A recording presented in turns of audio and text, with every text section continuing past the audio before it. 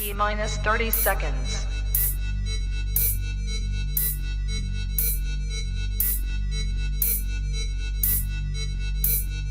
T-minus 20 seconds.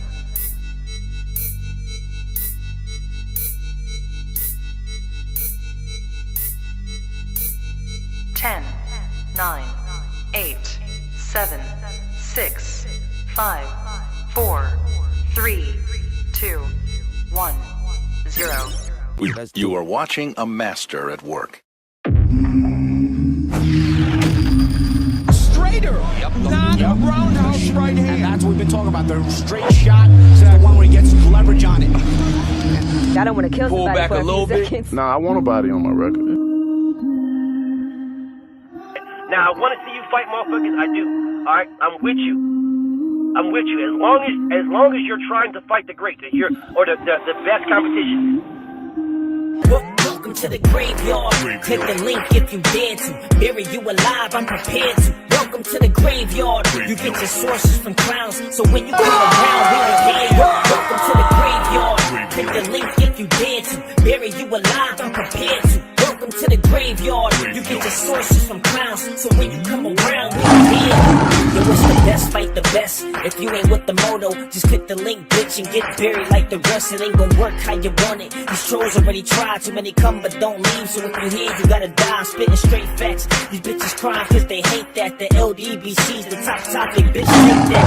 We the ones that bring the truth to these fans. So why you hate, I'ma laugh and keep counting these bands. Welcome to the graveyard. Click the link, get the dance. Bury you alive, I'm prepared to. Welcome to the graveyard. You get your sources from clowns, so when you come around, we don't hear you. Welcome to the graveyard. Click the link if you dare to. Bury you alive, I'm prepared to. Welcome to the graveyard. You get your sources from clowns, so when you come around, we don't hear you. Welcome to the graveyard.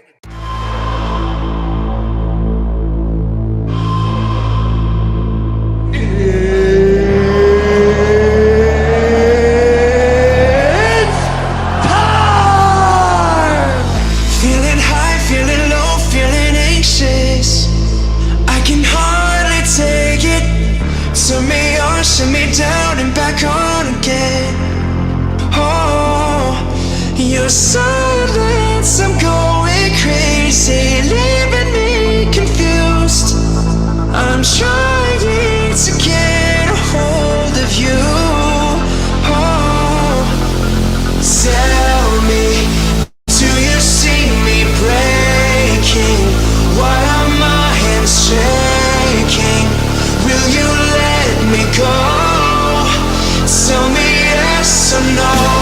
Oh, oh, will you let me go?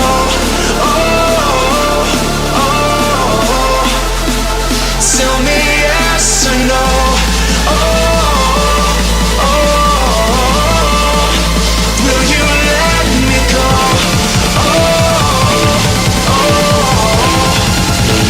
tell me yes or no.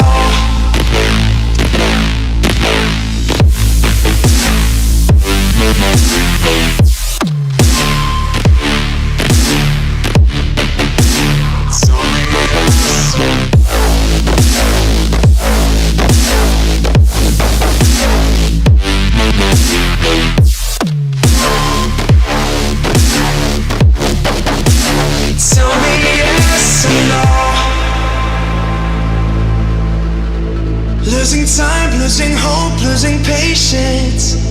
Need to be updated. Turn me down, turn me up and back down again. Oh, your silence, I'm going crazy, leaving me confused. I'm trying to get a hold of you. Oh, tell me, do you see me breaking? Why are my hands shaking? Will you let me go? Tell me yes or no. Oh, oh, will you let me go? Oh, oh, tell me yes or no. Oh, oh,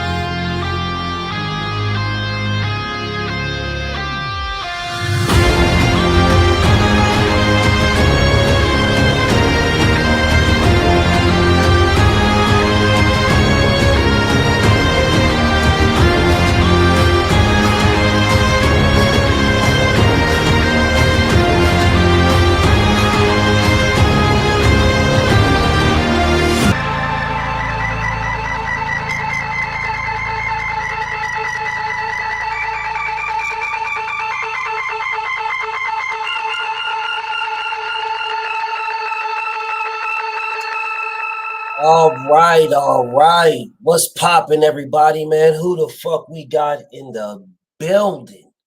Queen Pink, my homie H-Town, Utah's in the building. My brother Warrior, what's up, King? My family Levi, Big Hunter on the hunt.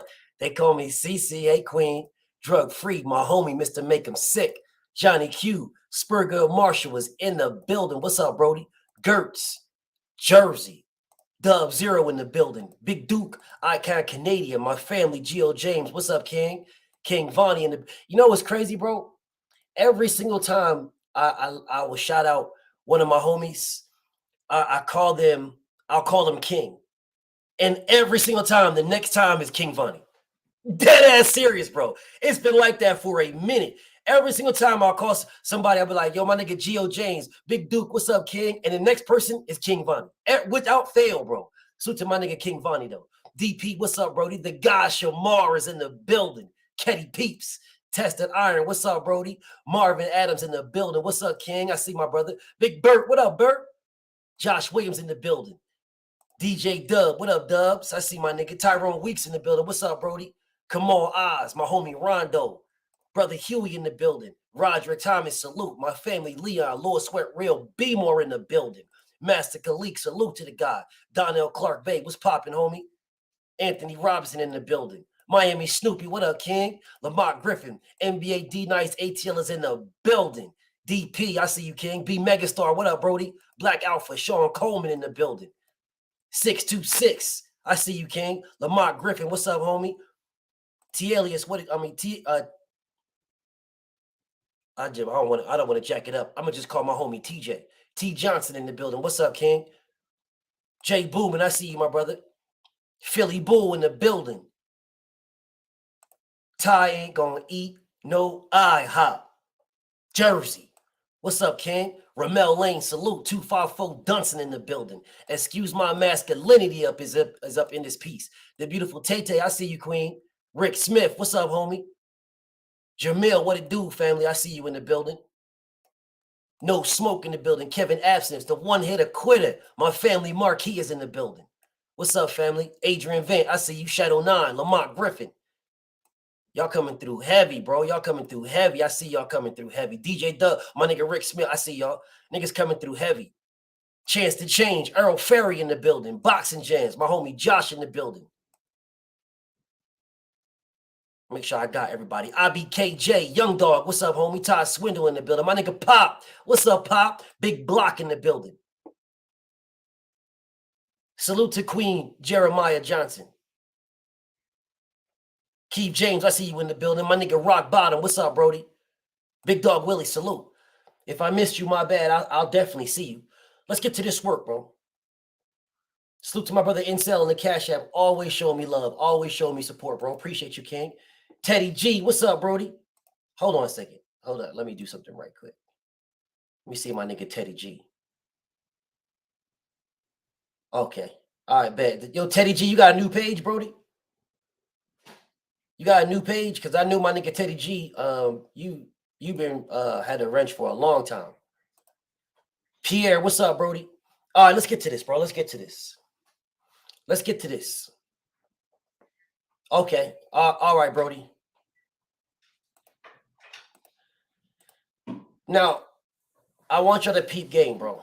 I need everybody to peep game. I need everybody to peep games.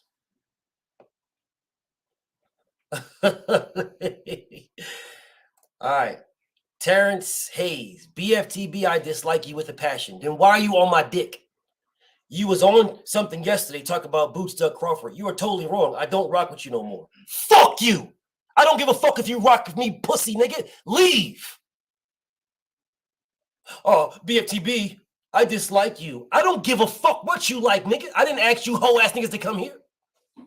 I didn't ask not a bitch nigga to come here. And pussy, if you don't like me, leave. Why the fuck do you come here to tell me you don't like me? Bro, there's something wrong with you hoe ass niggas, bro. Like, mentally, there's something fucked up with y'all. There is mentally something fucked up with y'all. You feel the need to go to a dude's page or somewhere. You wait for my whole intro. You wait 5 minutes for my whole intro. You wait for me to shout everybody out just to come here and say, I dislike you. Fuck you, nigga. I don't care. Motherfucker, you think I give a fuck what you like, nigga? I don't give a fuck about you, nigga. Big Sad in the building. What's up, King? Keith James in the building. What's up, Mr. Kennedy? I see you, homie. I just like you with a passion. Well, your wife loves me with a passion. Yeah. Your sister, yeah. Even your punk-ass granny loves me with a passion. Bitch takes her teeth out without fail. I don't even got to say nothing. She comes here and takes her teeth out immediately and gets right to gumming. I call the bitch Gummy Bear. I call your punk-ass granny Gummy Bear. Oh, I just like you. Then don't come here then. DJ7, what's up, Brody? Bro, don't come here if you don't like me. If you don't like me, leave, bro. I don't ask you niggas to come here. Anyways, Boss the Don, what's up, Brody? All right, let's get to this work, bro. Let's get to this. Shout out to my homie Icon Canadian if I didn't shout my brother out already, bro. Salute to my brother Icon Canadian. Big Chef is in the building. What's up, King? All right, let's get to this. Salute to my homie Larry, bro. I see you in the Cash App. He said, I dislike those who dislike you, BF. Salute to my brother Larry Gonzalez. Much love and respect to you, King. Salute to my brother Larry. All right, let's get to something, bro. Let me get to something because I really need y'all to understand what I'm about to say. Queen Dawn is in the building. I see you, Queen. My homie Roderick, salute. My homie Gadget in the building. What's up, King? Let me put this up here. Let me put this up here so I can give you guys perspective. All right, let me put this on the screen because I want you guys to understand what I'm about to say. And if I just say it, it could potentially get lost in translation. But if I put it on the screen, right? If I put it on the screen, it hits differently. All right, it hits differently. You know, all these goofy ass niggas, when I was over on KO page yesterday, all these goofy ass niggas talking about they want smoke with the God. Oh, I want smoke, bro. I want this, I want that. You don't want nothing. The link is pinned. If anybody wants smoke with the God, the link is pinned. Alawalian, what's popping, King? Salute to you, Brody. I'll put it on the page, Jeremiah, bro. I'll put it on the page. There you go, King. Salute to my brother Jeremiah. I'll put it on there for you. Norwood Hill in the building. And Jeezy. What's popping, King? All right, y'all. Listen to what I'm about to say. Some of it you're going to like. Some of it you're not going to like. But all of it is the truth. All right. Wolffire. What's up, King? Rick Tim's in the building. Salute. All of it is the truth. Whether you like it or not, it's all the truth. Now, I sit here and I eviscerate these people on a daily basis, right? Going over this boxing shit over and over. Big Ratchet, what's up, King? What's your point? I see you in the building, homie. Going over this boxing shit on a regular basis. And I what's up, Anthony Robinson? Salute. I keep getting people who want to go against the facts. What's up, Killer? LB in the building. Salute. I'm sitting here like people want to go against the facts. Indeed, Jeremiah, salute. They want to go against the facts, bro. Listen, bro. I believe, this is what I believe. I believe Gervonta Tank Davis beats everybody from 147 and down, not named Errol, not named Boots, not named Devin. I believe that. I believe that. The God Ra Holman is in the building. What's up, King? Darren Davis, salute to you, King. What's up, Matthew Bishop? Salute. I believe Tank beats them all, except for those three. There's nothing wrong with that. Simple opinion. Some people say Tank not beating Shakur. Some people say Devin not beating Shakur. That's your opinion. You're entitled to it. Simple opinions. Very simple. But that man ducked Devin Haney. It's not a, I don't have to sit here and I'm not shitting on Tank, man. I got mad love for Tank, bro. I got mad love for Tank. On face value, he ducked Devin Haney. Now, you guys can tell me, oh, I don't know about this and I don't know about that, or maybe we don't know what's going on behind the scenes. And you can say whatever you want. Say whatever you want. But on face value, he ducked that man. Shakur Stevenson is one of the baddest motherfuckers on earth. I don't care what anybody. I know he is. I'm not saying he can't beat everybody. He can fuck around and beat everybody. But he ducked Devin Haney, bro. He ducked that man. I'm not hating on Shakur. I don't disrespect Shakur. That's what he did. I'm not knocking this man. He ducked that man. On face value, he ducked that man, bro. That's just what it is. I'm not saying he's a bum. I'm not saying he's garbage. I'm not saying he can't beat Devin. I'm saying I will pick Devin over all those guys. But that's my opinion. It's my opinion. Anthony Joshua ducked the shit out of Deontay Wilder. He ducked that man, bro. Regardless of what y'all say, man, he ducked that man. He ducked that man. I don't care what y'all say. I don't give a fuck what y'all say. I don't care, Big Dog Willie. You can say whatever the fuck you want. Because if he didn't duck Devin Haney, then he'd be Devin Haney's mandatory. He ducked that man. You can say whatever you want. He ducked that man. And this is what I'm talking about. And I got love for Big Dog. He know I do. But this is what I'm talking about. You can't take shit for face value, bro. Face value, you know he was a WBO champion. You know that. Yet the man is a WBO champion, vacates his belt, and then calls it the champion at another weight class. You ducked that man. It don't mean he can't beat Devin. You just ducked him. It don't mean Tank Davis can't beat Devin. He ducked that man. The face value, everybody's trying to give me all this extra shit. You're trying to give me all this extra stuff. Stop it. Anthony Joshua ducked the shit out of Deontay Wilder for years. Now y'all want to give me all this extra shit about, oh man, well, commercial value and all this other weird ass shit. You ducked that man, bro. You ducked him.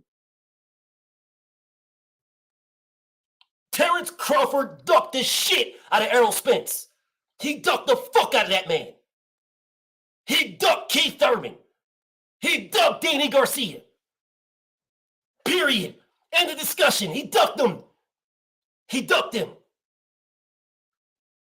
You can't tell me Danny refused to negotiate, but then don't negotiate with Keith Thurman.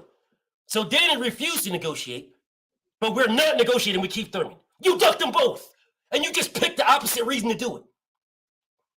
So for Danny could have negotiated, so that's the reason why he refused to negotiate. But then with Keith Thurman asked for too much, so we're not going to negotiate. You ducked both of them.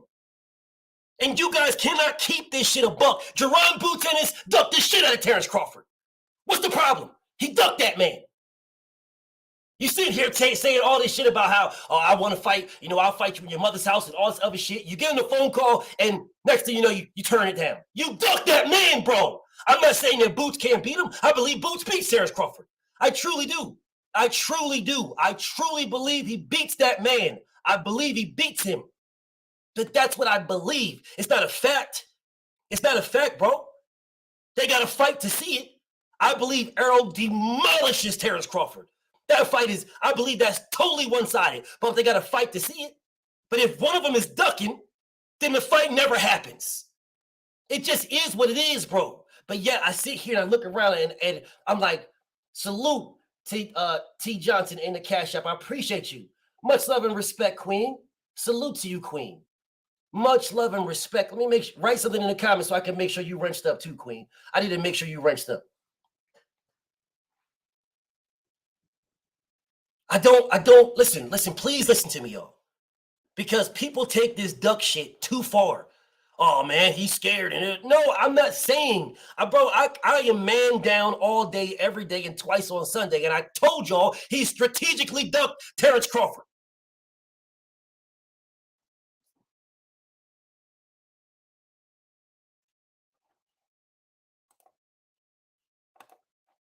That's what I said. Thank you, Queen. That's what I said, y'all. Come to fight when the facts are laid out, you follow the facts, and the facts show you that he didn't duck Terrence Crawford at all, in no way, shape, or fashion.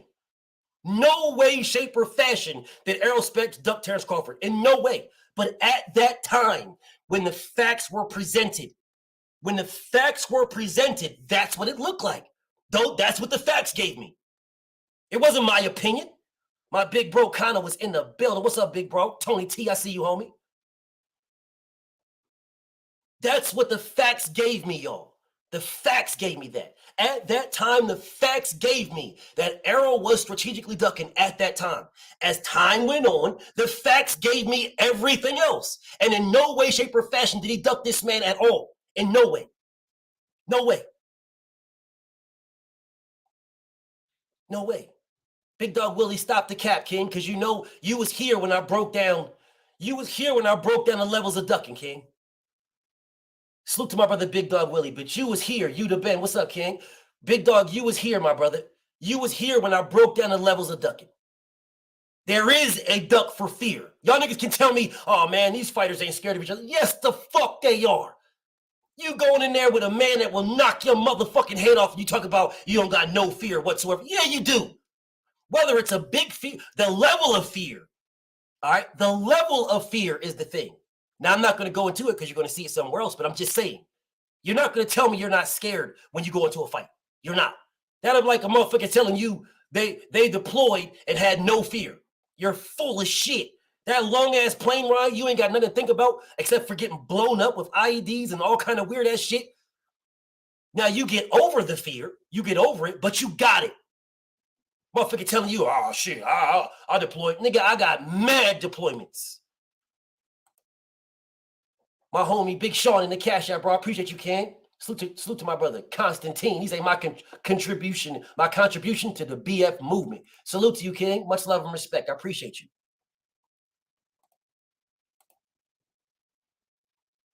Now, what I'm saying to you guys, Thoroughbred Boxing, what's up, Brody? Facts. Mike Tyson said he was scared every fight. Every fight. Now, what I'm saying to you guys is this. There is nothing wrong, nothing with rocking with a fighter heavy. Nothing.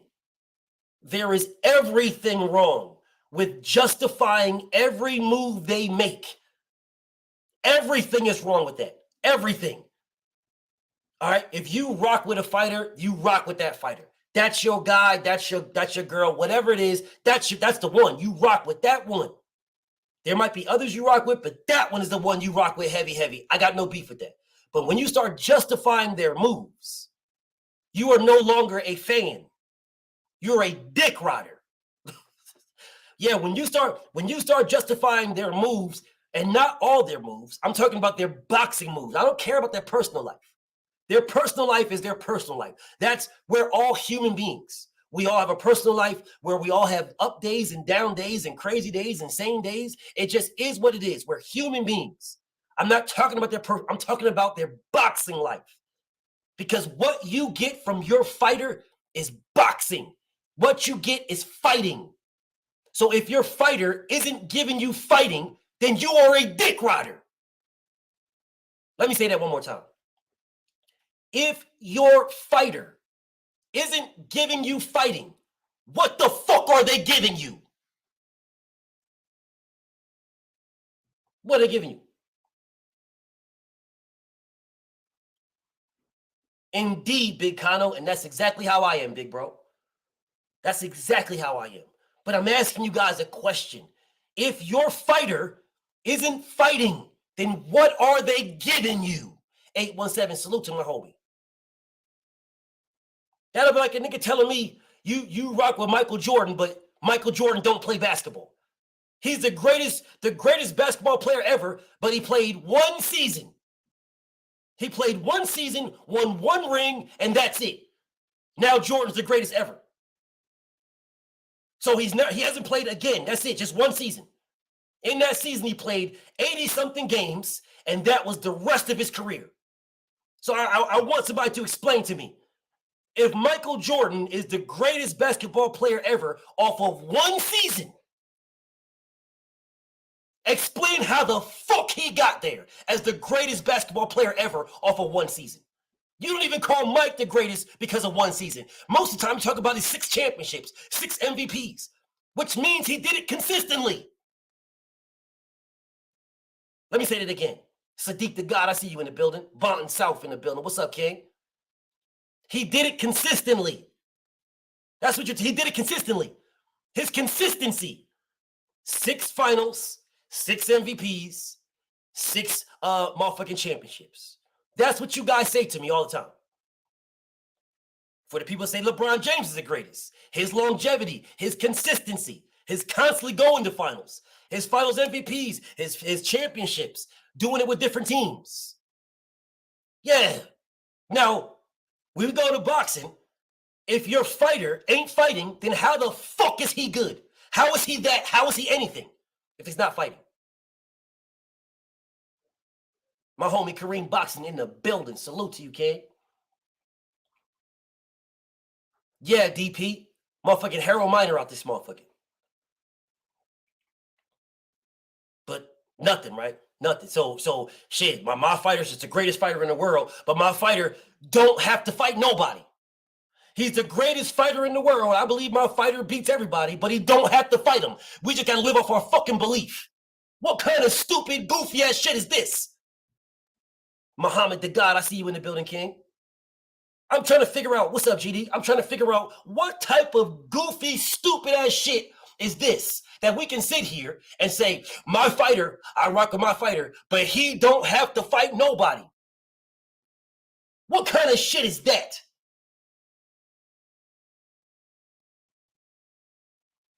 Yes, Bottom South. Yes, absolutely. Absolutely. My reasoning to say that Jaron Boots Ennis ducked Terrence Crawford is because Jaron Boots Ennis was about to be the mandatory in 2 sanctioning bodies, the IBF and the WBO. Those are facts. That's not a debate. Those are facts. He was about to be that, and he himself removed himself from one of the sanctioning bodies. Nobody forced him to do that shit. He didn't have to accept that. Hold up a second. Let me do something right quick.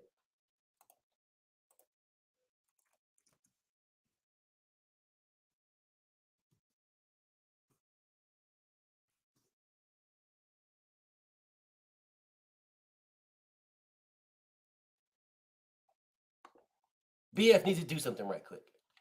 I really do. Definitely need to do something. Jaron Boots Ennis is the only interim champion for the IBF in the entire sport of boxing. There is no other IBF interim champion in any weight class in the entire sport of boxing. Yahweh, salute. I see you in the building. My beautiful coach Amber, salute to you, beautiful queen. Just 3, I see my homie. No evidence. What's popping? Let me say this one more time. One more time now.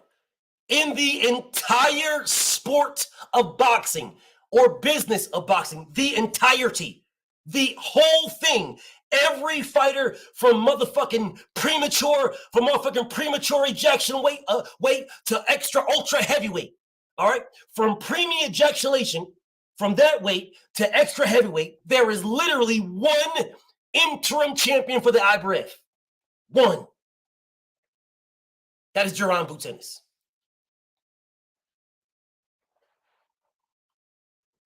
One. Now, let me say it again. I do not believe that Terrence Crawford can beat Boots. I believe Jaron Boots Ennis beats the brakes off that man. That's what I believe. He embarrasses him, beats the brakes off of him. But that has nothing to do with him accepting a belt that no one else in the entire sport of boxing has. Nobody. No one. There is no fighter in the entire sport of boxing who is an IBF champion, an IBF interim champion, except for Jaron Boots Ennis. He's the only one.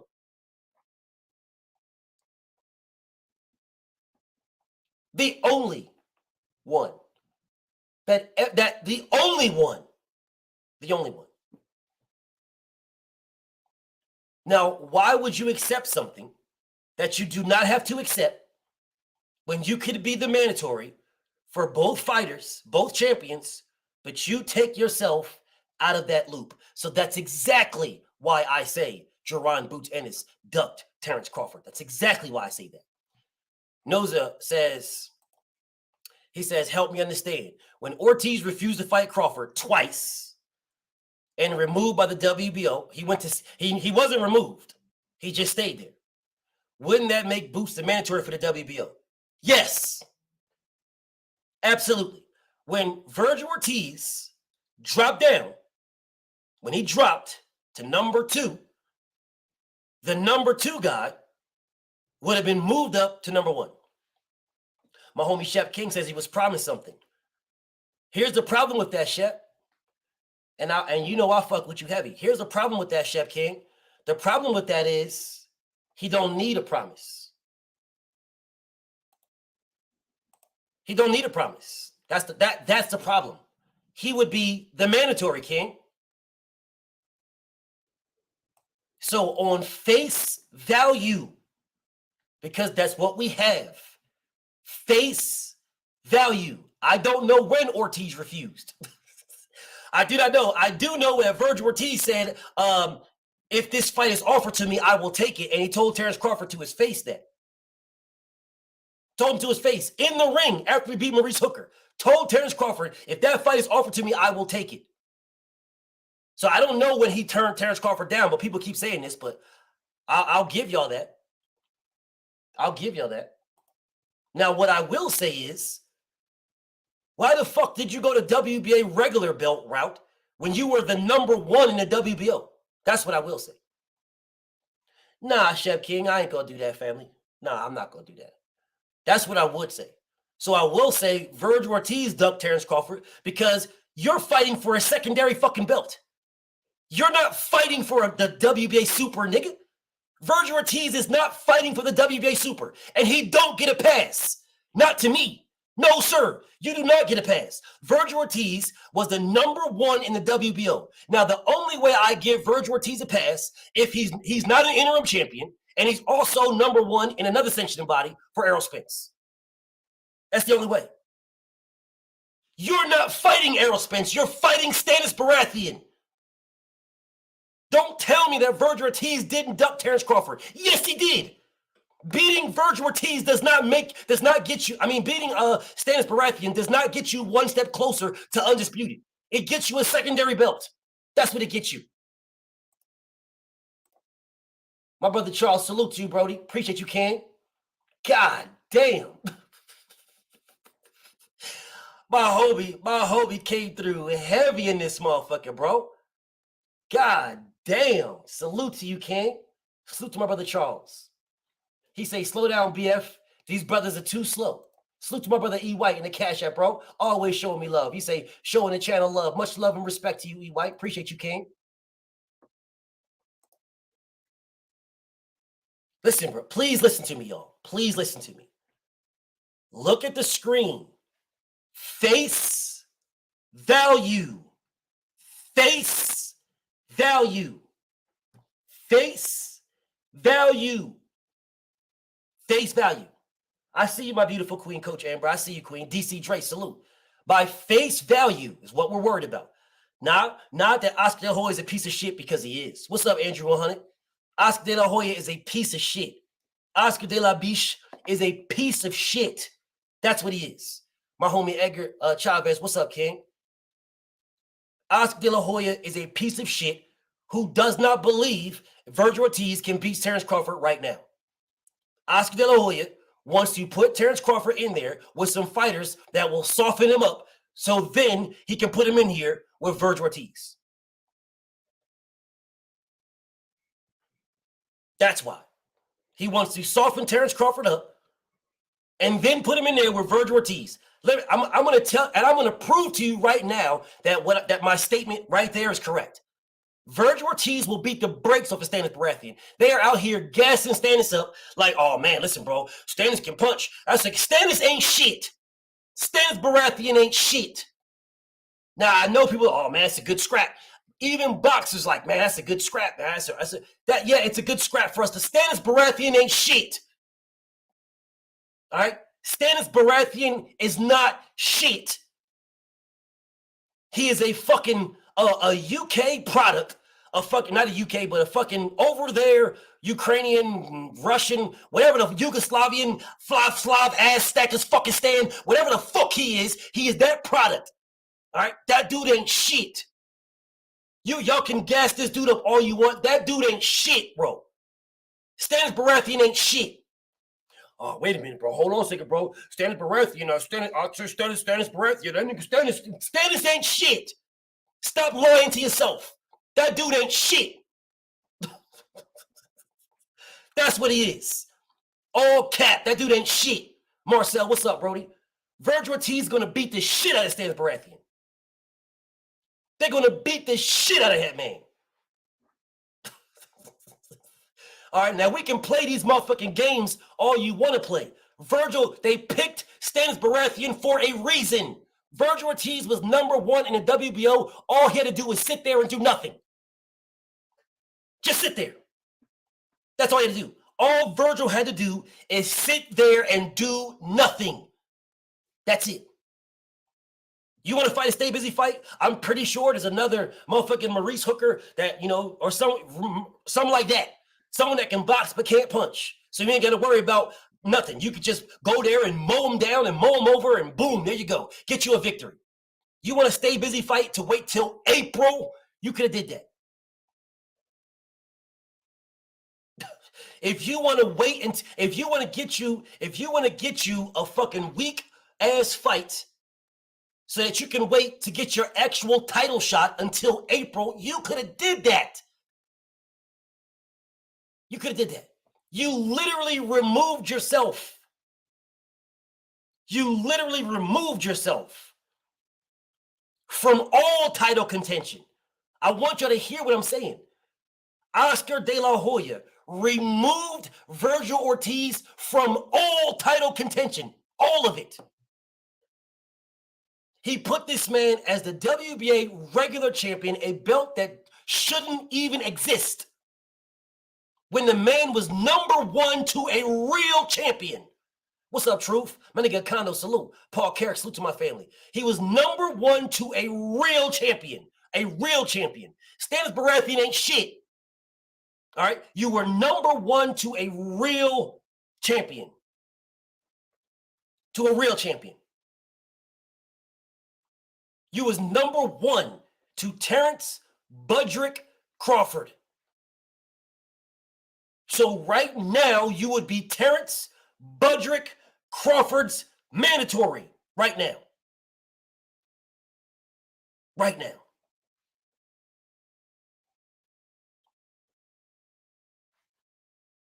But instead, you're fighting Stanis Baratheon. Virgil Ortiz was moved incorrectly. Because being the WBA regular champion, you are Mario Barrios. That's what you are. You are Mario Barrios. I'm going to keep it a buck with y'all, bro. I'm going to keep it a buck with y'all. I did not give a fuck about Mario Barrios in one way or another until Tank fought him. I'm dead ass serious. I'm dead ass serious. I did not give a fuck about Mario Barrios until Tank fought him. Mario Barrios was on the same list as whoever the fuck the WBA champion is at 108. Whoever the fuck that is, Mario Barrios is on the same level as that nigga. I don't give a fuck about that nigga. What's up, visitors? I do not care. Didn't know who he is and don't care about him. I don't care to know. Don't care. And that's the belt that Virgil Ortiz is about to fight for. That's the belt. When he could have stayed where he was at and been the mandatory, been called to fight Terrence Budrick Crawford, he would have been called to fight that.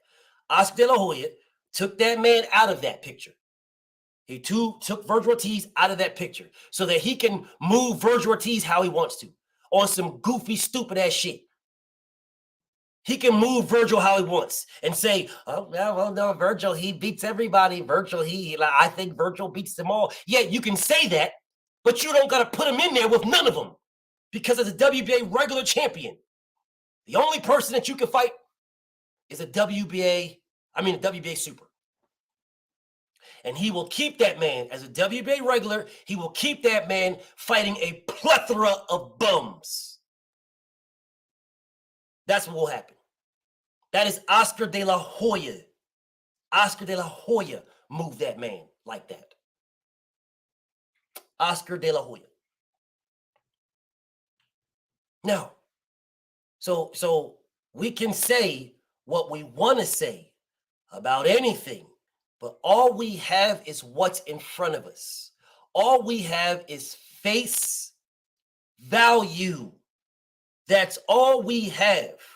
Motherfuckers will sit here and tell me about the eye test all day long. The eye test, the eye test, the eye test. So you'll use the eye test when it suits you, but you won't use it when it doesn't suit you. And this is why BF don't use the eye test.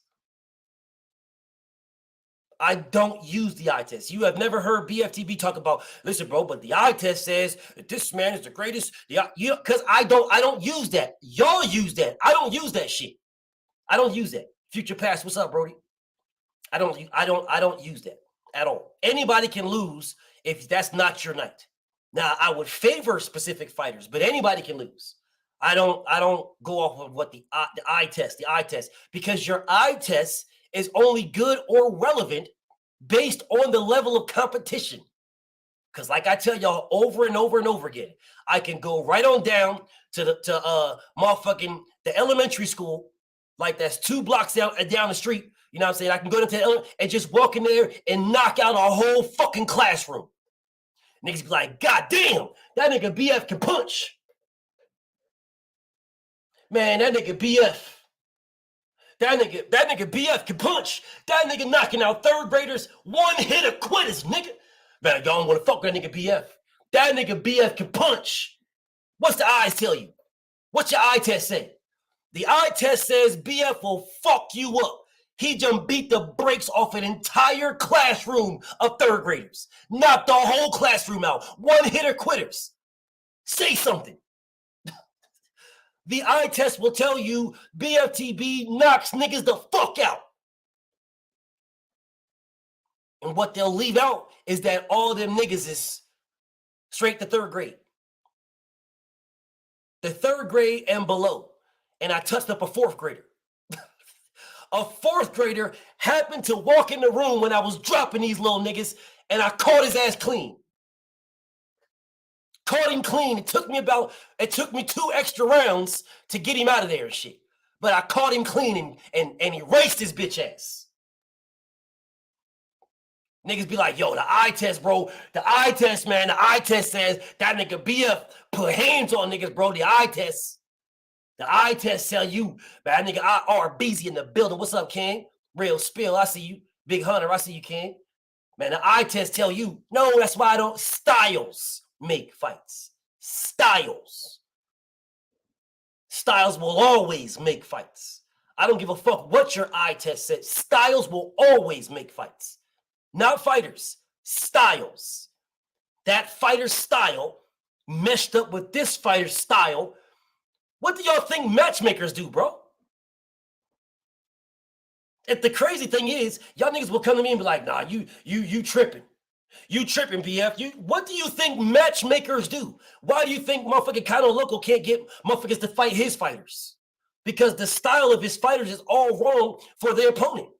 That's why motherfuckers don't want to fight them. Styles make fights, and they always will. Always. Always will. Styles. Those are the biggest fights right there. The stylistic matchups. Y'all don't even understand. Now, what's up, Alfred? I asked you guys this question a long time ago, but I never, 77 Tree, salute. But I never got it. What's up, Nando? But I never got to get through the full thing. But I'm going to do it today. I'm going to do it today. All right. Styles make fights, and they always will. Big fights are stylistic mismatches in a bad way. They're stylistic mismatches for the favorite. Those make big fights. That's why Anthony Joshua, Deontay Wilder, huge fucking fight. because Anthony Joshua is looked at as the superior boxer, and Deontay Wilder is looked at as just a one-trick pony puncher, but Wilder can box his motherfucking ass off, but people shit on him for that. They shit on Deontay's boxing skills, but worry about the matchup with, can the puncher touch the boxer? That's the matchup. That's why the fight was so big. It wasn't because of the fighter, but because of the people. It was the matchup, and you didn't even realize it. You didn't realize it. You didn't even realize it. It's the matchup. The beautiful Malay, I see you in the building, Queen. It's the matchup, y'all. That's why the matchup between Tank and Devin is so big. Tank and Shakur is so big. The matchup between Tank and Devin, or Tank and Shakur, is bigger than the matchup between Shakur and Devin. It's way bigger. Way bigger. Way bigger. That's a fact. And it's not just because Tank is Tank. Now, that has some addition to it because Tank, he's a draw. That has addition. But it's because of the matchup, y'all. It's the style. And you guys subliminally, your subconscious, you don't even realize it. It's the style. The reason why Floyd Mayweather versus Manny Pacquiao was so big because of the style. Not Floyd and Pacquiao, it was the style. The fact that those guys were big fighters in their own helped it, but the fight was big because of the style. Could Floyd Mayweather deal with that style? That's what they say. Oh, Floyd's brittle hands and Floyd's a runner. Is he going to be to stay? He's not going to be to stay away from Pacquiao. Pacquiao's too fast. Pacquiao's a puncher. All this goofy ass shit. It was the style. You guys don't even realize that. You don't even realize that. You don't even realize it. You really don't even realize it. You think it's the fight. No, the fight is big because the fighter that you believe is the favorite is going against someone who can potentially whip his ass. That's why it was big. Whatever. Landed at 216. What's up, Brody? So we can't, I get off of that. Yes, Coach Amber. Hammer versus precision sword. Yes. So what's up, Big Money? So BF going, I'm going to get off of that. But what I'm going to get back to where I was at. Matter of fact, let me pause right quick. What's up, Marlon? Salute to my homie Marlon. Let me pause right quick. Listen, bro, yesterday I was on KO page, right? You know, I was chilling. And one of the homies hit me up. One of my family hit me up and was like, yo, niggas is over there using your name, dog. Niggas is over on KO page using your name and trying to go at you, blah, blah, blah. So I was like, I really wasn't going to go over there at first. But then I was like, you know, fuck it. I'll go check out my nigga KO and see what my family is talking about. So I went over there. I'm chilling. The whole energy changed. These goofy ass niggas, the whole energy changed. Some goofy ass UK nigga. I know who he is. All you gotta do is go to Bftbboxing 125. That nigga that's talking is that nigga. The nigga been dick riding BFTB. I'm on Bftbboxing, what, 9 something? 975? He's been dick riding since 125. And before. Facts. The link is pinned right now. But this guy, I want to debate you, BF. I want to debate you. Fuck you. No, you don't want to debate me. You want to talk to me. That's what you want. You are a raging, flaming, hot Cheeto homosexual. You want to talk to me. You don't want to debate me. You want to talk to me. Because if you wanted to debate me, the link is pinned. It's pinned. There was another nigga who was writing in the comments and shit. He was writing in the comments like, what was he saying? Kept calling me sir. Well, sir, what about this, sir? And what about this, sir? And sir, what about this? And I'm like, nigga, stop talking to me. I don't know who the fuck you are, you goofy ass nigga. Stop talking to me. There was 200 motherfuckers in the comments, and this whole ass nigga talking to me. The fuck you talking to me for, nigga?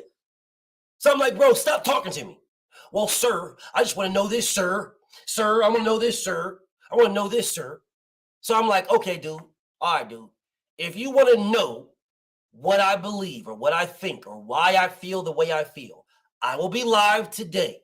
I said it yesterday. I said I'll be live tomorrow, and the link will be pinned. Here I am.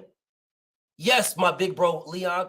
Yes, family. I guarantee you them hoe ass niggas are here right now. I guarantee you. But they're too pussy to click the link. Too pussy.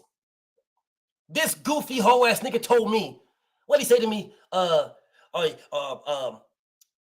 We got to do a shared Queen KO is in the building. Salute to Queen KO. What this goofy nigga said, we got to do a shared live. The fuck? Hold up. All right. So let me address this right quick. A shared live is what he said. Shared live. Let me give y'all this. Let me give y'all this in boxing terms. When BFTB was starting this page, BFTB went to all these niggas' pages. All of them.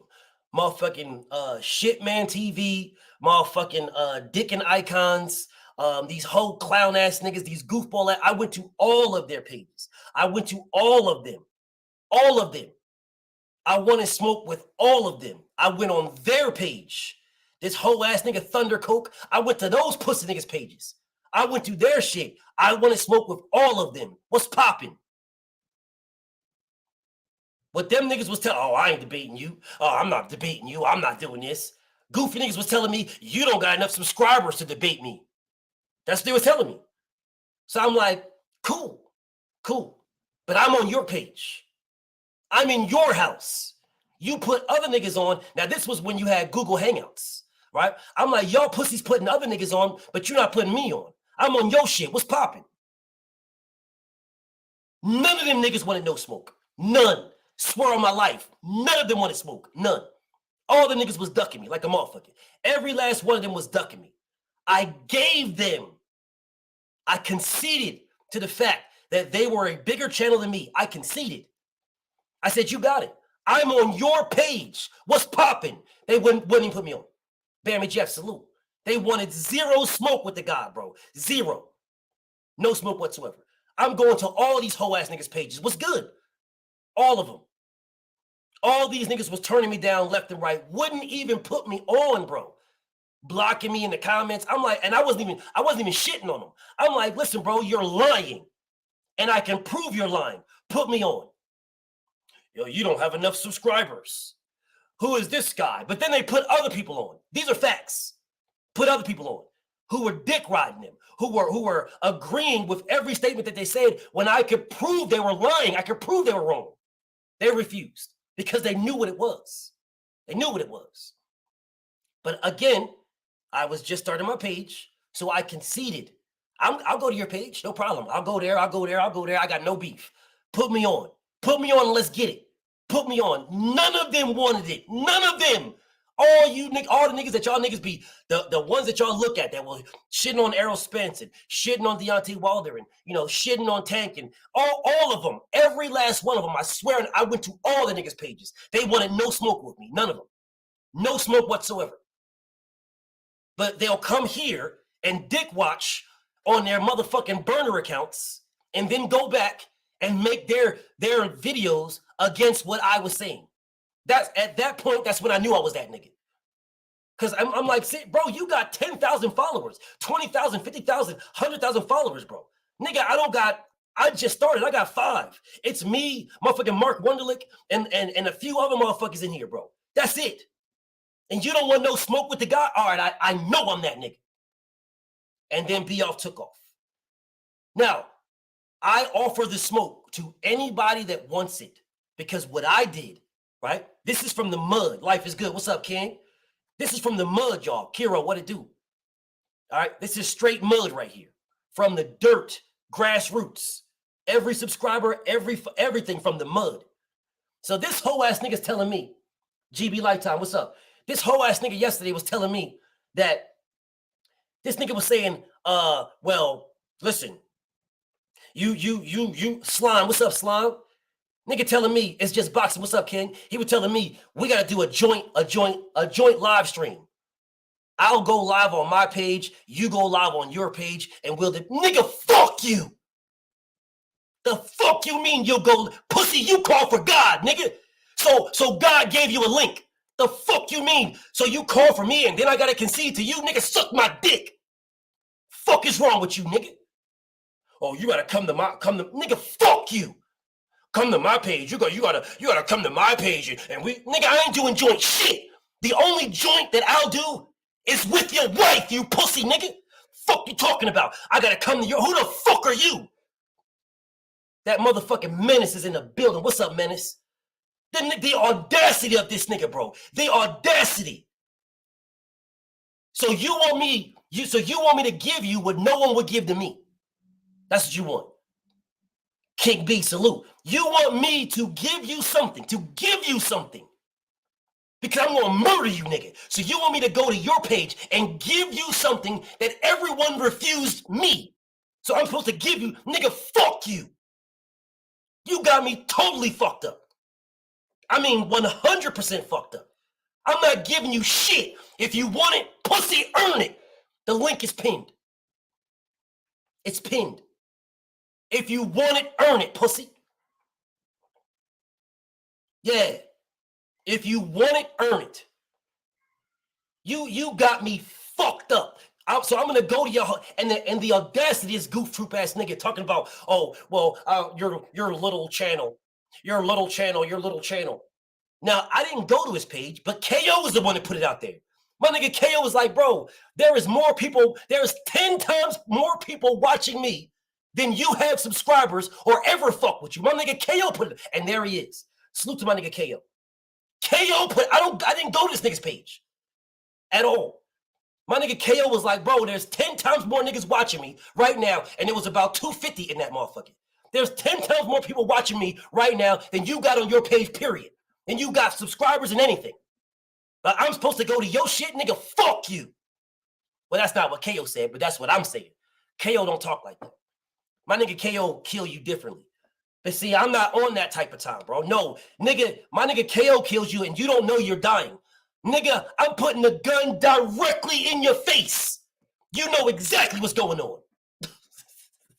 You know exactly what's going on. Nigga, fuck you. Now, if you want this smoke, any one of you goof troop ass niggas, if you want this smoke, the link is pinned.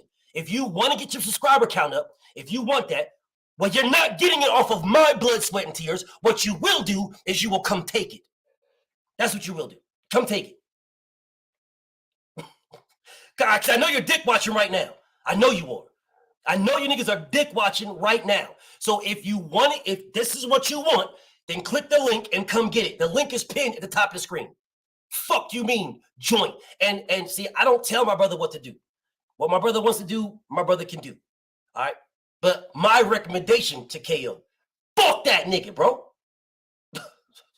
That's my recommendation to KO. If that nigga wants smoke, then he was on your page. He was there. Fuck that nigga. If he wants smoke, he could have got it right then. If he wants smoke.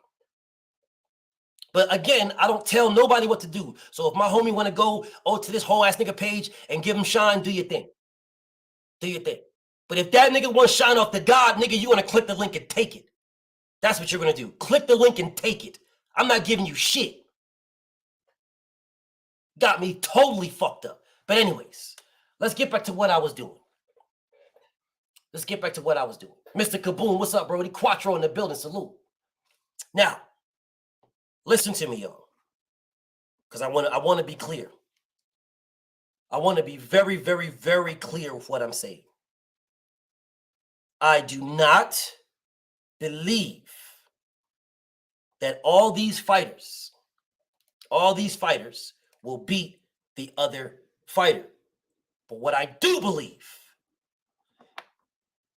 is that they had an opportunity to fight. They had an opportunity to fight.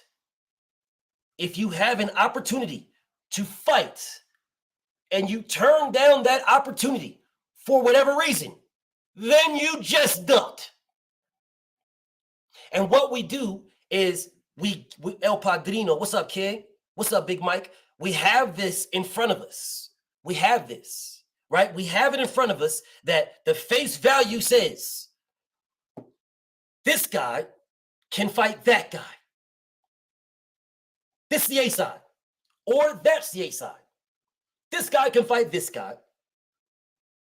There's nothing holding it up, but it doesn't happen. That's where we get to. So when it doesn't happen, Cooking with the Champ, what's up, King? When it doesn't happen, that's what we need to worry about. The face value of that. The face value of Terrence Crawford and Jerron Boots Ennis. The face value.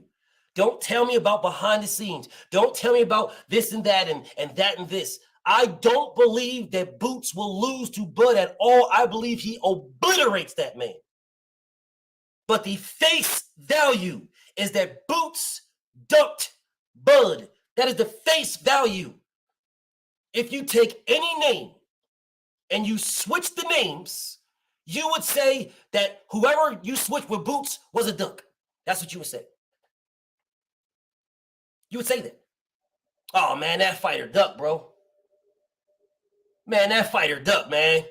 If I put in there motherfucking Monster Inouye and Cool Boy Steph, I put Monster Inouye and Cool Boy Steph in the exact same positions as Boots and motherfucking Bud.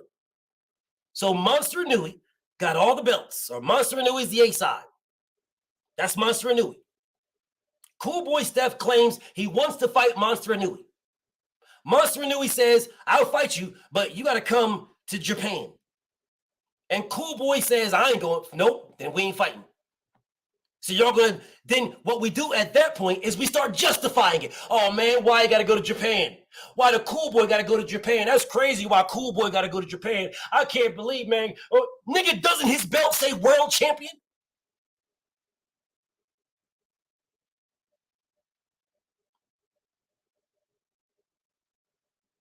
Let me ask y'all this question again. Doesn't Cool Boy Steph's belt say world champion? Doesn't say that.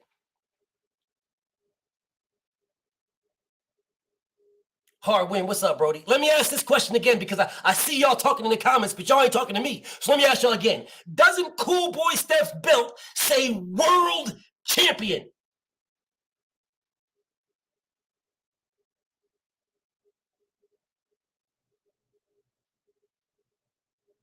Okay, I just want to make sure. I just want to make sure we're clear. So if Cool Boy was calling for the smoke with Monster Inouye, calling for the smoke, he won all the smoke with Cool Boy. He won all the smoke with Monster Inouye. Monster Inouye says, let's get it popping, but you got to fight me in Japan. And Cool Boy says, well, we ain't fighting. Then you just duck that man. Now, what y'all will do is y'all will say, oh, man, listen, bro, Japan it's not even that big. If your boxing's not big over there, man, you got to come to America because it's America. You know, in America, that's where all the money's at. And yeah, what we are doing by doing that is putting cap on it. We're capping. It is a world championship. If that man got what you want and tells you if you want it, come and get it, and you turn it down for whatever reason, then you ducked him. Face value, plain and simple. Face value. Plain and simple. Anthony Joshua, Deontay Wilder. Anthony Joshua told Deontay Wilder, if you want to fight him, you got to come to the UK. Motherfuckers was like, what the fuck? Go to the UK? Why the fuck you go to the UK, bro? That fight will be a lot bigger in America. A lot bigger. What the fuck we talking about? That's what we said. Deontay said, fuck it. I'm on my way. Fuck it. I'm on my way. And then that goofy, greasy bastard said, I fight Povetkin. Povetkin, I know Povetkin. I fight Povetkin. You wait too long. You wait long. I fight Povetkin. Yeah, that goofy, greasy, homosexual. I Povetkin. For no reason. You're the WBA super champion. You didn't have to fight that man. What people leave out. Blatantly leave it out. They blatantly leave that out. Facts. Errol went to motherfucking the UK. Devin went to Australia.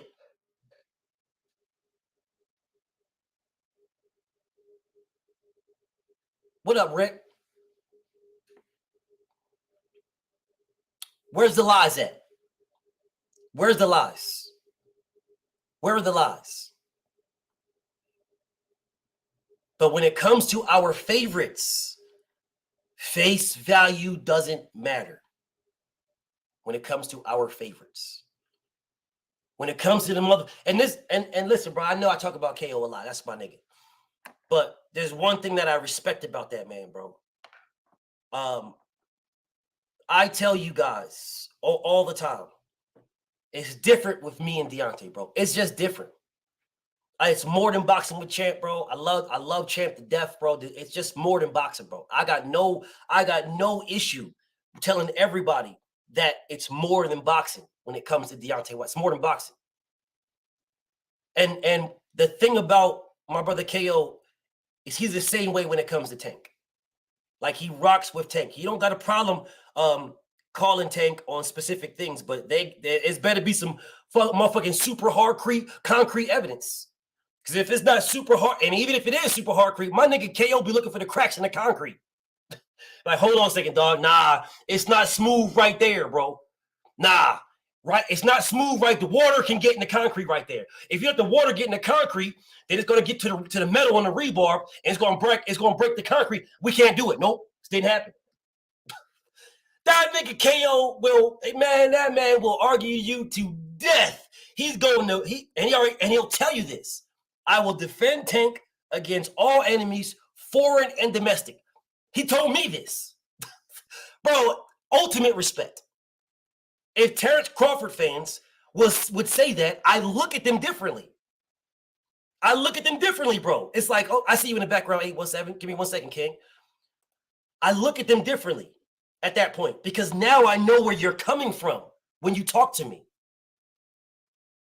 Right? It's the motherfuckers that try to hide that shit. The motherfuckers are coming, this motherfucker be like, the motherfuckers are coming here and be like, oh man, listen, bro, I'm not, no, it's all about boxing to me. I have no biases.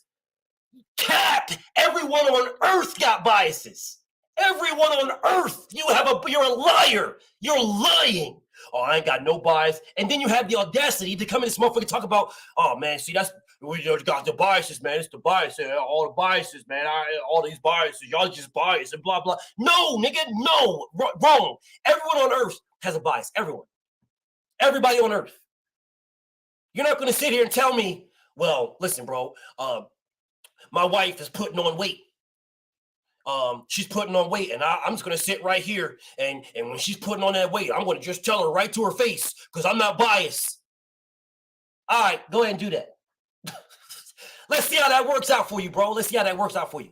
Motherfucker be back on my live talk about, shit, yo, BF, man, this shit crazy, bro, because, I told my wife this shit, and she stole off on me, dog, and then next thing you know, shit, I was just trying to keep it a buck and be unbiased.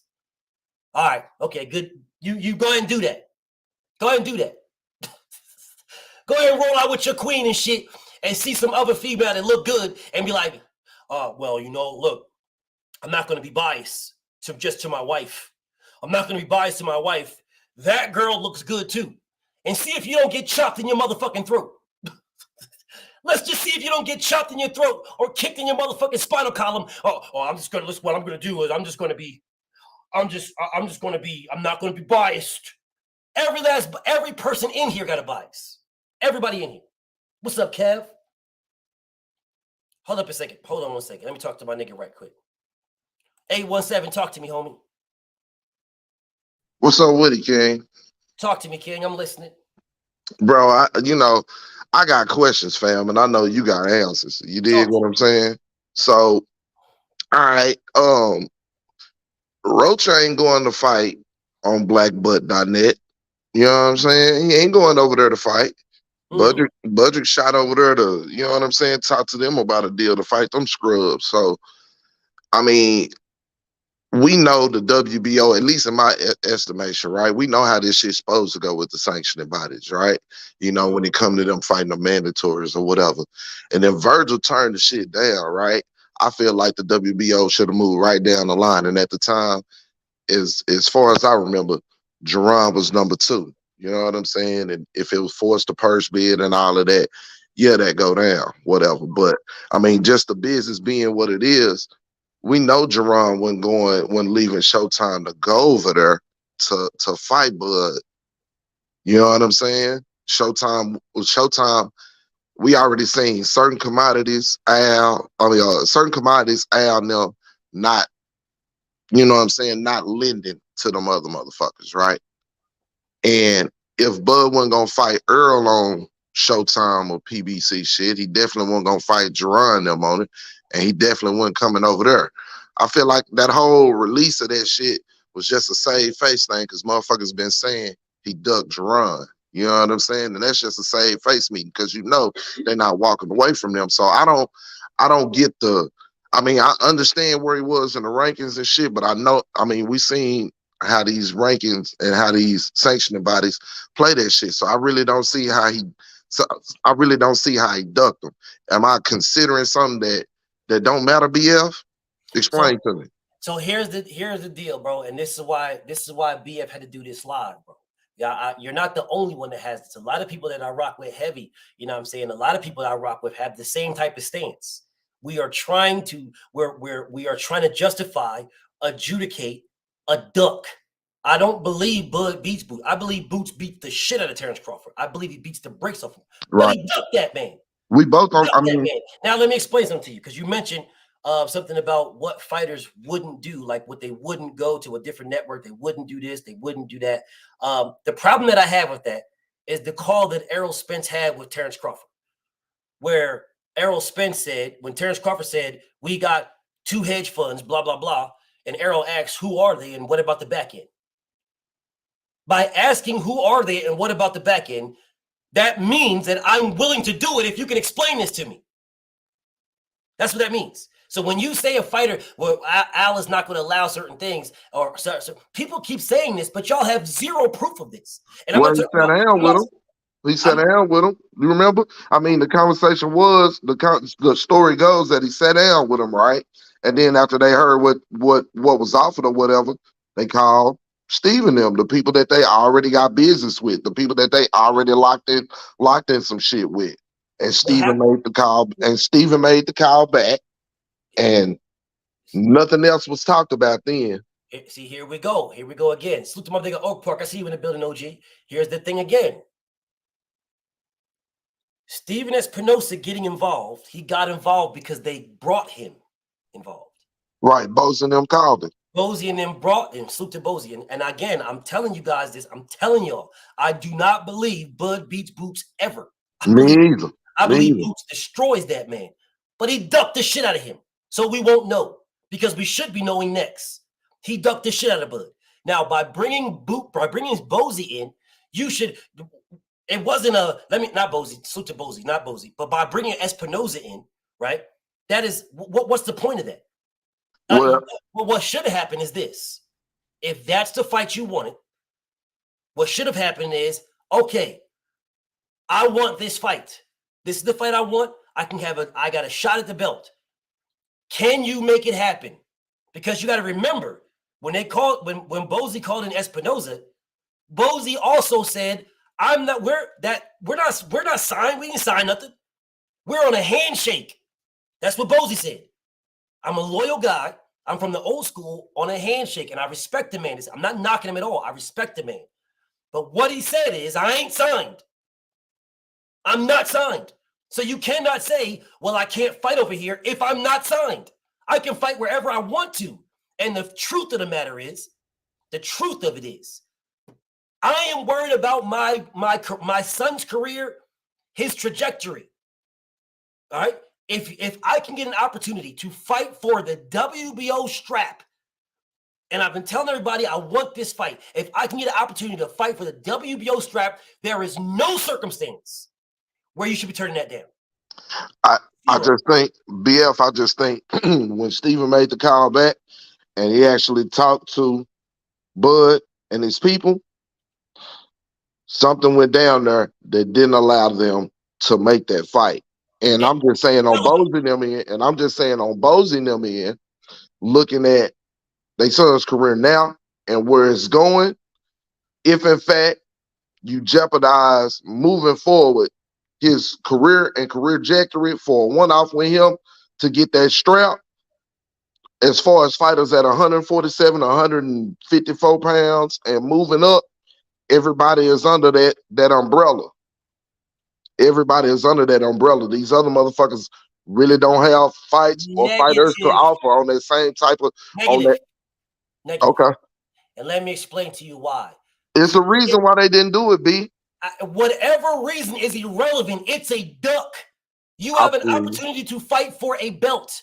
If you turn that down, you ducked it. You're the B side. You don't dictate shit. You dictate nothing. You can't. This is the thing. You cannot tell me Terrence Crawford is a duck because he's the B side and he's not accepting Errol Spence's terms, and then say that that Boots is not a duck when he did the exact same thing. No, you ducked that man, bro. The bottom line is, and I told everybody yesterday, everybody wants to be money made, and no one wants to be pretty boy. Pretty boy. This is why I keep saying this, bro. And this is a standard for everybody. Pretty boy Floyd Mayweather, whether you like the man or whether you don't like the man. Pretty boy Floyd wanted to fight Oscar De La Hoya and took whatever that man gave him. You did not hear, oh man, listen, bro. I got to get more money. Or hold on, no, we got to fight over here. Or no, wait, I need some consent. Pretty boy Floyd Mayweather, whether you love him or hate him, took everything that Oscar De La Hoya gave him. Everything. He was not going to let that fight go. He had been calling for that man for a long time. And when Oscar gave him a chance, Oscar gave him a shitty ass deal, a horrible deal.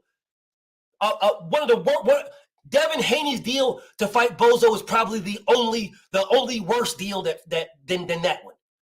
A horrible deal.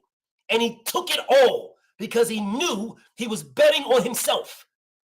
That's what he knew. I've been calling out this man. He's giving me a shot, trying to make it difficult for me, but I'm not going to let him get away. I'm going to accept it all.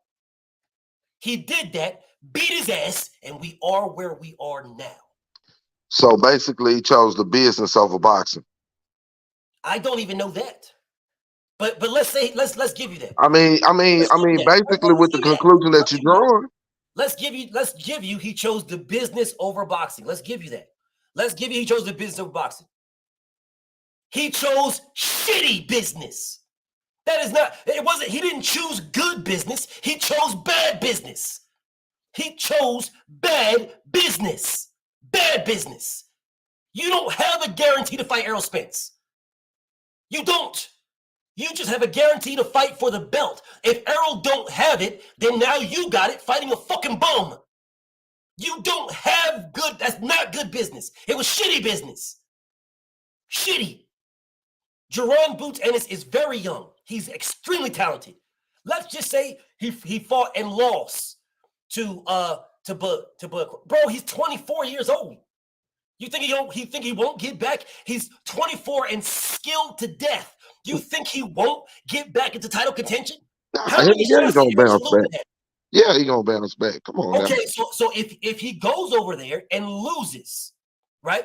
This is what happens.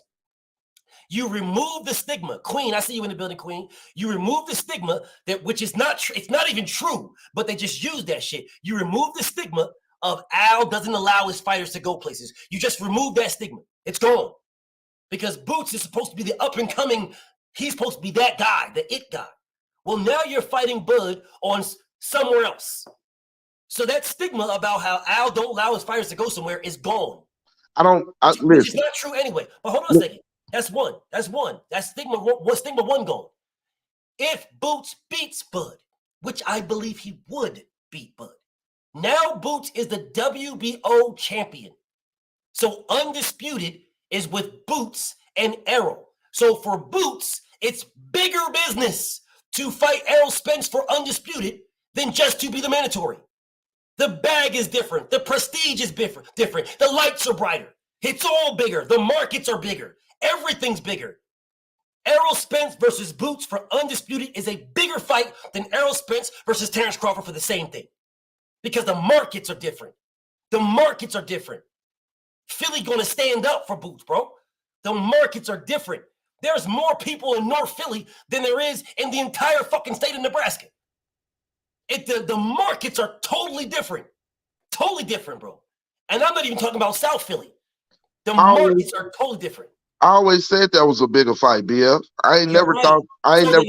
so if it's a bigger fight, then how did he do better business? I didn't say he did better business. I said he chose the business over boxing, or he chose, and like you said, it's shitty business, right? Because he got a because he got more of a he got a bigger city and a potential of a bigger following behind him than Budget. I get that. I get that. What I'm saying is from what was put out here in the street, when they talked to them and offered them the fight or whatever the fuck they offered them, they called Steven. Steven called back and said, "Do you guys really want to fight?" And that's where all the talk, as far as all the information, stopped. So the only thing that I can draw a conclusion to, BL, is that he chose some business over boxing. Now it's up to our interpretation whether it's bad business or good business. And the proof gonna be in the pudding. You know, time reveals all, right? And like you say, you got a great argument for why it was shitty business. You dig what I'm saying?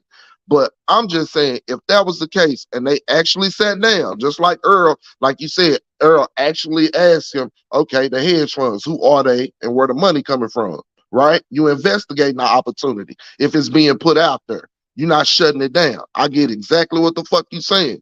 But I'm just saying, it had to be something that transpired in there, and it had to be something about business, because we know the boxing element of it, it makes sense to do it. Maybe it was the 6K streams with the motherfucking I've been sneezing and the busted ass gloves in the backyards in Nebraska. Maybe it was that shit. I don't know what the fuck it was. You dig what I'm saying? But it didn't go down. And now all of a sudden we seeing him take his ass to Golden Bitch to go fight Rocha over there and do a 3-fight deal over there. Okay. The hell no. You can't get that, King. Let me explain to you why you can't get that. I'm explaining to you extremely simply. Because that man said he will fight Terrence Crawford in his living room. That's what he said. When we were talking about send Boots, whatever you want. Boots want to smoke. Send Boots that offer. Send Boots that. Boots wants to smoke. Give it to Boots. Do that for Boots. That's what we were saying. I personally was saying that, and niggas was agreeing. I don't know if you was agreeing, but niggas was agreeing. Boots want it. Boots want that. Boots is this. He want it. Boots want that. Boots want this. Boots will take it. Give it to Mikey. He'll eat anything. Ass niggas. And then when you gave it to this man, all of a sudden it's, well, let's call Espinoza and let's see if Espinoza, can what they want to say. And then you say that you're not signed. Right. So, No, sir. In a literal, all right. So what's the truth? Are you on a handshake, or when they released that you were signed to a multi-fight deal, are you actually signed? Because people don't make. No, I'm just saying. Stephen them ain't making. What are you saying? Look. They can't be making press releases and shit on handshakes. You think they're doing press releases on handshakes? Who did a press release? Showtime them when they signed Boots to the multi-fight deal. It was just a few months ago. So then you're telling me that Bosey's lying. Something up. So then you're telling me that Team Ennis is cap, is what you're telling me. Bro. No, sir. Let's make sure we're clear, because you know what I do. I'm telling me that Team Ennis is cap. It's a yes no. Somebody capping. Either Stephen. Listen here. Let me say what I'm saying. Either Showtime and Stephen Espinoza capping and doing press releases on handshakes, or Bosey and them sign something. It's one of the two. Okay, so I'm asking my brother a question again. So is Boots capping? Is Team Ennis capping? I didn't ask you about Showtime. I asked my brother about Team Ennis. But it's two entities involved, B. How can I say that they're the guilty one? There is two entities involved. There is two. But before Bosey said, we didn't sign nothing. We only thought it was one entity. So I'm asking my brother 817, is Team Ennis capping if Bosey's saying they didn't sign nothing?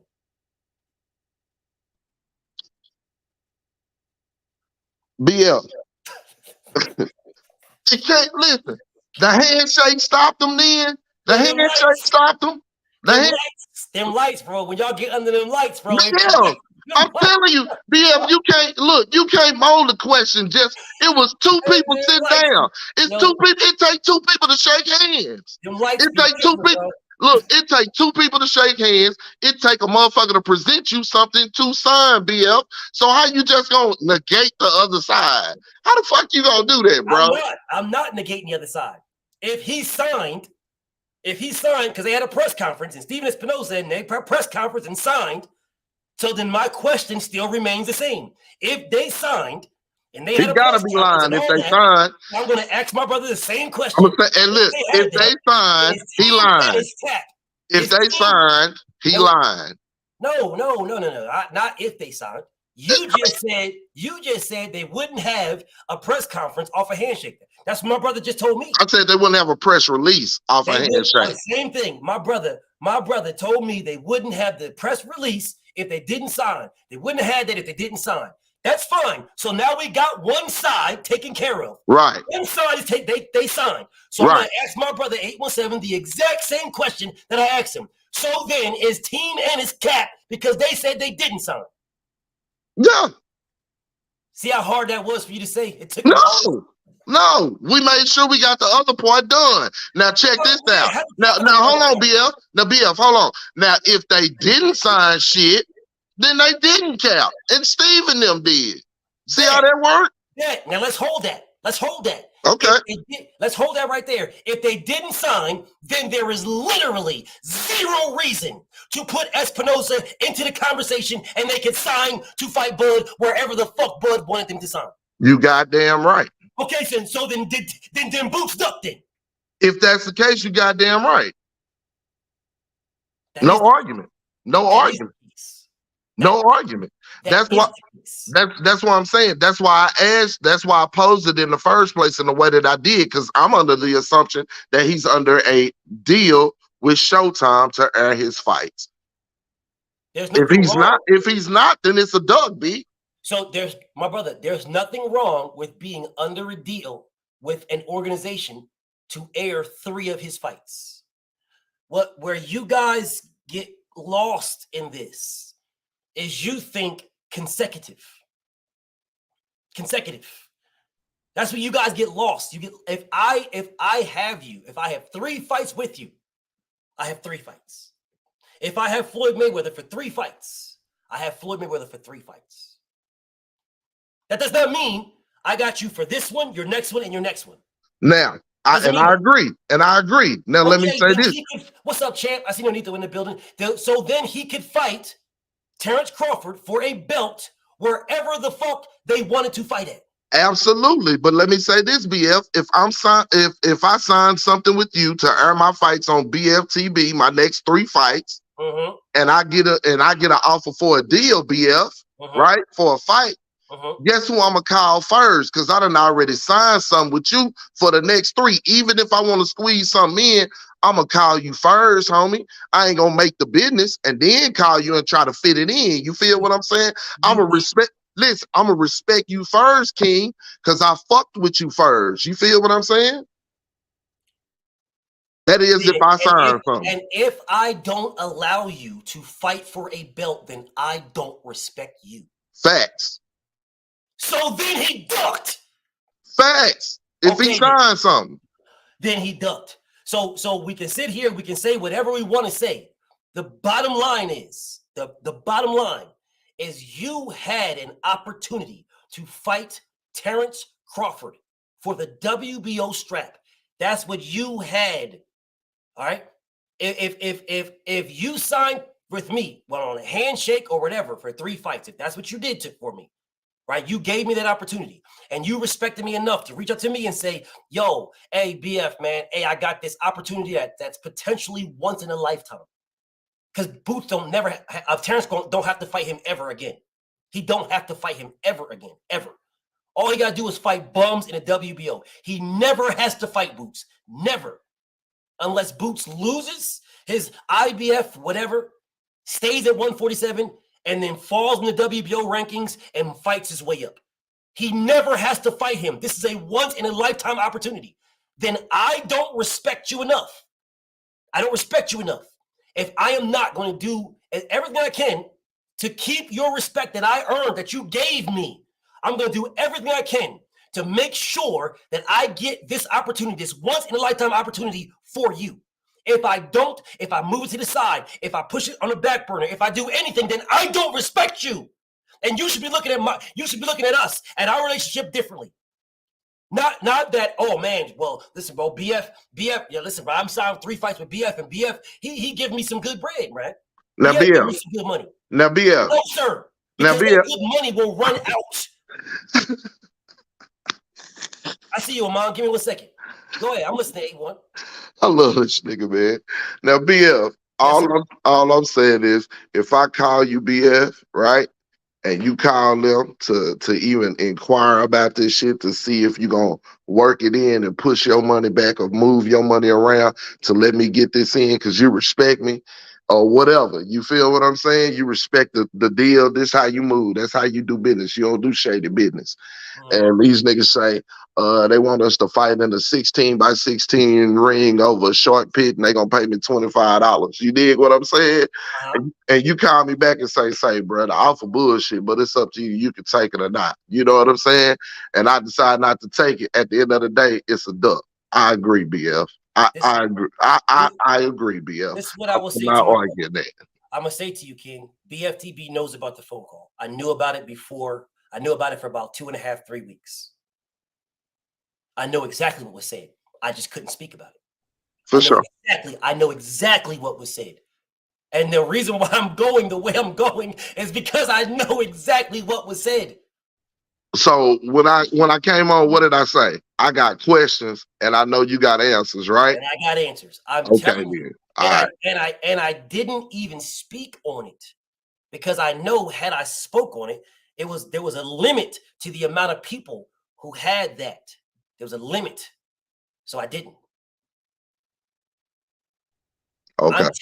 I'm telling you that this man turned down a fight with Terrence Crawford. That's what I'm telling you. That's what I'm telling you. Regardless of how he turned it down, regardless of whatever he turned it down. And then just this Saturday, you say, give us a call. What do you mean give you a call? What do you mean? You were on the phone and turned it down. You were on the phone, bro. Why am I calling you back when you were on the phone and turned it down? What am I calling you back for? You turned it down. Now, if we put Errol Spence and Terrence Crawford in the same situation, and we put Errol Spence in Terrence Crawford's shoes and Terrence Crawford in Boots' shoes, we will be calling Boots a motherfucking duck. There will be no fucking circumstances on what justifications we gave for Terrence Crawford. None. We would be crucifying this man. So you got on the phone. So Errol was on the phone, and Errol offered you a fight for this. You're the B-side. You're on the phone, and you turned it down. You ducked him. So Errol said, come fight me on PBC. And you turned it down. Man, you ducked him, bro. You ducked him, bro. Because the business is better for you to fight via. You ducked him. You niggas wouldn't be coming here telling me, let's hold on a second, BF. Nah, Bud didn't really duck. He didn't really duck. But what happened, because, the Via fight is a good fight for Bud. It's really a good fight. The problem that we have is, again, like I was saying, we have a disdain for Terrence. I don't listen, bro. I think Terrence Crawford can fight, but I don't fuck with the nigga, right? But that's the reason why I don't go personal. I stick to boxing because I can be where I'm at right now. When it comes to Boots and Bud, I can be right where I'm at right now because I stick to boxing. That's why I can talk how I talk, because I stick to boxing. I don't worry about all the other shit, all that. I stick to boxing. Stick to boxing. So my homie Sean says, BF, what's the difference between EJ turning down a $25 million and Boots turning down thus imaginary offer? Here's the difference. First off, Errol Spence didn't turn it down. Errol Spence said, who are they? And what about the back end? So that's number one. He didn't turn it down. That's number one. That is a narrative that people push. If I'm asking you, who are they and what about the back end, I'm not turning it down. I didn't turn that down when I asked you, who are they and what about the back end? I didn't turn it down. That's not turning nothing down. I didn't turn anything down. Because if you would have said to me, it's Jay-Z and Warren Buffett, and let me put them on three-way so you can verify this, right? And that's a whole different conversation. That's an entirely different conversation.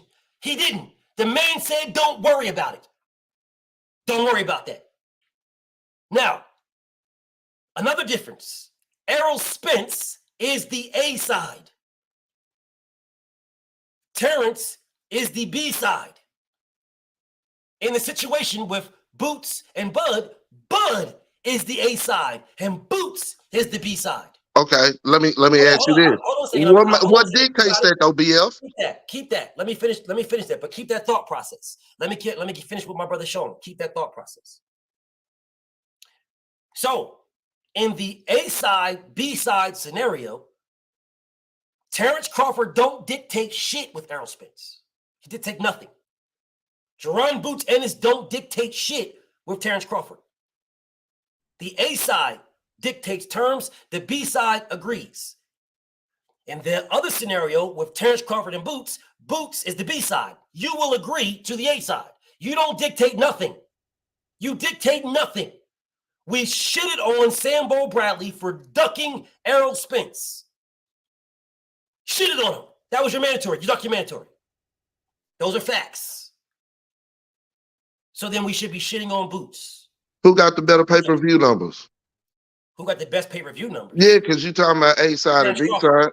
Terrence Crawford. He got better. He got, what's the name? He been in what? I think that was his first pay-per-view that Boots was in. That first one with Tank. His only pay-per-view. First and only, right? And he was not a headliner. Right, Terrence right. He Crawford has wasn't. 3 headline pay-per-views. You don't give a undercard fighter pay-per-view numbers.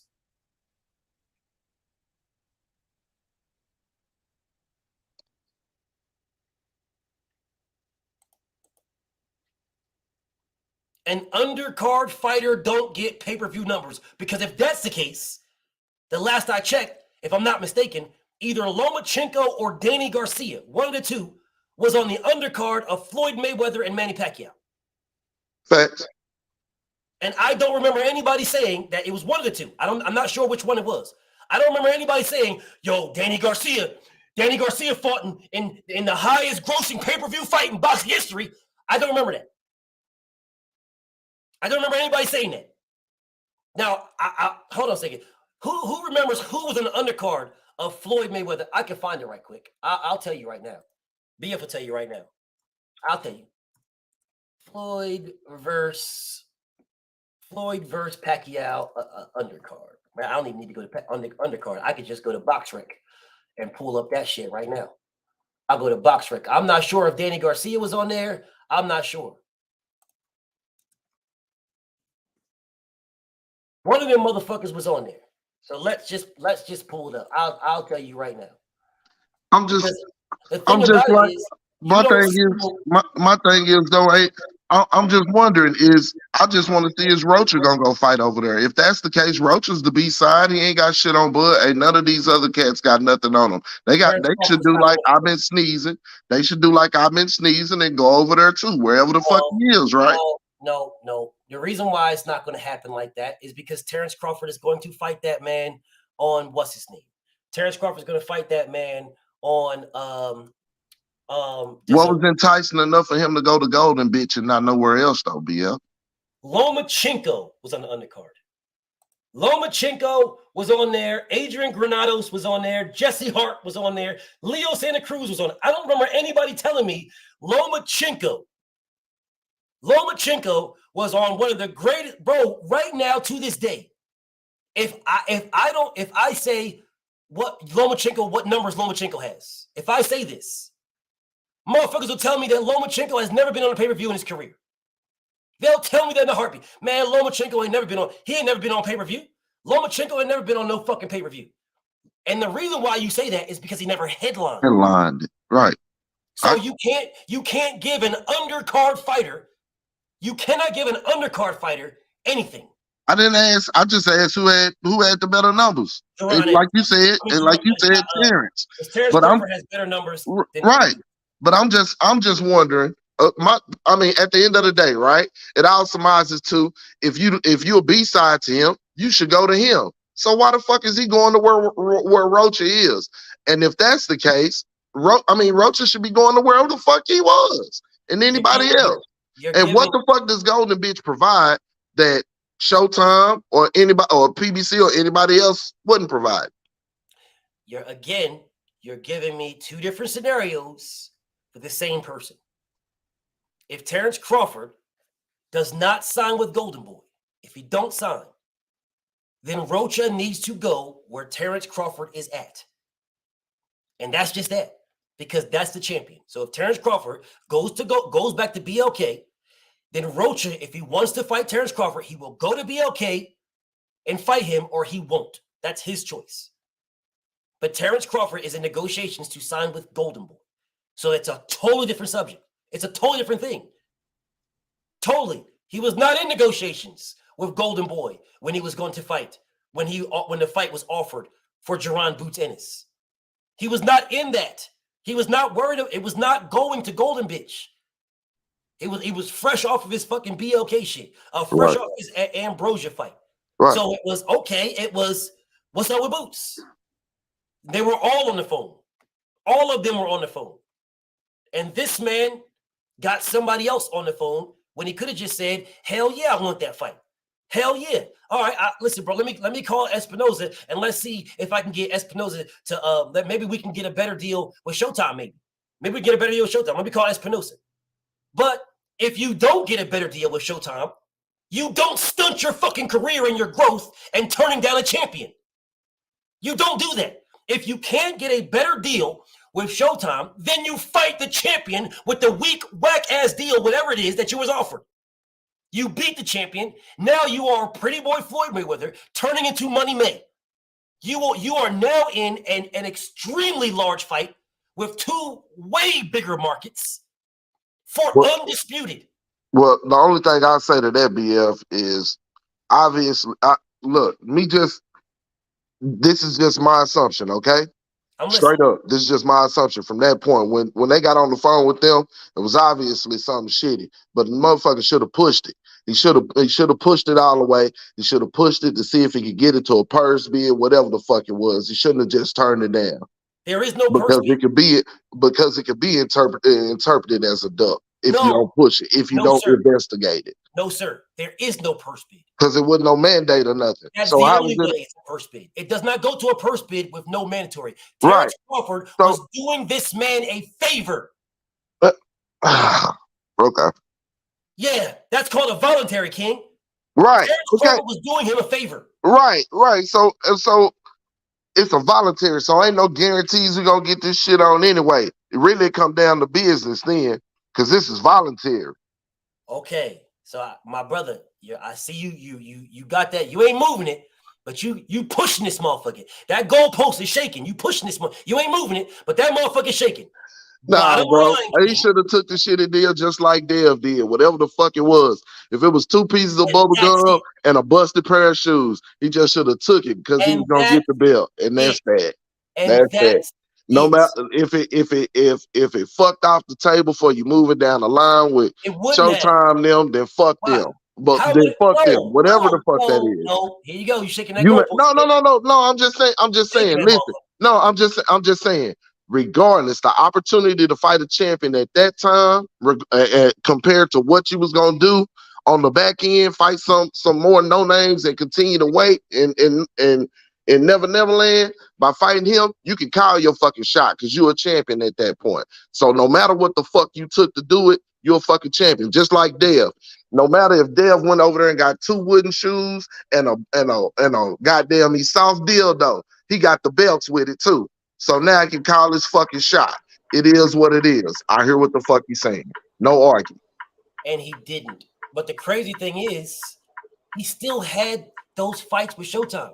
So if he took that fight, or if he took that fight and fought Bud, right? Regardless if someone says, oh, Showtime wouldn't allow him and blah, blah, blah, and it was Showtime that ducked. It wasn't Boots, it was Showtime. It was this and that. The bottom line is the fight was offered.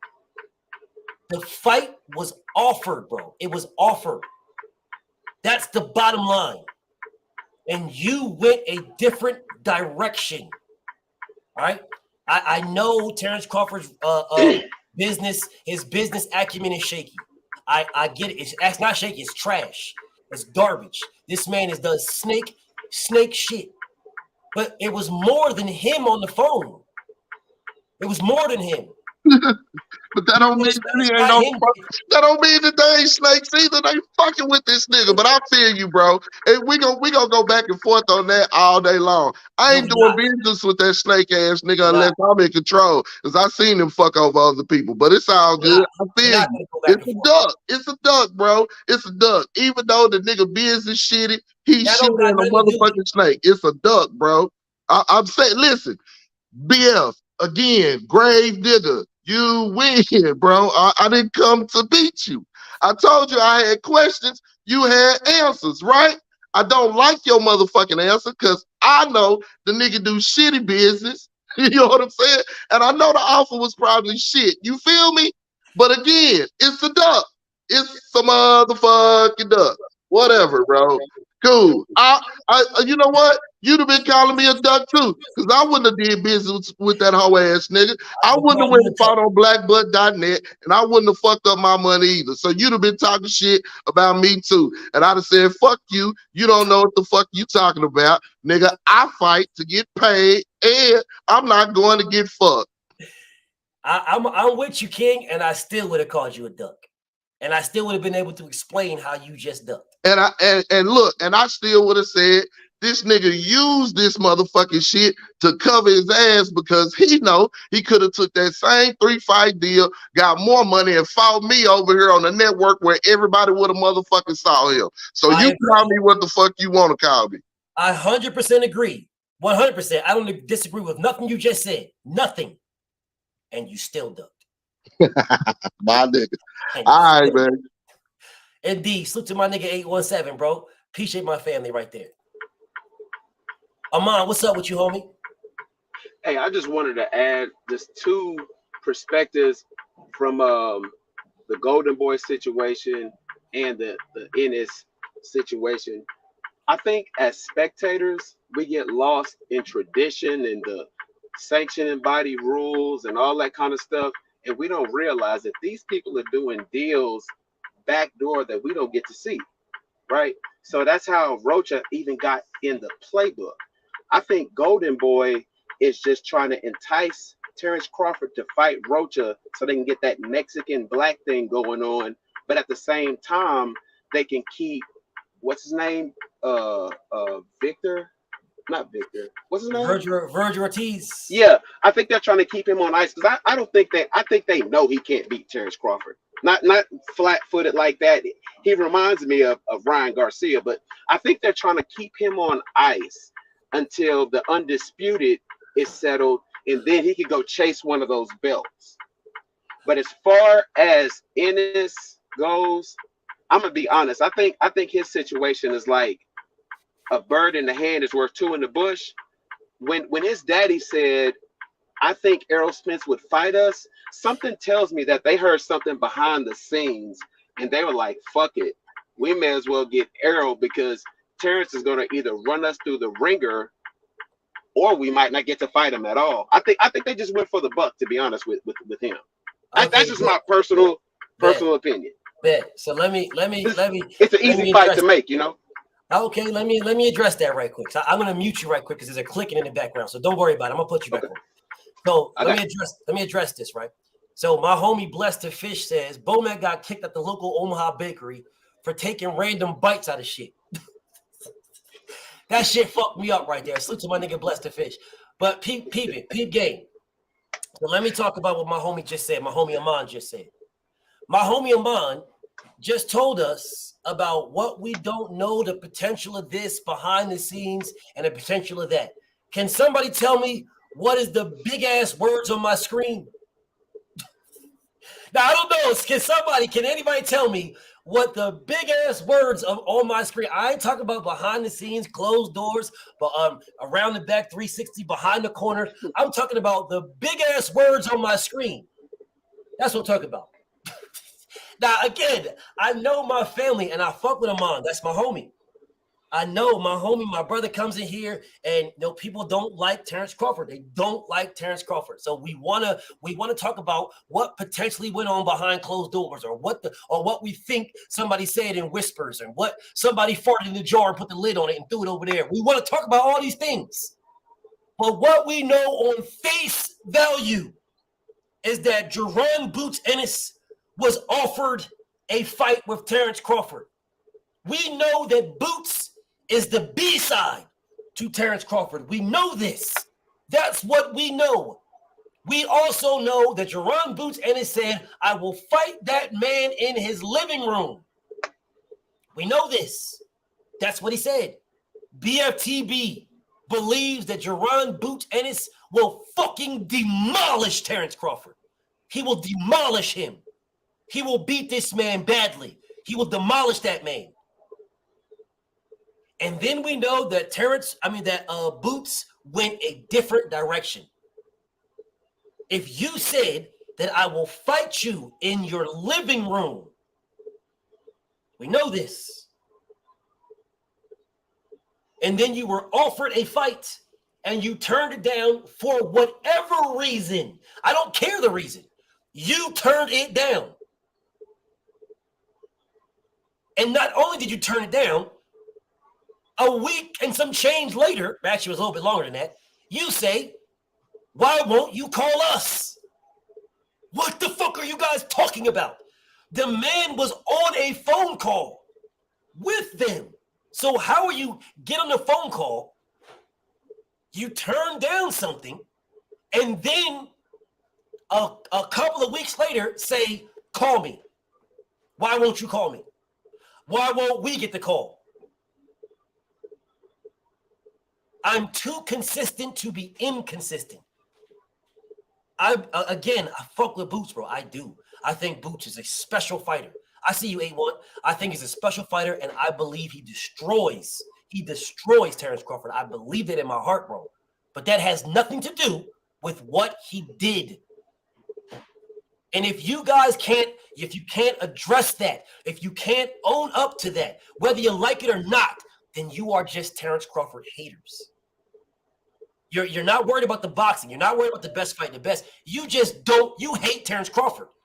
And that's just what it is. You just hate that man.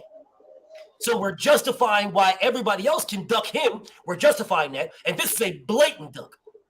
We're justifying this, but then we shit on Terrence Crawford for ducking Errol Spence. No, sir. No, sir. Not this guy. They all get the work equally.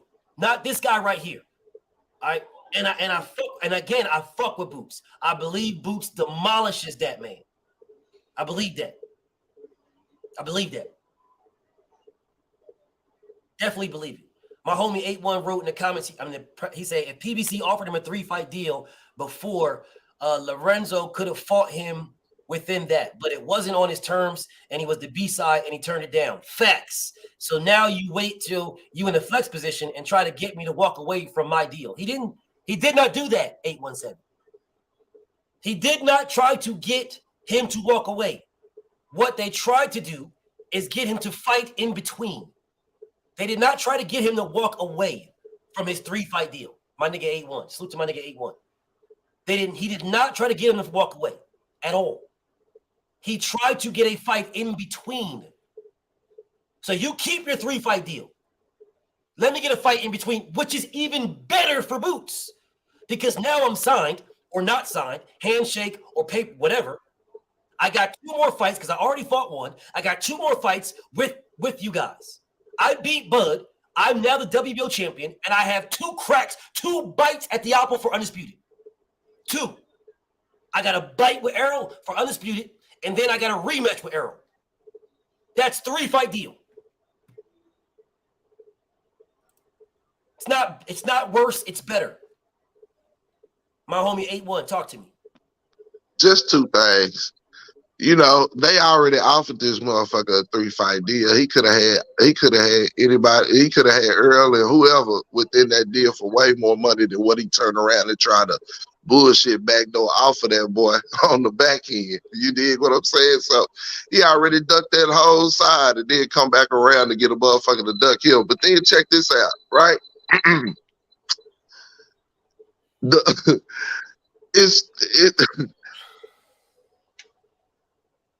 Go ahead and try.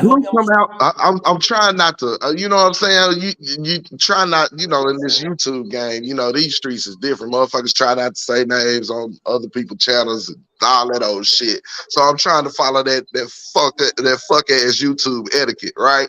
But the motherfucker that told us out here in the streets about this shit, right?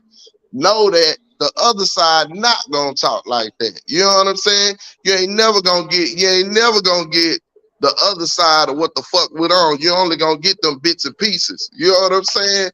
So the same motherfucker that released it to us can give whoever the fuck he want bits and pieces about whatever the fuck he want, knowing that the other side ain't gonna never match that energy or come out and really say what the fuck it is. That's why it's always some bullshit in boxing. Not true. Because I will say to you again, I knew about the phone call a while ago. And it was not from whatever. I just knew about the phone call a while ago. I knew it went on in the phone call. I knew about it a while ago. Well, so no, that's not true. Because all I'm saying is Steven ain't never gonna come out on the carpet. We ain't gonna never get a motherfucker like Steven to come out on the carpet and say what the fuck was awful when he called back and asked that they really want to fight. But the motherfucker who told everybody that Steven called and said they really wanted to fight and then stopped giving us information. You dig what I'm saying? Like, you know how motherfuckers say, don't talk about something a little bit. Either don't talk about it at all or talk about it all. You dig what I'm saying? It's a bunch of that shit. And that's why I said we don't know what the fuck was offered, how it was offered, whatever. But I have to say it's a duck, just like you called it. We're moving the goalposts. We're giving it a soft, we're giving it a soft shoe duck. That's what we're doing. We're putting big ass, soft, squishy slippers on a duck, is what we're doing right now. Because we're saying we don't. Hey, am I muted, brother? No, we ain't doing none of that. No, you're not muted. Well, what it is the man ducked, plain and simple. Right. All right. So That's what I was trying to tell you. Let me address my brother MM. My brother MM says, BFTB, my brother, this is a deflection talk. So on face value, Spencer's ducking boots. Wrong. There is zero face value for Spencer duck boots. Zero. Nunca. Even by mentioning he will vacate his belt. Wrong. Because Errol Spence said what he was going to do in 2017. You are not going to jump in right now. We're in 2023, and I'm still keeping the same energy. I'm doing everything that I said in 2017. I'm doing everything in 2023. Everything. I have not changed nothing. I didn't tell Boots I'll fight you in Philadelphia. I didn't tell Boots that. Wrong. Okay, can I clear up my face value situation? So, hold on a second. So my brother MM says the narrative is weak. That's what he says. You guys who have a disdain and hate for Terrence Crawford will not say the narrative is weak if the shoe was reversed. You would not. Mm-hmm. If the shoe was reversed, you guys with this disdain and hate for Terrence Crawford, if the shoe was reversed, you will be calling this man a duck without question. We would not be having a conversation of did he duck or is there what we don't know what's going on. No, that conversation would be with people like my brother Drink More Water, Bless 365, Big C. Niggas like that will be clicking the link to say, oh man, well, we don't know what was going on behind closed doors. We don't know this, and we don't know. Those guys will be telling me shit like that. Those guys will be on my live right now telling me that future past. They will be telling, you don't know what's going on behind closed doors. You don't know this and you don't know that. And behind closed doors, it could have been this. And it was, they will be saying that. And my brothers that are on my chat right now, Amon and my brother 817 will be in the comments saying, these niggas is ducks.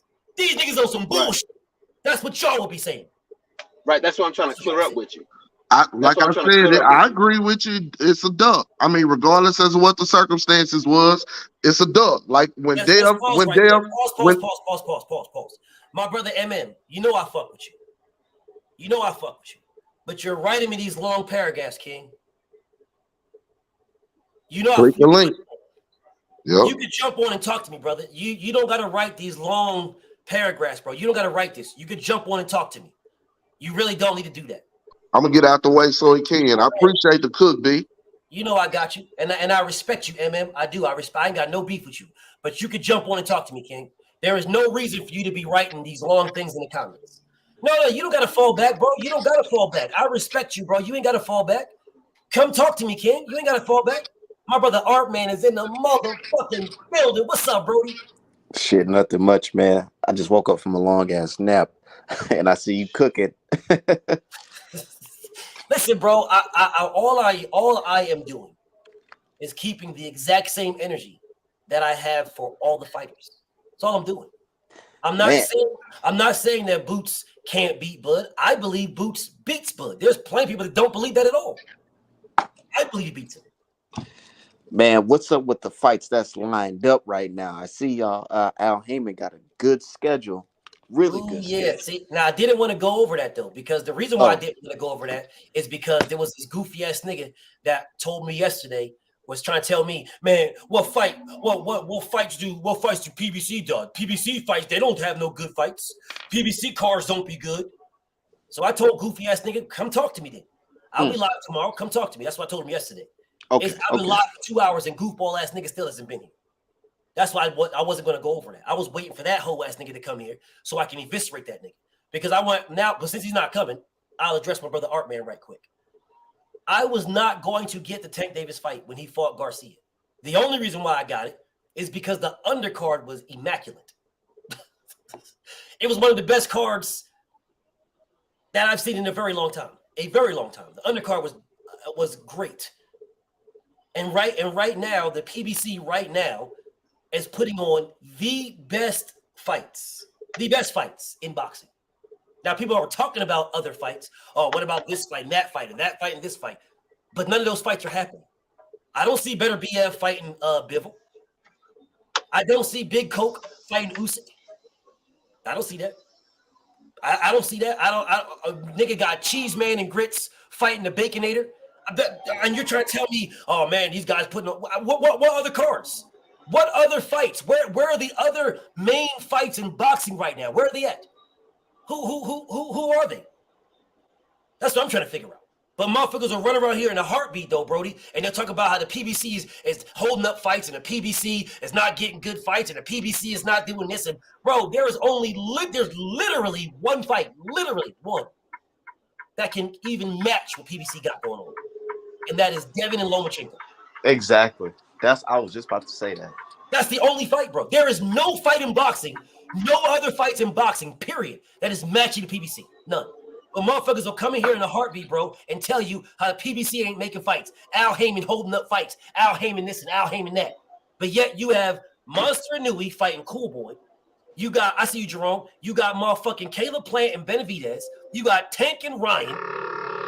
And you got motherfucking Tony Harrison fighting Tim Kazoo. You got one fight, one that can fuck with anything over there. One. Devin Loma, nothing else. Man, speaking of that, Tim Tszyu versus Harrison, did y'all see him over there comfortable as hell on that couch in that white Detroit fitted? Champ was living. Laughing. Champ was living, King. Champ was straight living. Champ about to beat the shit out of Tim Kazoo, bro. Man, I hope so. The shit out of him, man. I hope so. I've seen Tim Tszyu fight in person here in Minneapolis, and he don't got the goods to me, man. He looked like an amateur dude. That's because he is. he got his hype and gas from his daddy. That's it. That's where he got his hype and gas from. Same as Creamy Ali. Creamy Ali got his shit from his last name and all that. He not even good, bro. All them dudes are the same thing. Tim about to get his ass. Tony about to beat the brakes off this dude. He about to embarrass this man. Yo, Tony can arguably beat this man with the jab alone. Tim Kazoo is straight up one-dimensional, no special effects. that Goucher fight, man, I was there. I ain't gonna lie. It looked kind of funny style to me because Goucher, he landed that right hand, and then it's just like after he dropped him, he just stopped. Just stopped. And I'm like, man, hold on now. What's up with that? Yeah, that's called that bag, bro. That's called that bag. Somebody gave him that bag. He got that bread because you dropped this man, and after you drop this man, now you just stop fighting. You just defensive for the rest of the fight. Cap. Even people in the crowd was like, man, what's going on? You just put it on him. Mm-hmm. Yeah, but that's that bag, bro. And you get offered a right amount of money, you'll fall back on a lot of shit. You get offered the right amount of money, you'll step to the side a lot because the business of boxing. Hell, you're Tim Goucher. You're not going to get no big fights no more. So shit, I'll take this bag right here to align Tim Kazoo up at a title shot. I'll take that kangaroo money. Took that bag. He chilling right now. His family eating. He good to go. Now, that also makes me think about this Harrison fight. Not saying that Harrison will do something like that, but it's like, man, why do they like this guy here, Kim Tszyu, like that? Yeah, I don't. Are they trying to make a big fight with him, with somebody? I don't see it. I don't see it because I don't think Tony don't got that in him. Right? He don't got that in him. Tony a different type of animal, bro. He don't got that let me take the bag type energy. I want to see that Harrison Charlo 3 though. That's what I want to see. Yes. Yeah. Hell yeah. Especially if he wins. And I believe that'll happen. I definitely believe that'll happen. I see you, KO. The thing about it, Sabir, you need to fix your shit, bro. Sabir, whatever your name is, you need to fix your shit, bro. Because Charlo said he's going to the fight in Australia. I mean, he might. And don't get it twisted. It's not like Tony can't get clipped because everybody knows that Tony's chinny. He get clipped in there, and it's in the later rounds. Yeah, it's. But his last fight though, he looked really good. He looked very good. And the things like my brother KO said, the gas tank looked very good. His gas tank looked very good. And he was already on weight. I remember he posted on Twitter. He was like, "Man, they thought they was gonna catch me slipping," and he was already at like 160. Yes, my brother MM, what's up with you, King? Respect. I can't really hear you. I just want to officially introduce myself, man. I've been watching for 9 years, man. That's respect. You can guys, you know, I've been watching for mine. I don't want to have the wrong, Can you hear me? I hear you, King, but you was a little muffled, King. I hear you though. You was a little muffled. Did y'all hear what he said? Did y'all understood him? I didn't understand you. I'm listening to you. Say it again, King. BF listening. All right. Hey, BF. Yeah. BF, long time. Okay, a long time, man. I just want to officially introduce myself because I really didn't. I always say, saying stuff through the chat, and I never really got to call in. Yeah. Yeah. But if you can't chop it up with me, King, it's all good. I can chop it with you. Just be real brief. I'm gonna chop it up with you real brief because it's not about Bud hate. It's just that I just feel this time we're giving him a little bit too much credit when his credit is not good nowhere. No, he never had a good credit background. He never had a good credit background making the fight happen anytime. I agree. So his credit is trash. My point is, a BLK representative spoke to Bowley. That wasn't nobody from Bud camp. Bud was on the phone call though. Like Bud, he was there. He was on the call. Bud was on the call. Bozy was on the call. Boots was on the call. You know what I'm saying? And they were saying, like, can you do it? And then that's when they got Steven Espinosa in there. I'm listening to, I hear a feedback, so I don't know when I can speak. But I'm gonna just finish my speech. What I'm saying is a BLK representative reached out to Bozy, and spoke to him and said, this is hypothetical. We can make this fight. It's not we have the fight. We can make this fight, but we need you to initiate this foul play, which is free promotion. So I don't know how can it be a duck if something was not presented factually or clear out. So what I'm saying to you is, even if they didn't want to do the fight and the fight was on the line, if he has a better deal and an opportunity to fight Earl, who's a better fighter, perhaps to him and to us all the way around the board. Maybe not, maybe yeah. So how was that a duck when I'm about to fight a more dangerous fighter? We all agreed that Spence can beat Bud. Most of us agree with that. I know you do. Yes. But you're willing to fight Spence. All of a sudden, you're jumping Bud when the details don't even indicate that Bud is online or Bud's okay with it or agreed or signed anything. I just think that, it's kind of the narrative being switched a certain kind of way. And respectfully, it's your show, and I understand how you come in with it. You can view it that way. I'm just giving it a different view, a different observation to say, listen, when do we respect Bud business, and when it's okay for BLK, who has a horrible background, to make a fight hypothetically? I get you. I understand what you're saying, and I understand everything you're saying. But I'm telling you, my brother MM, and I respect you a million, and I appreciate the conversation. What I'm telling you is they had a fight, they had dates, they had all that. I'm telling you that. They had dates, they had a fight. That's when they got Espinosa in to see if you could actually do it. If he would allow them to do it. They had that. Terrence Crawford was willing to fight him. So I get it. His deal is his business doing his business is garbage. Terrence Crawford's business is fucking trash. But it wasn't his business. It was BLK's business. BLK was going to do. BLK now don't get it fucked up. I agree with you. BLK's numbers is ass cheeks. You see 6,000 motherfucking views and weird ass shit like that. But the bottom line is, who gives a fuck about his 6,000 views? That's something when it comes to play with you trying to get more money with Errol Spence. That's not with Boots. With Boots, it's I said I'm going to fight you at your mother's house.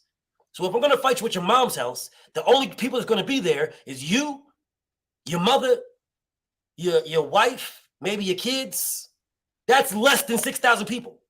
If you were willing to fight at his mother's house with less than 6,000, well, 6,000 views, 6,000 buys is what he got with BLK. That's what he got. Those are his numbers with BLK and motherfucking the downloads to that app. That's what he got. Well, there would have been less people, a lot less, at his mother's house if he was willing to fight Bud at his mother's house. So we can't talk about, it's the this and the that, and it's listen. And then when you say to me, King, you say he's got Errol Spence. He does not have Errol Spence. He does not. He has Errol Spence as a mandatory. Errol Spence said he has one fight left, and it ain't Boots. He's got one fight. Now he can fight Boots. And BFTB has said, I have said this, if Errol Spence stays at 147 and he doesn't fight Thurman, doesn't fight Boots, doesn't fight these guys, then he ducked them. That's what I said, and I'll say it again. But the man said he's got one fight. He said it ain't fun and it ain't easy to make 147. I've got one fight. I want undisputed and then I'm out. So why are you, he didn't say I got one fight and I want Terrence Crawford and I'm out for one fight. No, he said I got one fight, I want undisputed. It just so happens that Terrence Crawford has the belt. That's all that matters. Terrence Crawford has the belt. He's got one fight, he wants undisputed and he's out. That's what he wants. So if Boots had the belt, then Boots would more likely have, his connection was probably jacked up, but it's all good. So if Boots had the belt, if Boots had it, then he would be that fight. He'd be that fight. So Boots had an opportunity. Errol, one thing about that I have been stressing with Errol Spence, I've stressed this. The man has not put me in a position to have to cap for him. He told me exactly what he wanted to do, what he was doing in 2017. And what I told you guys this, I said, look, if Terrence Crawford wanted to fucking jump in the, it's all good, MM. Salute to you, King. I appreciate you clicking the link, bro. Respect to my brother, MM. But this is what I say to you guys. If Terrence Crawford wanted to fight, he would have jumped in the road of Errol Spence. Errol Spence told you the path he's taking. There was 4 paths. He told you, I'm taking this one, and then I'll take that one. If Terrence Crawford wanted to get the Errol Spence fight right away, then what Terrence Crawford would have did when Errol was doing this is Terrence Crawford would have cut right in. He chose not to. He ducked Errol Spence for years while clout chasing his name. So we can't keep using that because that is between Errol and Terrence. This is between Terrence and Boots. And Boots told that man he wants all the belts. That's his road. His road was all the belts. He was about to be the mandatory in both the WBO and the IBF. He removed himself from the WBO. That is duck number one. Because he did not have to do this. That is duck number one. I'm removing myself because regardless, and I know, and this is no disrespect to the Ennis, because I fuck with Team Ennis, bro. I fuck with Team Ennis. Fuck with it. Heavy. I'm not a liar. You're not going to sit here and tell me that I want all the champions and you have an opportunity to fight both of them, and then you remove yourself from one of them. Then you don't want both of them. You don't want both. You want one. And respect to Bozy, Bozy says, we believe Errol will fight us. Well, that's your belief, King. What if you're wrong? What if Errol says, listen, bro, this nigga Bud is not trying to fight me. I'm fucking finished with 47. I'm going to 54. I'm using my tool, what I earned, my 3 belts, to fight for a belt right away when I move up. That's what I'm doing. You guys are sitting here, so you're betting on the hope that Errol will fight you. He don't have to fight you. He does if he stays at 47, but if he doesn't, he don't gotta fight you at all. He has told everybody since 2017, that I want undisputed. That's what I want. Well, Boots don't got a belt. So you don't have a belt, bro, but you could have got one. You could have put yourself in that position. Errol Spence said, I want the Thurman, I want these guys. He didn't fight Thurman for a belt because Thurman vacated his belts. So Errol fought for belts that Thurman vacated and was stripped of. Errol didn't fight Thurman. He didn't fight him, y'all. But he stayed on the same road that he said he was going to be on. I'm fighting this, that belt, and then that belt. His road never changed. The people holding the straps changed. His road never changed. It was the IBF, then it was the WBC, then it was a WBA, now it's the WBO. His route never changed. It never changed. The person holding the WBC belt changed. The person holding the WBA belt changed. The person holding the WBO belt changed. Well, Boots could have made it change again. He did not. But he's banking and hoping that Errol will turn around and give him a payday. And you guys are trying to justify this because you don't like Bud. We're trying to justify this shit because Bud's business dealings are fucked up. And they are. They are. And Bud is a fucking dirtbag type of motherfucker, bro. And that's all facts. But this has nothing to do with Errol Spence and Terrence Crawford. It has everything to do with Terrence Crawford and Jerron Boots Ennis. Everything. Everything. The path that Errol was on is not changing. But the players in the game can. The last I checked, didn't Manny Pacquiao have the WBA strap? Wasn't Errol Spence going to fight Manny Pacquiao for the WBA strap? And then Ugas beat Pacquiao, so he fought Ugas instead? Wasn't the WBC belt vacant with Danny Garcia? And then Danny Garcia and Sean Porter fought for that? And then they fought for that later on. But Danny Garcia got that belt against I think Virgil Ortiz, Vicious Victor Ortiz, or one of those Garcias, Guerreros, or whatever. He fought for it. Didn't after Danny Garcia get the WBC belt? Didn't Keith Thurman fight for that? Then Keith Thurman had WBC belt, and then he vacated WBC belt, and then Danny Garcia fought Sean Porter for WBC belt, and then Sean Porter fought the belts. The route that Errol Spence was on, the route never changed. The holders of the belts changed, and Jerron Boots Ennis had the opportunity to change that again.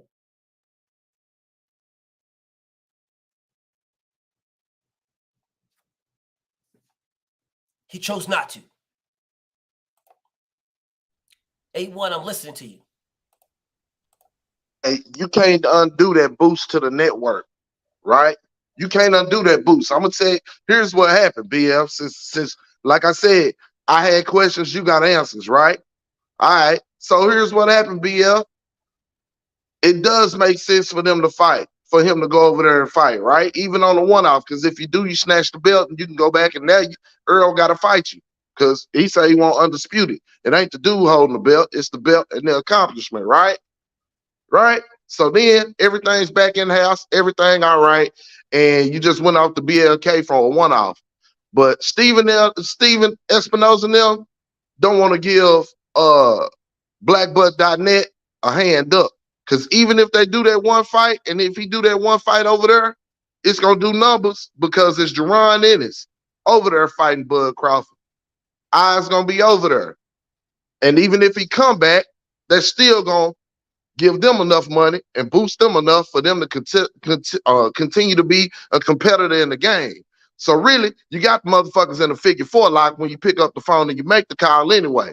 Because on one end, your fighter gonna have to suck up being called the duck, because we sure gonna let him know that he didn't take the motherfucking fight. And on the other end, if you do take the motherfucking fight, even if he do beat the fighter and walk off, we make a boatload of money and it allows us to compete in the game, which our motherfucking ass just a little bit longer. So it's a figure four lock. No, it's not. Let me explain to you why it's not. And I heard everything you said. I heard everything you said, and I'm not saying what you said don't make sense. I'm not saying it don't make sense. What I'm saying to you is, who gives a fuck about the sense that just made? Because this is about Boots' career, not Showtime and not Showtime's career, not BLK's career. This is about Jerron Boots Ennis. Jerron Boots Ennis getting the WBO strap to fight Errol Spence for undisputed. This is about the fighters. On your end, on our end. On our end, but on their end, but on the people that he fucking with and that he's trying to, the money calls the shots. No, sir. No, sir. Okay. No, sir. What you just told me is a conversation or a beef between Showtime and BLK. That's what you told me. You gave me some type of issue between Showtime and BLK. So Showtime trying to make sure BLK goes off. I see you in the background, homie. Showtime trying to make sure let me not make Showtime and let me not make BLK. Let me not get them no money. Let them fall off. No, that's what you told me. If I'm Jerron Boots Ennis, I don't give a fuck about that. I don't care.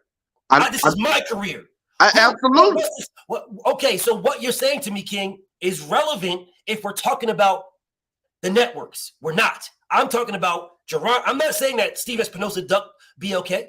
I'm not saying Steve Espinosa ducked Terrence Crawford. I'm saying Jerron Boots Ennis ducked Terrence Crawford. So your conversation about Showtime starving out BLK, that's a relevant statement if that's what we're talking about. It's not what we're talking about. Well, shit, that's who the fuck he called?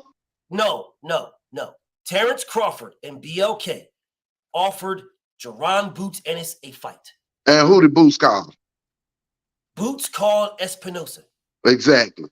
So why didn't he say, bet, let's make that happen? And then tell Espinosa, make it happen.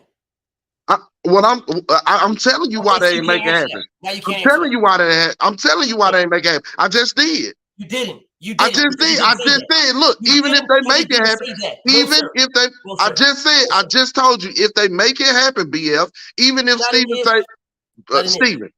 BF, I just said if Steven makes it happen, right? They make it happen. And Jerron agrees and they go over there and fight on that shit. And he win the belt let's say he win the belt from Bud, like you and me think both, right? He beats him and he wins the belt from Bud. Now, all the belts are what? Up under their umbrella, and they can move forward. And Earl He said he want to be undisputed. Now he fighting somebody up under their own umbrella. They ain't even got to play them games. I understand why it makes sense to go over there and do it. What I'm saying is possibly they looked at the fact that the money they gonna motherfucking make. I don't want to help them make a motherfucking dime. They already fucked over me on the Earl fight. Why the fuck I'm help out? Why the fuck I'm gonna allow you to go over there and make them any money, even if we take the belt from them? That keep them in the game longer. I'm just saying. There has to be something that Steven Espinoza. No, sir. No, sir. Again, you are talking about Showtime and BLK. You ain't talking about the fighter. Again, my brother. You did it. You said it again. You are talking about Showtime. The fighters are associated with those companies. No, King. The fighters are associated with those entities. Sir. The fighters called Steven. No, sir. Shit. Okay. You said BLK and Bud was on the phone. You are talking about Showtime killing money for BLK. Absolutely. Oh, that's not what I'm talking about, King. I don't give a fuck about Showtime and BLK. I don't care about them. If it was just up to Jerron, why the fuck did he have to call somebody else? If it wasn't nobody else involved. It was up to them. They called Steve Espinoza to see if they had some type of offer too. And Espinoza didn't turn it down. They just moved it some way over. We'll readdress this at a way another time. Was the conversation. We'll readdress this at a way another time. It wasn't no motherfucking yeah, let's do it right. No, it was we'll wait some other time in the future. We'll try to redress this. But you didn't turn them down, bro. This is what I'm trying to tell you. So if you're telling me I'm not going to do business with them because I'm trying to choke them out, that's not what he did. He didn't say no. He did not turn them down. The man said in some other time, in the future, down the line. So no, sir, you cannot get that. Because that's not what he did. You just literally gave me a narrative that was not in this conversation. Well, I don't want to make them any money. But the man said down the road, maybe in the future. So that means he's willing to make them money. If he's saying down the road, maybe in the future, then he's willing to make money for them. He's willing to give them the bag in the future. He's willing to do it in the future. I done told a bitch I ain't have no intentions of fucking. I might fuck around with her later too. Okay. But all right, B. I'm just saying, B. Now you're moving the goalposts. No, B. I'm just saying that something is signed, B. Something is signed for them to call that man and to have him in any consideration for it. He got to have signed something. He got to. Just move the goalposts again. Why the fuck am I going to invite anybody else to my business and I'm not signed to them? Why the fuck am I going to do that? If I got an offer, I got an offer. What the fuck am I calling him for unless I got something signed to him? Okay, well, Bozy said he's not signed. Okay, well, there's some cap somewhere. But no, ain't no cap. So it's not cap. The man said he ain't signed. I've never heard Bozy lie to me about. He said he's not signed. I said it's some cap somewhere. It's some cap somewhere. Either it's some cap with the press release that he signed a multi-fight deal with Showtime to earn his fights on there, or Bozy capping. Somebody capping. Because ain't no way I'm going to call a motherfucker and invite him into my business and I ain't signed to him. Could Devin Haney fight Tank? Could he fight Tank? Can he fight Tank? Could he have fought Tank? Instead of fighting Lomachenko, could Devin have fought Tank if Tank sent him a contract? I guess so, according to you, right? There ain't no I guess so, King. Now I know where you stand with this because I've seen you comment multiple times in the comments. So don't tell me I guess so, King. Don't tell me that. Let me ask you this question again. Right. Devin, if Tank Davis sent him a contract before he fought motherfucking Bozo in the rematch, when Tank said, fight me next. If you beat Bozo, fight me next. Mm-hmm. He said that if he stood on his ground and was a man of his word and said, you won, here's the contract. And Devin said, I dropped these belts, I do all this, I do all that, I will do all that to get that fight. If Tank sent him a contract, are you telling me that Devin would have said, I can't do it because I'm signed with Showtime? I mean, Top Rank? No, but it would have mattered what Bob said. But it would have mattered what Bob said because he signed to Bob. No, sir. No, well, sir. He signed to Bob. No, sir. He is signed to Bob. How can he do it without him? How can he do it without Bob if he signed to Bob? Explain to me. No, sir. I've BL, explained BL. to you guys a How million can you times. only take one part of it, BL? I'm not taking one part of nothing. I've That's explained this bullshit. multiple times. That's bullshit. Devin Haney is signed to 3 fights. 3 with Top Rank. 3. That's what he's signed to. 3. Meaning, as long as he gives him 3 fights, he fulfills his contract. It's irrelevant if he fights somebody in between. So you mean to tell me Devin and Bill don't call Bob at all? Okay, so you can try to move the goalposts if you want to. That's no, I'm not moving the goalposts. You just move the goalposts. Tank sends the contract. Fail. Tank sends the contract. Devin and Bill sitting in the house. It come across the computer. You mean to tell me they don't call Bob? They don't need to call him for shit. Okay. There was no stuttering there. Okay. They don't need to call Bob Arum for nothing. So okay. So these 3 fights.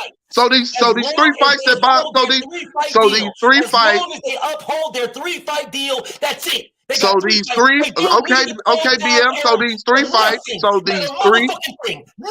So these 3. So these. If they tell him something, they tell him something out of respect for him. Bob Arum don't dictate shit with them. If he wants to fight, if Tank would send him a contract, he would have fought him. Well, I got a deal with Dev for 3 fights, and I got him scheduled to fight Lomachenko here in December. But Dev wants to fight Tank in November. We're going to have to sit down and do some litigation here because I got him signed to a 3-fight deal. I already got venues and shit paid for and shit. And contractually. I don't give a fuck about your dates. Move them. Because I'm not telling you I'm not fighting you. Yeah, I got 3 fights. 3. I'm not telling you I'm not going to fulfill my contract. I'm not telling you that. I'm telling you that I'm fighting Tank here. So you can move your motherfucking date or not. That's if you get into that fight with Tank and fuck yourself out, you still liable. You still liable. Let me try this one more time. What you just said is if you put on if I got Tank in here and you put on Loma there, well, I'm gonna do some litigation. Wrong. Okay. I have an obligation. Go ahead, finish. Go ahead. 3 fights. That's my obligation. 3 fights. That is my obligation to you. It does not say I'm obligated to give you a fight when you say give you a fight. It says I'm obligated to you for 3 fights. As long as I give you 3 fights, my contract is fulfilled. Now, if I got something going on right here with Gervonta Tank Davis, then you will fucking move your fight date for me and Lomachenko. Thank you for getting that fight. That's another fight for me. You will move it because I'm fighting Tank. Now, if you want this fight with Tank and we got a 3-fight deal, you done fought one of your 3-fight deal with me, and you gonna put this Tank fight in between, and I gotta move my date. You ain't gonna call me no nothing. You get in this Tank fight and you get fucked off. Yeah. And you can't fight no more? Bitch, you still owe me 2 motherfucking fights. And he will fight 2 more times. What if you can't? Then he will pay money for that. You goddamn right. So at least, BF, if that's a consequence, at least that guy that you already entered into business with before, that you signed a dotted line with before, you're going to contact them. That's all the fuck I'm saying. If I sign a deal with anybody, BF, garbage. BF, I cannot move forward without at least consulting you, fam. I'm already entered into some shit with you. I at least got to consult you, fam. If I don't, I'm not doing good business. Let me say this one more time, because I don't know if you listen to me, because you guys are clearly trying to protect this man. So I'm not trying to protect him, fool. I'm just saying it makes sense that he called it. You shit. I don't got to tell you shit. I should, because out of respect, I should, but I don't need to tell you shit. The only thing I got to tell you is the business between me and you. I don't got to tell you shit. I don't have to tell you nothing. Nothing. If you jeopardize, if you make a move that jeopardizes the business, tell you shit, kid. Okay. Nothing. I don't got to tell you anything. You gonna always out yell me, bro. But I'm just telling you, if me and you, no, I'm saying if you, fam, I'm saying if you and me got a business deal, fam, all I'm saying is if me and you try to talk over me. If you speak to me And then you say, now go. Well, I'll go. And then you can go. But if you try to talk over me when I'm talking, then I'm going to give you the same energy. You know what I do. Just because we brothers don't mean I'm not going to give you the same business. You know what I do. So if you talk over me, I'm going to talk over you. Fam, if anybody, if you enter into a business deal with anybody, bro, anybody prior, and it could affect that business, you gon' call them. You gon' call them. You're going to call them. You're not going to possibly fuck off the business that you've already signed and agreed to. You're not going to put yourself in a position where you can fuck it off, at least without a discussion. So that way, if there is some liability, maybe we can avoid that. I at least got to talk to them, at least. Because if I go in here, break my arm, break my neck, break my leg, some shit like that, I'm going to be liable under this deal that I'm in. Let me call this motherfucker. Maybe I can adjust that. So if I do fight, I don't have these liabilities moving forward. Regardless as to whatever those variables are, I've got to call the motherfucker I signed with before I can do any further business. I got it. No, you don't. We just differ in a matter of opinion, okay, but that's it's not an opinion. It's not an opinion. It is not a matter of opinion. One is that I'm going to respect the business and give them the heads up. That's one. The other is I don't have to do shit. The only thing that I'm obligated to do is 3 fights. That's my obligation. I'm obligated to 3 fights. I'm obligated. I have to give you that. I signed a contract to give you 3 fights. As long as I give you 3 fights, that's all you need to know about me. You don't gotta go into where the fuck I'm doing somewhere else, King. Or if I'm doing this here, or if I'm doing that. Oh, listen, bro. I'm working a backdoor deals with this guy and that guy to work on maybe this thing. I don't gotta tell you that shit.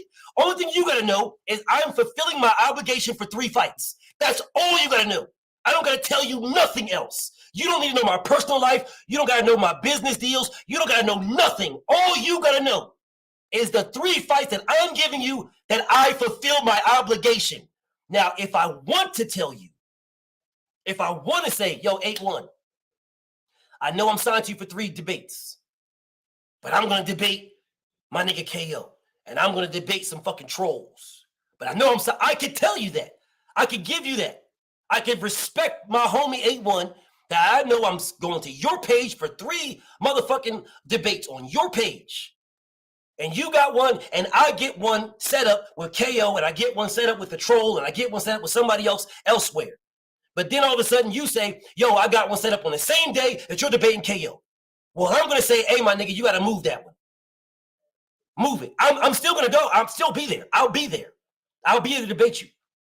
But I'm going to debate KO. So I'll be there to give you that. I'm going to give you what I'm obligated. But you got to move that date. I'm not reneging on my deal. I'm not shit canning on my motherfucking obligations to you. I'm still going to your page to give you 3 debates. But I'm telling you that I have a hot one that I want smoke with, and I'm going to get that one. I'm still going to give you yours. But I need that one. Now it's up to you to be mad about it or happy. Either one, that's on you. They don't got nothing to do with me. I'm still giving you what I'm obligated to give you. And I'm telling you that if Boots Ennis didn't sign, which what Bozy said, they didn't sign nothing. Didn't sign anything. Boots Ennis had an opportunity to get the WBO strap. He had that opportunity. It is not bad business to get the WBO strap and bring it back to 817's page. So let me go get some debates in and bring some skulls back with me. So now it makes my debate even bigger on your platform. I'm doing you a favor. You're not, the only person that's detrimental in this situation is me, not you, it's me, because I'm going over here taking a risk. But I still got to go back and see you. So I don't have to tell you anything. Now I could. It's not bad business. It's actually decent, good business to say, hey, I'm going to do this. So I'm not knocking him for calling Espinoza or anything like that, but I don't have to. At the end of the day, it's my career. So what happens if Bozy gets injured against motherfucking Villa? What happens there? Because you're talking about if Devin gets injured in a fight, blah, blah, blah. Well, what if Bozy gets injured? I mean, Boots gets injured. What if Boots, God forbid, and I don't want this to happen, but what if Boots gets injured against this bum-ass nigga Villa? Then what? Does he get his fight with Errol or Bud anyway? No, he gets out of the ring. He's got all this time waiting to heal up. Other niggas is fighting. Errol moves on. Terrence Crawford fuck around and lose to somebody else, and you just missed your opportunity. No, sir. No, sir. You have one life to live. These boxers get one shot at it. One. And Boots turned his back on an opportunity. And we are trying to justify it. You got any rebuttal for that, King? Or no? Why? Hell no. Why would I? Hell no. I ain't got no rebuttal. So, I just want everybody to understand, bro. 8-1 is my knucker. That's my homie. Like, mad love, mad respect. But I'm too consistent to be inconsistent, bro. I just am, man. I won't be able to look at myself in the mirror. I'm sitting here shitting on Terrence Crawford, eviscerating Terrence Crawford, giving that man the business because he's a fucking duck. But then I look over here and I see, listen, bro, this Boots, you calling for the smoke with everybody. You want Errol, you want Bud. Motherfuckers is out here telling me, man, Boots don't want Bud. He don't want Bud. All he want Errol Spence. He don't want no Bud. And I know everybody on this panel saw people in the comments and everywhere else saying that Boots don't want Bud. He don't want Bud. He don't want that, man. He just wants to fight Errol. He don't want. Y'all saw it. You can't tell me you didn't. I've done whole live streams on Boots calling for Errol Spence. I've done whole lives. But yet here we are trying to make some type of justification on Boots turning this man down. This is blowing my mind right now. We are literally trying to justify Boots turning Bud down. It's no justification. None. I don't give a fuck, like my nigga 8-1 said. I don't care if he offered him some Drop Us a Bum 1 retros and 2 packs of gum. You take that. Floyd did. You take that. You don't allow another person to fuck your career off. You don't allow that, bro. And that's what Steve Espinosa did. You allowed Espinosa to fuck your career off with no guarantees because you are not guaranteed an Errol Spence fight. You are not guaranteed it. Espinosa don't dictate shit to Errol Spence. Nothing. He don't dictate shit to him. So if Errol decides to vacate all of his belts today, then you just shitted on a Bud fight and an Errol fight. That's what you did in order to appease Espinosa. So Espinosa don't give BLK no bag. So in order to appease them, not you, fuck your career. In order to appease them, I'm just good. I'm just going to chill. Espinosa said can't make it happen, said down the road, maybe in the future sometime. So we'll just worry about that down the road, maybe in the future. Probably because time on his side, BF. Because time on his side. Time ain't no team. I'm just saying, hey, look, I already know you got to come back. That's why I didn't give no rebuttal. You got to come back for every motherfucking thing. I know who I'm talking to. The fuck? So I'm just going to make a comment, let you go off on it, and I'm going to get the fuck out the way. But I'm just saying from Boots in, he looking at it like, nigga, time on my side. Fuck this old ass nigga. I ain't got to take that shitty ass shit. And if Earl want to duck me, if these two niggas want to duck me and fight and all of that shit, let them. If y'all want to talk, let them. I'm running 147. Once these whole ass niggas get their pussy ass out the way, I'm running 147. So the long money on me, the long setup on me. They got the fighters, they got the platform and everything. The long money on me, fuck it. So go ahead, shit on the BF. I ain't got nothing else to say. No. I agree. The long money is on him. It's the long and low money because the big money is with Errol Spence. And that damn sure ain't with Bud. So I mean, yes, what did you really motherfucking? Yes, it is. Look, the big one, boy. So what was the bigger money fight? Him and Earl or him and Bud? So let me explain because this went over your head. No. I'm just saying, what's a No, you're not. bigger No, money you're for? not saying that. Oh You're not shit. saying that. Here So we let me go. say it again. Goddamn. So let me say it I should again. have shut up. The big money is with Bud because Bud has the WBO strap. Not that you're going to get paid a whole shitload of money. No, we know the bag is with Errol Spence, but Errol don't have to fight Boots. If Boots gets the WBO strap, then Errol has to fight Boots. Agreed. I said that when I came So back. then the money is with Bud because Bud has the WBO strap. So if Boots gets the WBO strap, there's the bag for Errol Spence. You get no big fish without beating Boots. You don't get it. There's no guarantee. But you do get it if you beat Bud. So that bag with Errol Spence that we agree is the biggest bag, you're guaranteed to get it if you get Bud's strap. Nigga, if he fought him as a challenger, he gonna make more fighting him. We know he ain't gonna get no Earl fight. But if he fought Earl as a challenger, he gonna make more than he would fighting Bud for a fucking belt. I got you, and you are correct. You are correct. He will get his 25%. That's what I was getting at. That's what I was getting at. You right though. Now here's the problem with that 25%. You will get 25% against Errol Spence in a fight that probably grosses $10 million. So you will make $2.5 million. That's what you will get. $2.5 million. If you beat Terrence Crawford, take a lowball deal to beat Terrence Crawford, you will have the WBO strap. It is now it is now undisputed. There is the percentage that you win will go from 25 to 30 or 40. Agreed. And the fight will not be 10 million. The fight will be like 50 million. I'm agreeing with you. So I feel you, but you are agreeing, but you're not agreeing. Because you agreed with me saying that he'll make more to fight Errol Spence without Terrence Crawford. But that fight is not guaranteed. It ain't. You have more of a guarantee to fight Errol Spence for a bigger bag if you have the WBO strap. If you don't have the WBO strap, you have a guaranteed 2.5, potentially 2.5 million if Errol decides to fight you. Right. Yeah. Okay, so then I would prefer rather to sit here and live on a whim and a hope playing the long game because I'm younger. And if Errol decides to fight me, if he does decide, I would rather take the lowball bullshit to fight Bud and make him come after me. It won't be an if he decides. No, he'll come after me because I got what he wants. Just like he's coming after Bud, he'll come after me. And I'll get that fight this year where Bud is pulling this shit out for fucking 5-6 years, ducking and capping. Yo, I'll get it this year. This year. But why? We're both under the Showtime PBC umbrella with Al Heyman.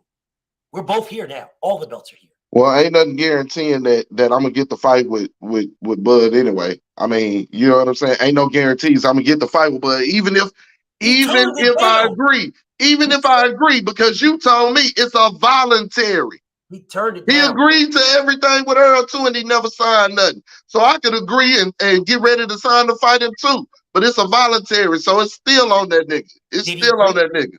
But he dunked him. He dunked him, BF. He dunked him, BF. Boots agree. BF, he dunked him. No, sir. No, sir. I'm not. He dunked him, BF. What? He dunked him. What? I'm agreeing with you and your BF. He dunked him. You can't get that. God damn, bro. I can't win for losing. He dunked him, fam. You right. He dunked him, fam. He dunked him. He dunked him. He dunked him. He should have went and got the belt. And you ran off. You said something, ran off with it. You right, fam. Ran off with it. He ducked him, fam. He should have went over there, took them 2 beans and them dropping some bomb ones, got the belt, and then went and fought Earl for more money and boosted his career. You right, so why'd you put that line in? He ducked. Ain't no lines, fam. He ducked it. I don't want no smoke, bro. I don't want no smoke. I already can't see. My head swole and shit. My lip busted, you know what I'm saying? I'm finna smoke this blunt, take my Martin looking ass out the Tommy looking her, you know what I'm saying? I'm finna take my ass on, bro. You won, bro. God damn. Salute to my brother 8-1, bro. I just say it, bro. My brother 8-1. Much love and respect to my brother 8-1. But come on, dog. Come on, King. And I got mad love to my homie. That's my brother. Love him to death. But come on, King. Family, y'all got, I know what y'all want to do, bro. I know. I don't like Terrence Crawford's moves either. But a broken clock is right twice a day. A broken clock is right twice a day, bro. It's right twice a day. It's right twice a day. And I appreciate my brother 817, though. I definitely appreciate you, bro. It's mad love to my homie, bro. It's all love and all respect. But I'm just, bro, come on, bro. We're trying to justify this multiple ways. And again, I believe Jerron Boots Ennis beats the stuffing out of Terrence Crawford. Beats the brakes off him. That is a one-sided fight. He annihilates Bud, in my opinion. Annihilates him. But he ducked him. Bass Reeves, Jerome King, talk to me, family. Oh, salute, BF. But yeah, man. But I'll honestly say this, man, and this is why I watch you, because you are consistent, man. You are too damn consistent. Because I think what a lot of people are missing here is you're making the same argument for Crawford and Boots. Because the same way you said that Crawford could have went up and became the mandatory for Errol Spence and got that fight is the same thing you're saying for Boots. Yes. He could have went over to Terrence Crawford, collected the WBO belt. Now you're guaranteed an Errol Spence fight because now you're jumping in the way of Undisputed. Yes. You're making the same argument for both guys is what you're doing. And I think a lot of people are missing that. But anyway, I just wanted to say that, man. That's why I fucks with you, because you're so damn inconsistent, man. You're not inconsistent, but consistent. And at first I was confused too when you were talking about it. But then when I actually listened to what you were saying, I'm like, he's presenting the same argument for both fighters. Exactly. The exact same argument. The exact same. The exact same. This is why I say you can't tell me that Bud ducked and then tell me that Boots didn't. Because you're presenting the same argument. I'm giving I'm like, this dude is good. This dude is good. And the crazy part is, King, people agree with me when I say Bud ducked. So if I say 1 + 1 is 2, everybody says, you're right, BF. That's blatantly obvious, of course. But then when I say 2 + 2 is 4, they're like, nah, because if you carry the 1, and subtract the 3 out of that, no, it's the exact same thing. The exact same thing. There is no difference between the two. It's the same thing. Man, I'm listening. But anyway, yeah, man, let me go ahead. I just wanted to say that, man, because that was the truth, man, and I'm out. Salute. Peace and blessing. I'm listening to you. Talk to me. I'm listening. You're on. I'm listening to you. Talk to me. I'm on? You're on, and I'm listening to you. Oh, yeah. First of all, it's not the same thing, so I don't know why you keep saying that, BS, because so how is it different? Bud could not have moved up and fought Errol Spence. You keep saying that. How could he? Because if he would have went the IBF route, like you keep saying, there is no guarantee that he's going to get that. He's going to be the Mando for Errol Spence. Okay. So how can you say that for certain? Why wouldn't he be the Mando? Why wouldn't he be? Because there's no rule. There's no rule. There's no rule. There's no rule to say that he's an automatic Mando. So you don't know what that chairman was going to do. So if he went the IBF route, you're telling me if he went that route, what would he have been if he went that route? Who knows where he would have been ranked? Wherever they ranked him at. So they would have put him what? Below number 1? He wouldn't have been 1? He could have been 8, 9, 10, 11. I don't know where they would have put him. Garcia get the fight? Because he went to PBC. You know how these section and bodies work. Just like with ESPN, Bob Arum has a lot of pull. Different promoters have different pulls and different section and bodies. Different pulls? Really? So then why didn't Errol Spence fight Keith Thurman a long time ago? Because Thurman didn't want to fight. Because Thurman didn't want to fight. Yeah. You just said to me, they got different pool. That's the Mikey got the fight. Mikey got an Errol Spence fight because of the pool. Because he wanted to fight. Errol wanted that fight. So did Terrence Crawford want to fight? He wanted to fight, but you don't have no. Crawford want to yes, fight? he wanted. Yes, he did want to fight. Okay, so we established that Mikey Garcia wanted to fight. And Errol wanted to fight. And so Mikey wanted to fight, and Errol wanted to fight. First off, Errol Spence did not want Mikey Garcia. Errol Spence wanted to keep him. That's first off. Whatever. That's first off. So Mikey Garcia was sanctioned by the IBF to fight Errol Spence. Why? Because Errol wanted to fight. Al Heyman was okay with it. Take the sanctioning body. Does Errol dictate the sanctioning body? If Al Heyman has a lot of control, Spence dictate the sanctioning body. It's a yes or no question, King. Say that again. I didn't hear what you said. Hey, it's a yes or no question, homie. Yes or no?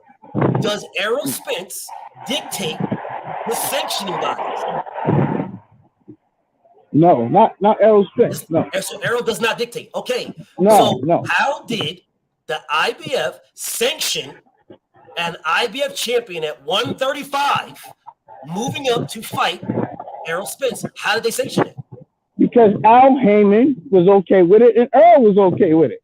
So Al Heyman dictates the IBF. Yes, he has pull like Bob has in WBO. Why are you acting like you don't know this, BS? Come on, man. Al Heyman has pull with the IBF? Yes, he does. Yes, he does. Just like Bob has. Just like Bob. What? Just like proof? No, it ain't just like Bob. We're not talking about. Yeah, Bob. it is. Yeah, it is. Yeah, it is. Okay. Well, I'm talking about Al Heyman. I'm talking about Al Heyman. What proof do you have that Al Heyman dictates the IBF? What proof? Because look at the rules with the 154, man. Come on, bro. CBS, I don't even see you're acting like you're. What about it? You see, they fighting at 154 for the mandatory. Who? Who's fighting 54 for the mandatory? Who? I'm not talking about the IBF, but I'm just talking about these. It might be the WBC or whatever. They're allowing them to fight for 150. I'm talking about the WBC. I'm talking about the IBF. Now, what about Al Heyman? Does he have control over the IBF? What? Because you can see he has control. Because that's why I'm telling you, if Bud Crawford goes to IBM, you're the one making an argument that he would have got the Mando. You have to prove it. How do you prove that? Didn't you just say it wouldn't happen because Al Heyman controls the IBF? Didn't you say that? Yeah, because Al Heyman didn't want to fight. So what proof do you have that Al Heyman controls the IBF to validate your point? Because my point is Terrence Crawford could have moved up and became his mandatory because he was undisputed. He had an IBF belt the same way that Mikey Garcia had an IBF belt and moved up to fight Errol Spence. The exact same way. So there's my proof. Now, what's yours that Al Heyman would have stopped me? What's your proof?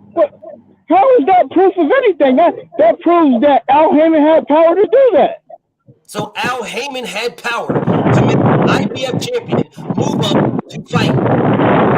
Yes, because he okayed it. He okayed it. Yes, because he okayed it. If he would, if he okayed it, that fight don't happen, bro. Okay, so then tell me, explain to me, how did Vasil Lomachenko, the WBO champion, move up and fight the WBO champion right away? How'd that happen? In the Navy? Shit, man. I'm trying to figure out, you're telling me about this man having control over the IBF, and I'm like, you have zero proof.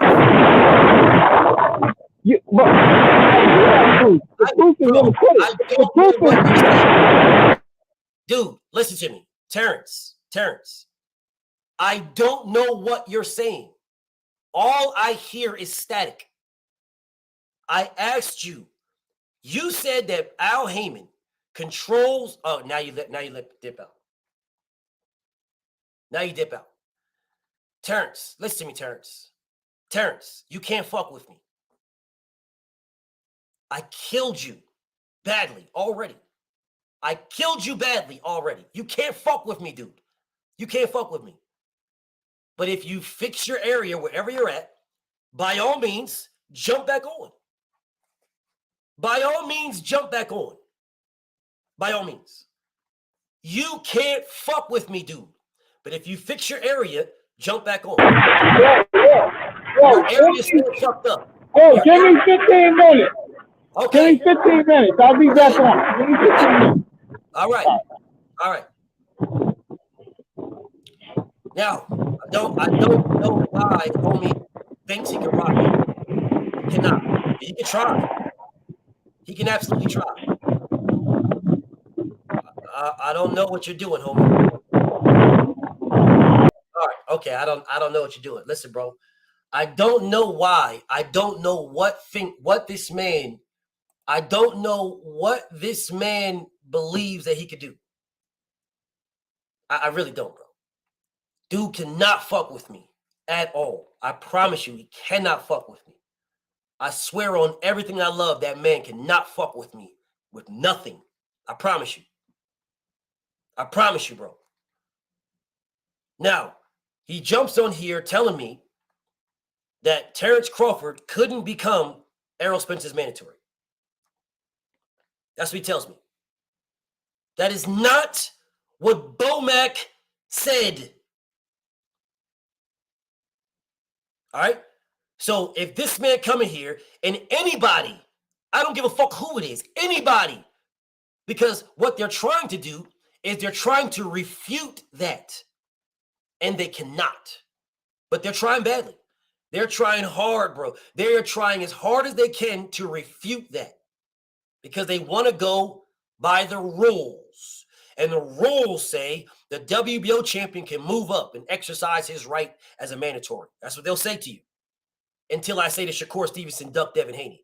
And then all of a sudden, the rules don't matter. So the rules matter. Only Terrence Crawford. Terrence Crawford can do that. Terrence Crawford can move up and fight. He can only. So what they want you guys to believe is that the WBO rules have priority over every other sanctioning body. That's what they want you to believe. They want you to believe that only the WBO champion, only him, can move up and challenge the mandatory. The IBF can't do it. The WBA can't do it. The WBC, they can't do it. They want you to believe that. Until I say, well, if that's the case, then Terrence Crawford ducked Floyd Mayweather and Manny Pacquiao. When I say that, all of a sudden is, oh man, no, he didn't. He didn't. It didn't happen, BF. It didn't. No, BF. It didn't happen. He didn't duck Manny Pacquiao. Or Manny Pacquiao didn't want to fight him. He didn't want to fight him. But according to you guys that use this rule, again, you can't use the rule in the WBO only. You can't use it when you want to use it. It's either there or it's not. If it's there, then Terrence Crawford ducked Floyd Mayweather and Manny Pacquiao. Oh no, BFTB, he didn't duck Manny Pacquiao and Floyd Mayweather, man. Yes, he did. Because he was the WBO champion when Floyd Mayweather beat Manny Pacquiao. Facts. So when Floyd beat Pacquiao, Terrence Crawford could have moved up and became Floyd Mayweather's mandatory. Facts. Oh man, no guarantee you would have fought Floyd. Floyd wouldn't have. I don't give a fuck what Floyd would have did. I don't care. Don't give a fuck what he would have did. You would have been his mandatory. Jeff Horn would have never fought Manny Pacquiao if Terrence Budrick Crawford would have moved up and became Manny Pacquiao's mandatory. Let me say this one more time. Let me say this one more time because these goofy ass niggas will run through here in a heartbeat and tell you only the WBO, as a WBO, only the WBO champion can move up. He couldn't have fought Errol. He could only go in the WBO. Fine. You're wrong, but I'll give it to you. And BFTB will give it to you on face value. Yeah. Bftbboxing will give you your stance. I'll give it to you. Terrence Budrick Crawford could only go the WBO route. That's the only route he could go. Fine. Then on face value, using your words, he ducked Manny Pac-Man Pacquiao.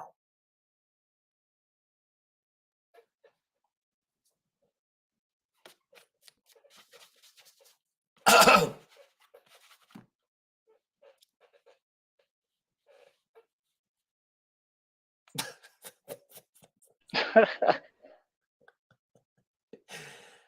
was just saying, using your words, not mine, your words, not my words. This is your words. I'm telling you that man could have went the IBF route, and Bomac told me they went the easy route instead. That's what Bomac told me. But if you went the easy route instead, then your easy route was ducking Manny Pacquiao. Because you did not have to fight Julius Indongo. You could have moved up and became Pacquiao's mandatory.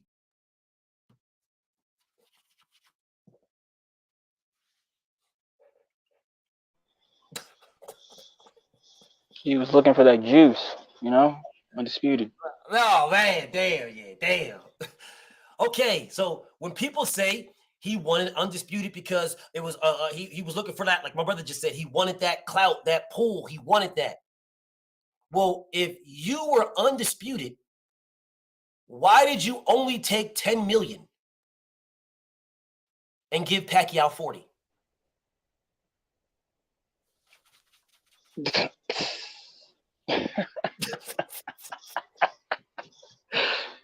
Oh, shoot. I'm just saying, because you had the juice. He had it. He had the juice, bro. Tupac Shakur, Terrence Crawford had the juice. With it. He had the juice. So if you had the juice, why'd you take 10 million and give Pacquiao 40?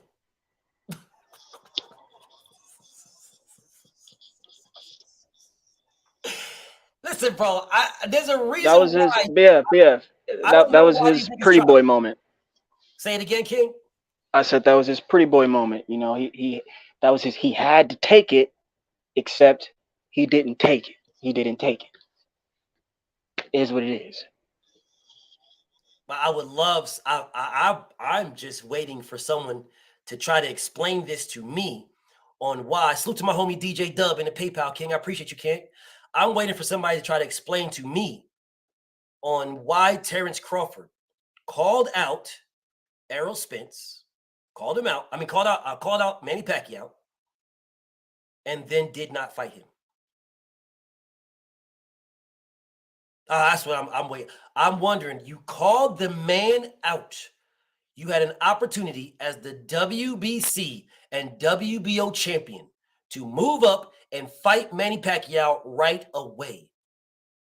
Your choice between Pacquiao and Indongo was Indongo.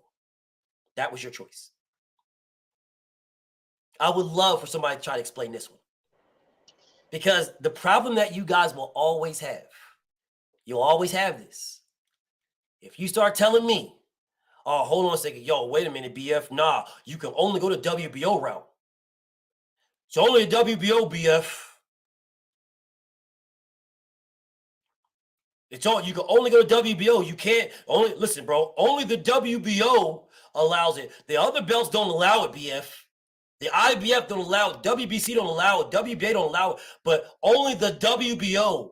Fine. Okay. Oh, okay. Cool. Then explain to me, do you either duck Errol Spence or you duck Manny Pacquiao? Take your pick. Take your pick, bro. It doesn't matter to me. Doesn't matter to me. You either ducked Errol Spence or you ducked Floyd Mayweather and and Manny Pacquiao. Now, again, it doesn't matter to me which road you want to go down. I'll go either road you want to go. That man ducked one or the other. Now, which one do you want to go? Which way?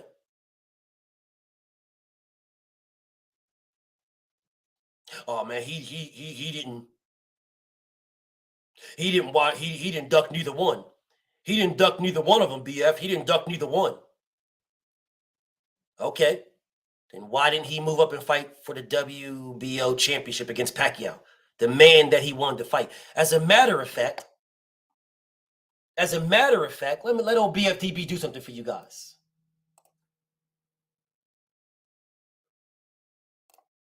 Let old BFTB do something for you guys, bro. Let me do something for y'all. The man said give him 15 minutes. He's got 5 minutes. Let old BFTB do something for you guys.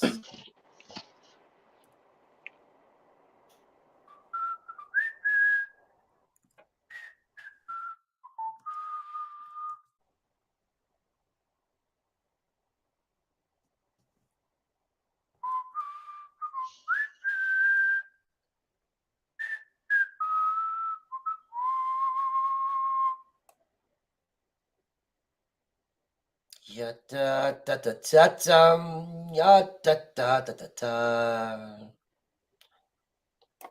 Ya da da da da da, ya da da da da da. I want to. Is this one it right here? I think this one's it. Let me see. Terrence, on a performance that we've come to expect from you, when you go up against good fighters, it seems to be no contest. Can you hear that? Yeah. Okay, let me keep playing it because this is. Hold on a second. Let me just keep playing it, and you guys listen to this yourself. But this guy started out with a little more competitive energy, it seemed, early in the rounds than some of your opponents recently. Did you come out as a southpaw to prove to him that you could beat him as a southpaw? Why did you come out left-handed? Well, first and foremost, I'd like to thank God for blessing me with this victory. And I'd like to dedicate this fight to my aunt that passed away, Bonnie Davis. Love you. And I came out southpaw because I do what I want in there. It's my ring. Because he's a southpaw, you wanted to prove to him that you're better than him as a southpaw. Because that's what I wanted to do.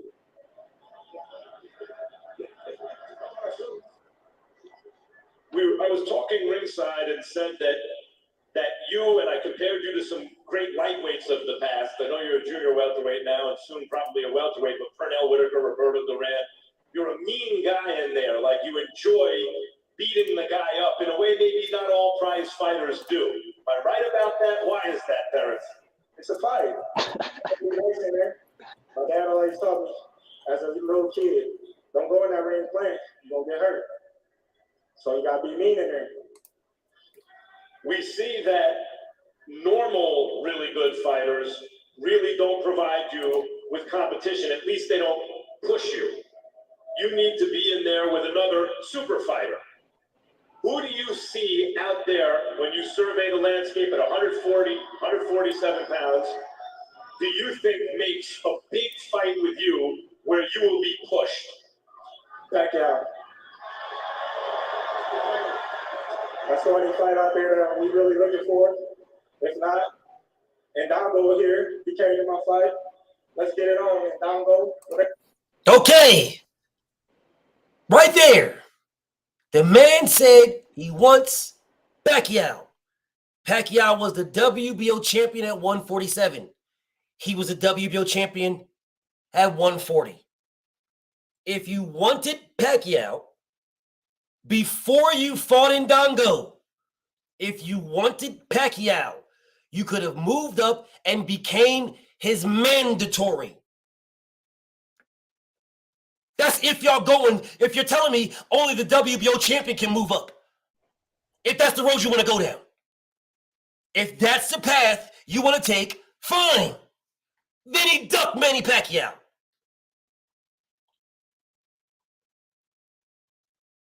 Now you tell me what road you want to go down.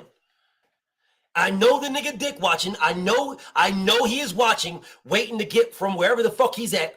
You let me know what road you want to go down. I would love these answers, bro. You got a little bit more time. You said give you 15. You got 4 minutes. Well, 3 minutes, actually. 3 minutes for 15 minutes, what you said to me. So, this is Terrence Budrick Crawford after he beat Felix Diaz, calling out Manny Pac-Man Pacquiao. That's the fight he said he wants. So if that is the fight that you want, why didn't you move up and become his mandatory? As you see, he did not call out Indongo first. He said the only fight he wants is Pacquiao. But if not Pacquiao, then I'll fight Indongo. So why didn't he go get Pacquiao?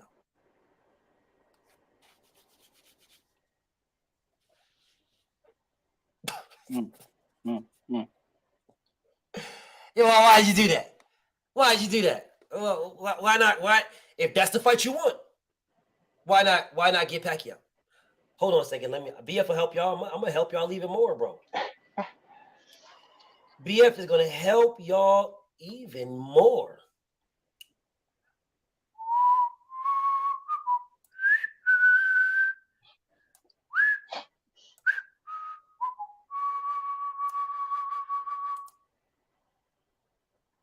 BF, let me know when I can sneak in there. Go ahead, I'm listening. Kind of off topic, kind of what the segue we were talking about it earlier, and just kind of in conjunction with this, but I don't want to do that. This is not the good, good time to do so. Go ahead, I'm listening up. Right. Salute to you, brother, and all the gentlemen who've been on the panel. It's been a good one. I was listening to you cook earlier when I was at work, and then I made it home. And 817 and you were going back and forth, and I was like, shit. I was like, must be story time. Let me try to get in there and sneak this in there. But so that's right, like right there. That's the Brody. Yeah, that's Lone Star, by the way. So yeah, man, this has been on my mind for like anywhere between 7-10 days. Just the whole boxing world and stuff, and it comes to Tank and Devin. Every time I think about Tank and Ryan, I think about Tank and Devin. Why? Because I was listening to 817, and frankly, you said it too. You're like, look, man, and you get on us boxing fans all the time on this. We just want what we want, and we just, we bitch and moan and are petty for it.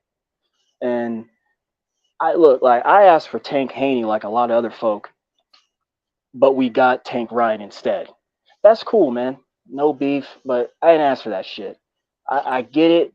I get it why it's happening. I respect it. I do think it is a good fight. It is a big fight.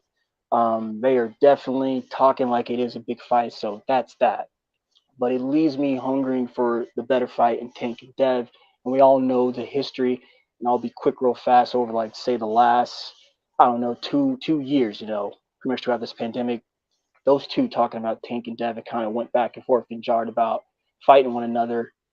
And then as of recent, as of last summer in 2022, Tank, we finally got a little positive out of Tank saying, when that Cambosis 2 was going on, beat him and I'll fight you next. And the rest is history, right? So that's cool. That's fine. I get that because, when I look at Tank, one thing that's just, that oozes out of him, you got to think who he learned from. He learned from Floyd Mayweather Jr. and that whole type of dealio. So that's how he's moving. That's how he's thinking. He's been blessed to have all those resources at his fingertips. So that's why he acts like that, does what he does. And then now he's a free man, right? He's able to move how he want to do, and he's in control of his own career. Great. Now here comes Devin into play. Like I said, I want that fight. Now, us fans have been going back and forth on why it can't happen. And this is what I'm really getting to, because I hate we make excuses on why this fight can't happen now. Like, I'm with you, brother. Like, forget Lomachenko. And I like Lomachenko too. Excuse me. I like him too, but forget him, man. Fight fight Tank. Tank fight him. These are the best. You got an undisputed champion versus. You remember that episode you did with Black Adam and Superman? That's how I view it. That's them too, right here, right now, with all the storylines, with all what they produce and give to us. Fucking, I don't understand. And then like I said, I'm kind of all over the place. But like you said, or like what happened, the history happened that Tank didn't do what he did, meaning, and then Devin didn't do what he did by dropping his belts, and he's fighting someone else now. He's fighting someone else because he sent out the contracts to both those Garcias and whatnot.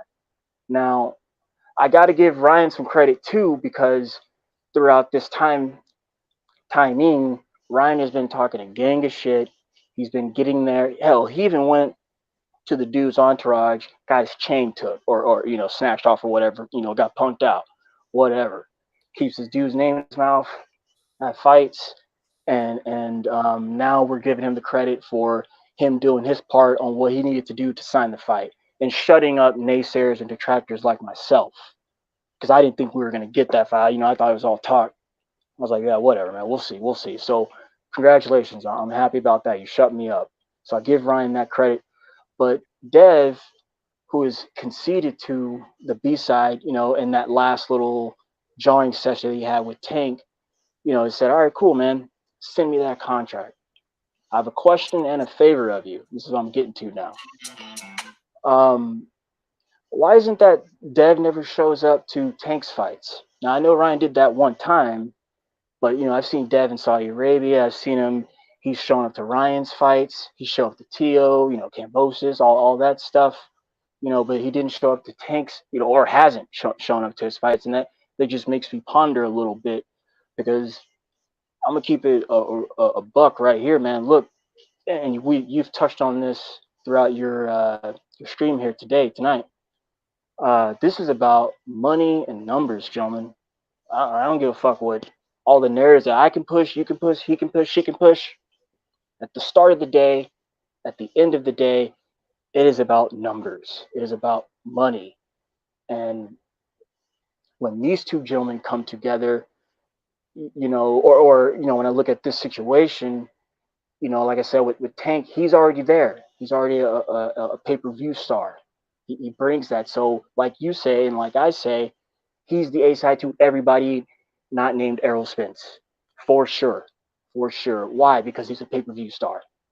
There aren't a lot of boxers who have his type of deal going. I will tell you, brother, like you said some stuff and some bullshit, just so you know. That's fine. That's fine. Go ahead and keep cooking, because I want to address your stuff and the bullshit. Yeah, a lot of bullshit. Go to adjustment. For sure, man. Well, that's why I'm asking the question then. Like are you finished asking, or you? Because it's a long ass question you asking. Right. I know. I'm long-winded. Where was I? So let me address it.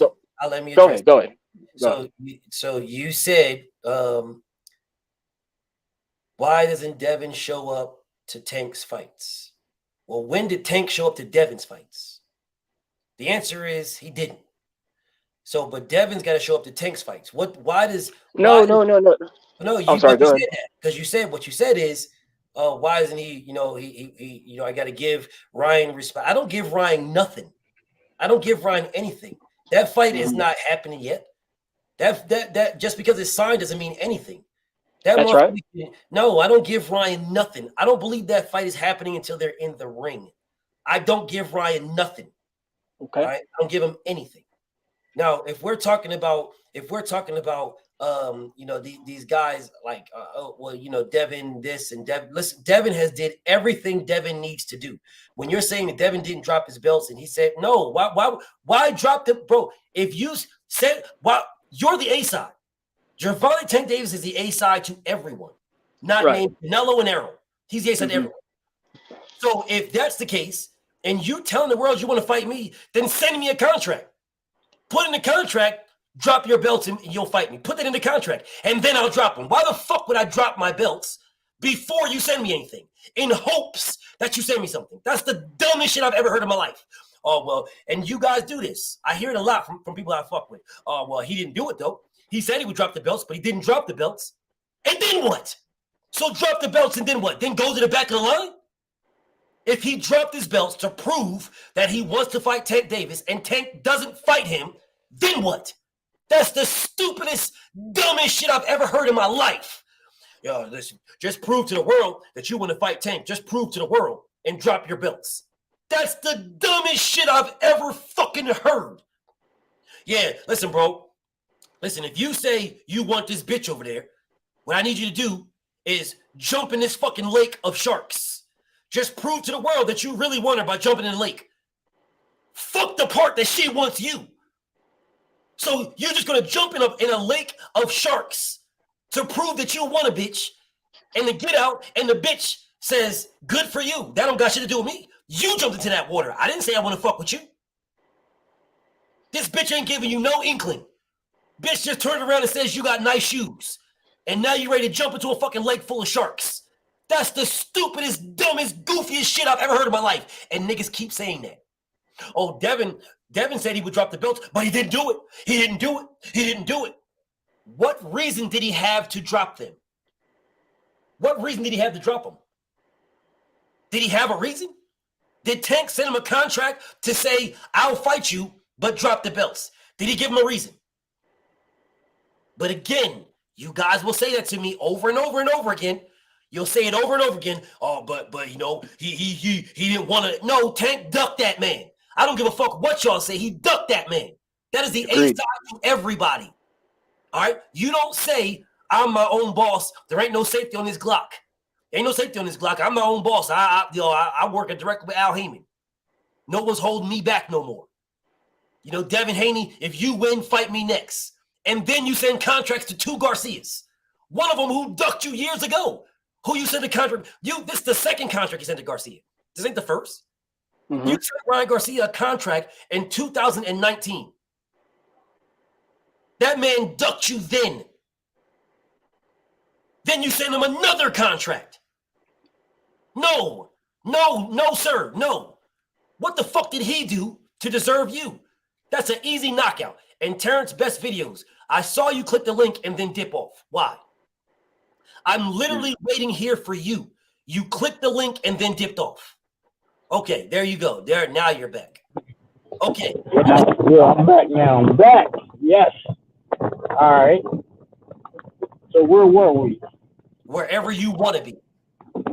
I think okay. So I can't prove conclusively that Al Heyman is pulling the strings at the IBF.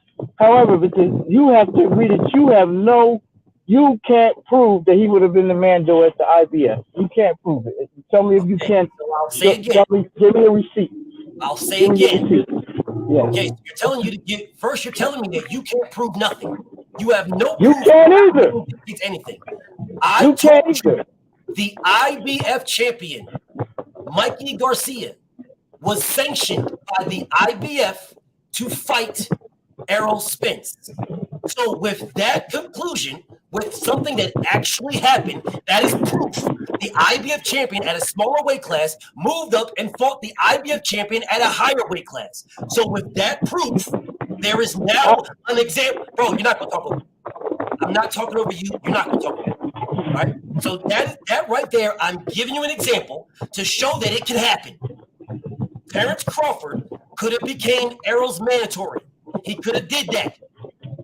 Bomac told me when I asked him why didn't he? Bomac said we went the easy route instead.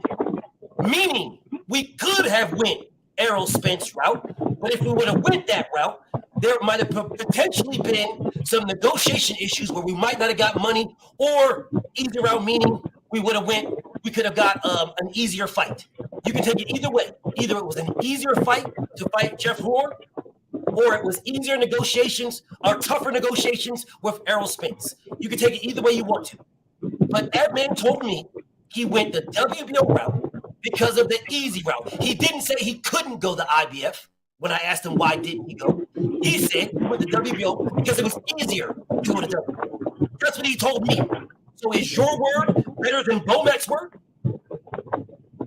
They just let me know when I can go. I asked you a question. I'll ask you again.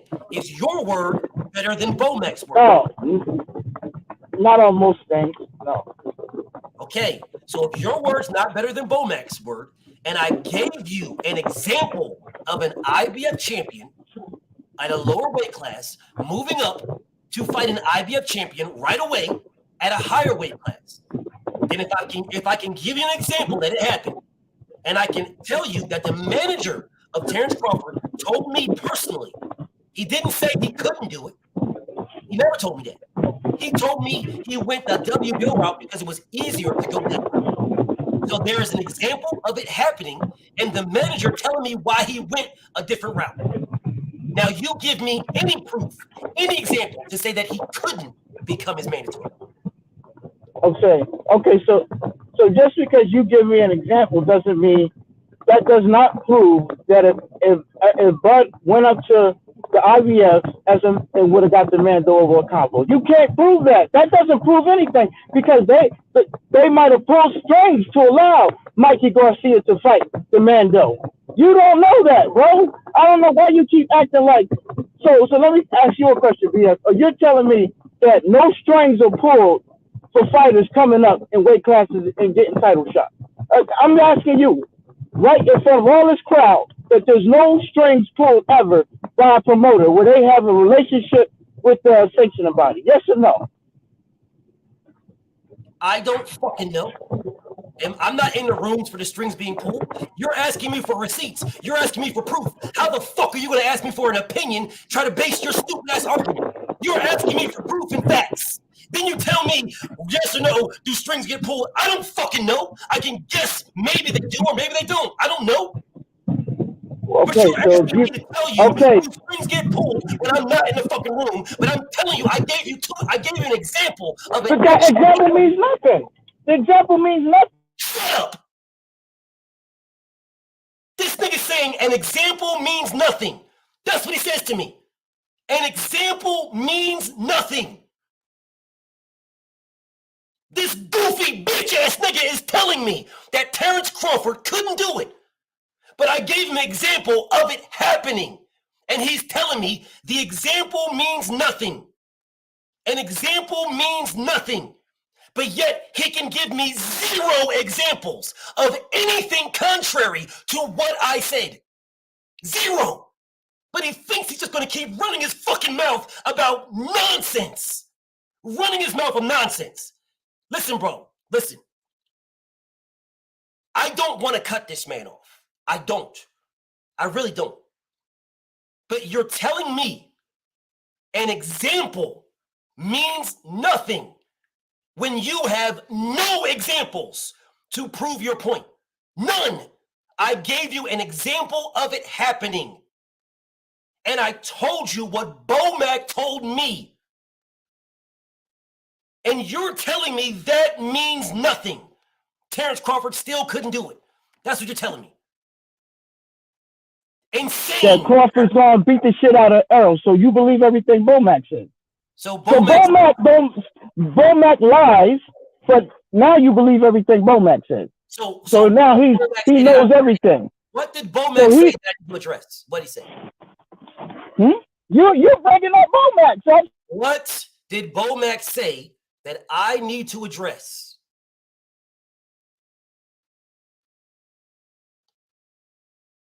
What did he say? I'm bringing up Bomac. I brought up Bomac. Bomac told me, he answered my question on why he went the WBO route instead of the IBF. So if we're trying to question Bomac's credibility, let's question it. What do I need to question?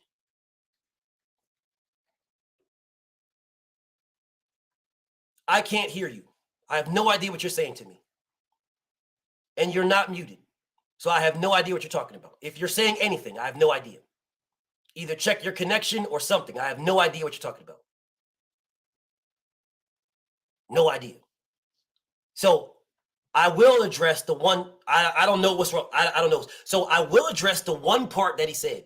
The one part he said is Bomac said he's going to beat the shit out of Terrence Crawford's going to beat the shit out of Errol Spence. That's his opinion. And he's entitled to his opinion. It is not an opinion on why you went the WBO route over the IBF. That's not an opinion.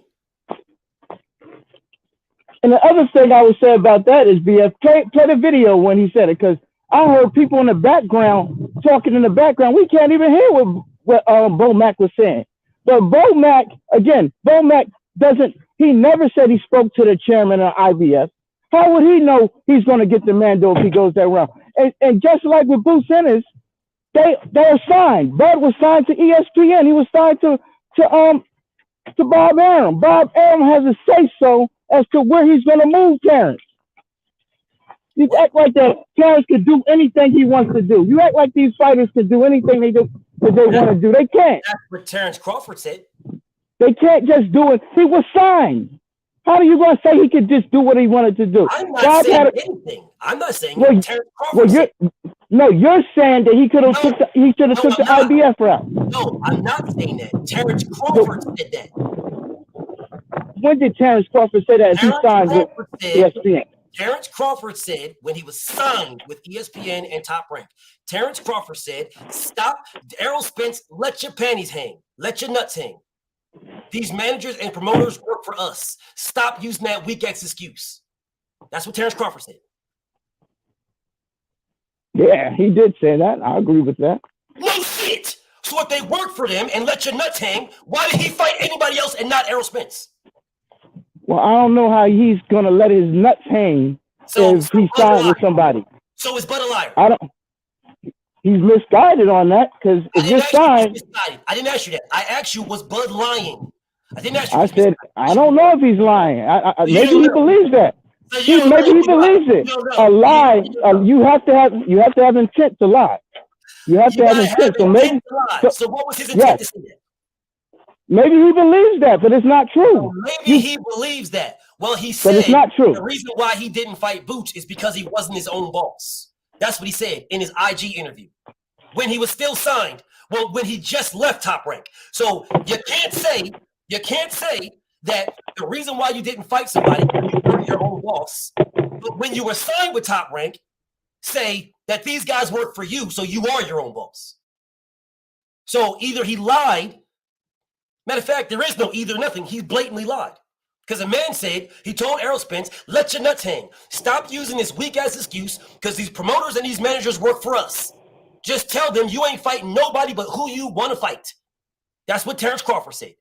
And he was signed to Bob Arum and Top Rank. And then when he left Bob Arum and Top Rank, he did an IG Live and said the reason why he didn't fight Boots is because he wasn't his own boss. Did he not say that? He said what? Did he or did he not say both of those things?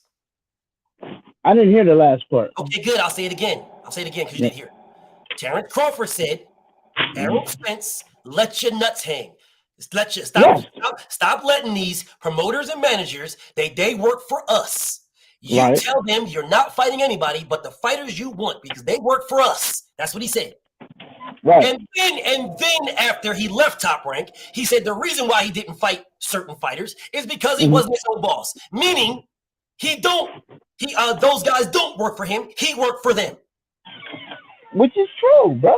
You know that. So then, which one is false? And again, you want me to say you're a liar, right? You want me to. False. That's what you want me to say. I don't know. Again. One is false. I don't want you to say shit. I want you to answer. Okay. The first one is false. The first one is false. If the first one was false, then why did Bud say it? Maybe like I said, you want me to say he's a liar. I don't know, but he's misguided. I don't know why he said it, bro. Bro, I'm not in his mind. I'm not in his mind. Question. That's what I want you to do. I don't know. I don't know why he said it, bro. So but it's not true. So you don't know why he said that. But you tell me it's not the truth, though. It's not the truth because we know the business is boxing. That's not the truth. So then he lied. Okay, that takes intent, bro. I can't say what he was thinking in his mind. That takes intent. You just said it wasn't true. So if it's not bro. No, that's where you're not right. That's not a lie. A lie has to have intent. What other adjective equals a lie? Not true. You have to have intent, bro. A lie, you have to. let's say you got amnesia, and someone says, "What's the color?" And you say the sky is red, and you really think it's red. Is that a lie, bro? If you really think the sky is red and you have motherfucking your color blindness, and it's blue. That is what. Is that a lie? That's what you. No, BF. The sky is blue, but you said it was red. Is that a lie? Are you telling me that you have color blindness? No, you don't have color. But you just think it is. No, sir. Amnesia means you forget shit. That does not mean you're colorblind. So are you colorblind to think the sky is red? Are you colorblind? No, you're not colorblind, but you think it's red, bro. You're a liar then.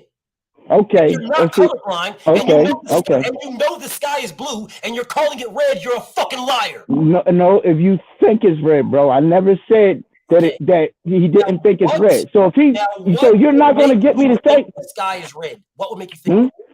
What would he might just think it, bro? You might think it. Now, why would you think the sky is red? Okay, here's another example. That's a shitty example. Do you know the colors? Here's another example. Do you know the colors in the rainbow? Maybe you do. Yes, maybe you do. Okay, so you know the colors, and you're calling the sky red when it's blatantly blue. You are lying. Not if you have to have it. You have to know for sure that. Let's say he was on mushrooms or something. Is he lying? So Terrence was on mushrooms when he lied? No, I'm asking you a question. So, and I could give you another example. If I put something, no examples. You keep moving the goalposts. Well, no, you want me to say. You want me to say he's a liar when I'm not going to say because I don't know his intent.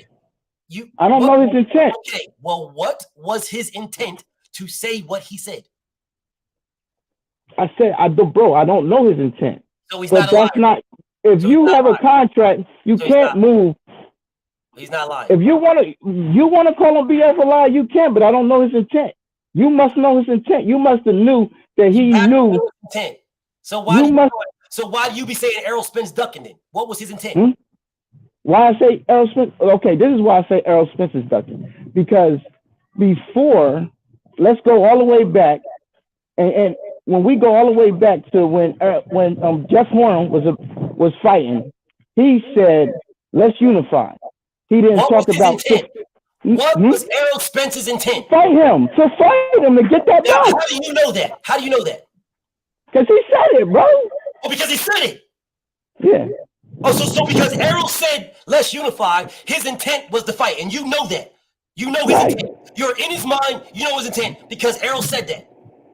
Yeah, he wanted that belt, bro. So if you're in Errol's mind and you know Errol's intent because Errol said it, then how the fuck don't you know Terrence Crawford's intent when Terrence Crawford said it?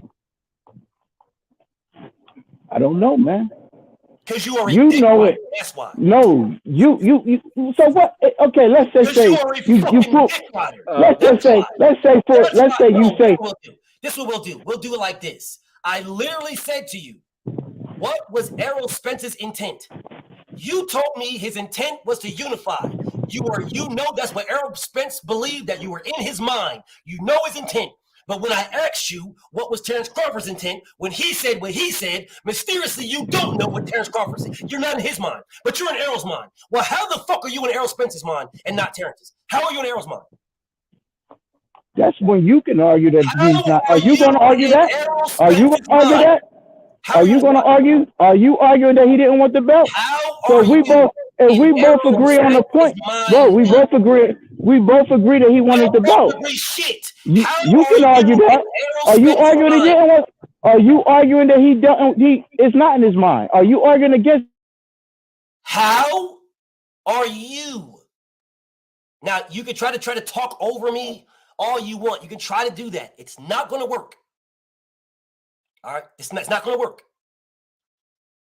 I will answer your question. I got no problem answering your question. No problem. I will answer it, I promise. But you will answer mine. Now, you told me you can't call Terrence Crawford a liar. You can't call him none of that. Because you don't know his intent. You're not in his mind. But you gave the intent of Errol Spence, and you said you know his mind. Now, the question that I'm asking you, you answer your question and then ask me a question and I'll answer. How do you know Errol's mind, but you don't know Terrence Crawford's mind? Now, answer the question and then answer me a question and I'll answer. Answer the question. Because there's no push. No one has said that they think that he was lying about that. So I'm assuming, since no one is arguing that he didn't want the belt, that I'm assuming that that's what he wanted. You're assuming that he wanted it. Now, if someone argues that is not an answer for being in his mind, bro. I'm drawing so I'm not in his mind. He maybe he didn't want to fight.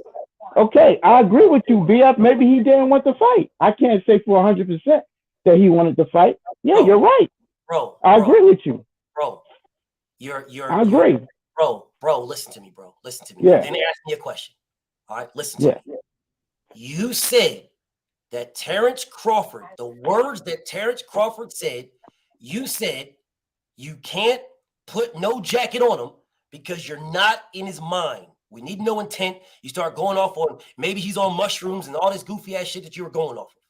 But when it came to Errol Spence, you knew his intent. You were in his mind immediately. I'm asking you, how is the difference? How are you so confident you're in Errol Spence's mind right away with what he said, but when it comes to Terrence Crawford, you're not in his mind and you don't know? Okay, so when you say it like that, I'm wrong. I don't know if Errol Spence definitely meant that. You're absolutely right. I'm making an assumption. Brother, you did it again, Kate. You did it again. You can't. What did I do? You can't say nothing down about Terrence Crawford. So what are you talking about? This is what you said to me. This is what you said. You said to me, okay, you're right. I don't know if Errol Spence wanted to fight. But you didn't say, BF, you're right. I don't know if Errol Spence wanted to fight or if Terrence Crawford meant what he said. Right. Okay. Right. Okay. You're right. I should have said that. I'm not gonna argue with that, BF. Okay. You're right. So he could have been lying. Absolutely. And Errol could have been lying. Now ask me your question. Okay. So do you think he wanted to fight? Because this is a debate between us. Do you think when he said, I want to unify, I wanted to fight? I absolutely believe he would have fought him. Okay, so now my next question is, during that time frame between him saying that, can you give me any receipt where Errol Spence talked about a 60-40 split, where he talked about size of the street, or anything before Terrence Crawford came to the division? Can you give me a receipt? Any receipt? Yes. Okay. Now where is it? The man said, I don't care if I want to clean up my side of the street. That's what I want. I want my side of the street. Now, when was this said, though, BS? Brother, let me finish. Yeah. Not talking over you. Let me finish. He said, I'm cleaning up my side of the street. All right? I'm cleaning up my side. Jeff Horn, when he said Jeff Horn is food, when he said let's unify, when he said that, that was when Jeff Horn won the belt. When he beat Pacquiao. That's when he won it. After Jeff Horn won the belt. After that, before Terrence Crawford even moved up, he said, I'm cleaning up my side of the street.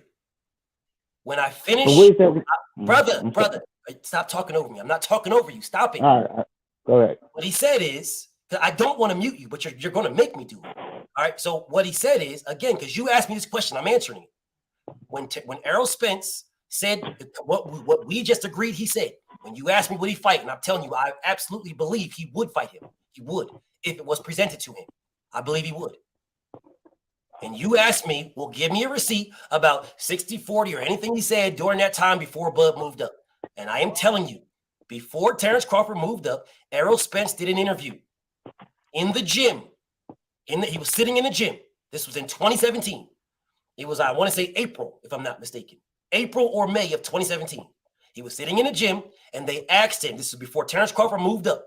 They said, well, what do you think about Terrence Crawford? And the man said, listen, I'm cleaning up my side of the street. And whoever got the belt over there, right? Well, Terrence Crawford don't have the belt right now. He don't have that belt. But if he gets it, then I'm coming to get him because I want undisputed champion of the world. Jeff Horn was the champion. Terrence Crawford had not moved up yet. Jeff Horn was the champion. So that I'm answering your question, and I can play. I got a video on a PFA. I can pull it up. The man said, "I am cleaning up my side of the street." They asked him multiple times about Jeff Horn, and the man said, "Listen, bro, I don't. If that fight happens, it happens. I'll take it. I want to unify. If it happens, I'll take it. But I got Lamont Peterson in front of me, who I believe will beat Jeff Horn." That's what he said. I'm fighting Lamont Peterson, and I believe Lamont is a tougher fight than Jeff Horn. I believe Lamont will beat Jeff Horn. These are facts.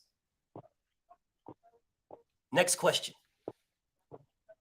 Okay, so I just want to go over. You said this happened between April and May, and I think Bud won the championship in what? When did he win that championship? 2018.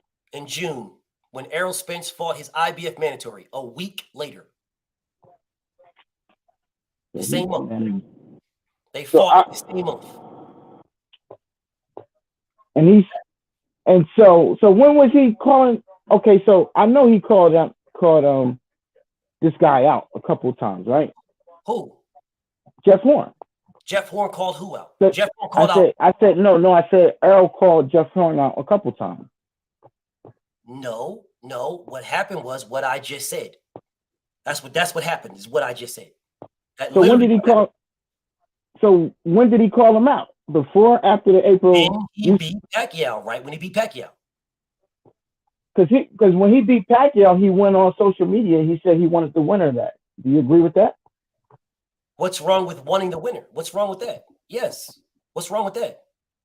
Okay, so he said he wanted the winner, and then my point is, he said he wanted to unify. He said he got a belt, I got a belt. Why wasn't it this simple when he fought when Bud got to the division? Why didn't he say the same thing? Terrence got a belt, I got a belt. When he was confronted, and they were all doing that video, why didn't he just say the same thing he said to Jeff Horn? You got a belt, I got a belt. Let's fight. What video are you talking about? The video when they were at the Maurice Hooker fight. Where they asked Bob Arum 9 times, when can they fight? When can they get in the ring? And Bob Arum said, we're all brothers after all. Now, didn't you just say to me? What Errol never asked. You asked me a question. Yeah. Didn't you just say to me didn't we just agree that Terrence Crawford was not telling the truth or not accurate when he said the promoters work for us? Didn't we just agree on that? We agreed that he could be absolutely wrong. Terrence Crawford was not accurate. I'm saying he was lying. You want to sugarcoat it and say he wasn't accurate. He was on mushrooms or some shit like that. But that's fine. So he wasn't accurate when he said that. So we agreed that Bob Arum was his boss. We agreed to that. Right. Bob Arum dictated his career. Okay, so in the Maurice Hooker interview, they asked Bob Arum right in front of Terrence Crawford and right in front of Errol Spence 9 times, when can they get in the ring? So they asked the man who can make the fight 9 times. But and the man never answered. Al said call Al. Okay. Bob Arum was right there. They asked Bob Arum 9 times. When can they make the fight? 9 times. But Earl said ask Al. So he can't make it without Al. They can't make it without Al. That's what you're telling me. They can't make it without Al. That's what Earl said. So are you that's what Earl said. Errol did not say we can't make it without Al. Errol said, call my promoter. Hey, is this EJ? Is this Big EJ? Errol said, I haven't got no offers from y'all. That's what Errol said. Al, so he didn't say call Al Heyman. He did say call Al. All right, so that's the point. Okay. So he's saying call Al. Taking it out of context. Again. How am I taking it out of context? Okay, so let me answer how you're taking it out of context. Yeah. Let me answer. Terrence Crawford asked Errol Spence pretty much who's he fighting. Errol Spence said I'm going to fight Thurman, Pacquiao, Sean Porter. I'm going to fight those guys. That's what he said. Wait. He said Al said that. Hold up. Stop trying to fucking jump on me, bro. Yeah. So he said that's what he said. And then Terrence Crawford said, so he didn't mention Terrence Crawford. And Errol Spence said, no, he didn't. And he said, oh, I guess I got to call Al. And Errol Spence said, call him. He got his number. That's what happened. That's what happened. Verbatim. So Bob had to call Al. He said that. We agree with that. So Bob had to call Al. So they asked Bob Arum 9 times, when can they get in the ring? 9 times. So if Bob Arum knew to call Al Heyman, and they asked him 9 times, when can they get in the ring? 9 times. Why didn't he call? May I ask you a question though? Who was asking? Who was this dude? Nobody even know who this dude was. Why didn't Al ask him? Why didn't Al ask him? Why didn't Errol Spence ask him? Nobody even know who that dude was. Who was that guy? What does it Bob wasn't even paying no attention to that dude. Some guy, some heckler in the crowd. You just going Bob Arum's gonna pay attention to him? Who is that guy? Who was he? Who was that guy? Family. That's his family, bro. He grew up with that guy. He's been with that life. Why didn't Al ask? And it would have held more weight if Al would have asked Bob. But Terrence was right there. Terrence went up to Errol and said, "What's up?" Terrence went up.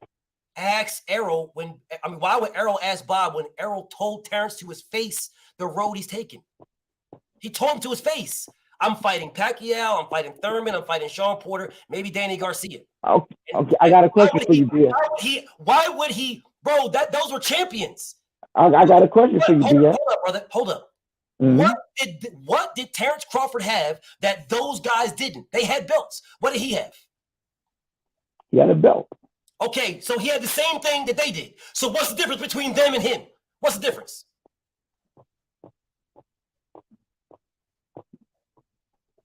The difference is this, BS. If that was Jeff Horn, he wouldn't have said that. There would have been no, when he ran down those names, he wouldn't have ran down those names and left Jeff Horn out. That's what we say he's a duck. That's what we say he's a duck. He would have never done it. He would have never ran down those names. Where are you getting this information from? Because you just told me you don't know Terrence Crawford's intent unless he's on mushrooms and shit like that. So what part of the intent are you getting from Errol Spence? Because we both agreed that he would have took the Horn fight. You and I, we both agreed that. We both agreed that. We both agreed. If the fight was given to him, he would have took it.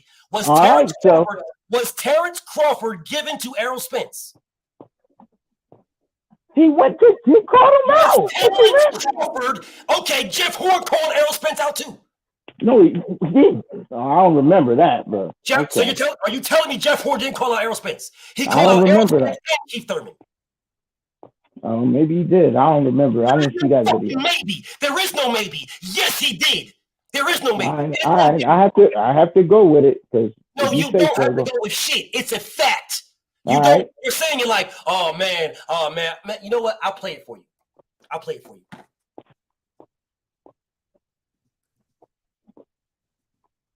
you. Oh man, I don't know, man. I don't even know.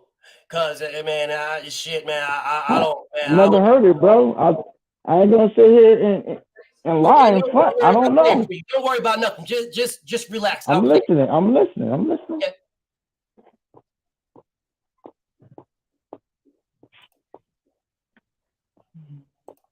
Before now that I've done something, I take massive confidence from this fight.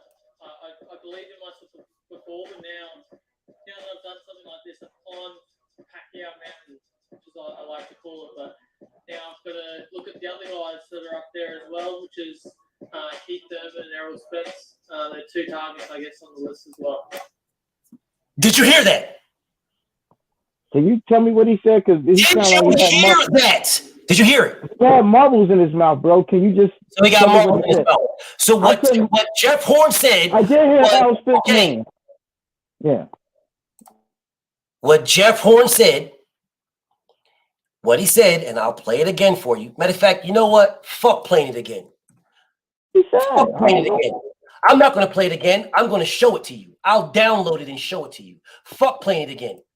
Nah, I'm not going to do that because we're not going to play this weak-ass, weird-ass game that you're doing where you mysteriously got amnesia or you're eating mushrooms when it comes to anything for Errol Spence. But when it comes to Crawford, you just got this shit locked down. You know everything. You got it all locked down.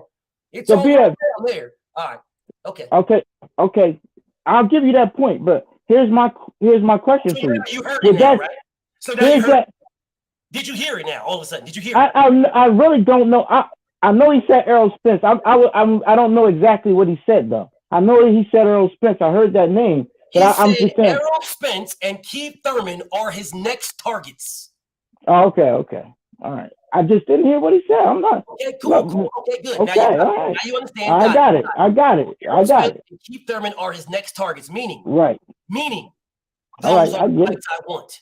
Right. Okay. And I agree. Okay. Was Jeff Horn? Now I'll go back to what I was saying.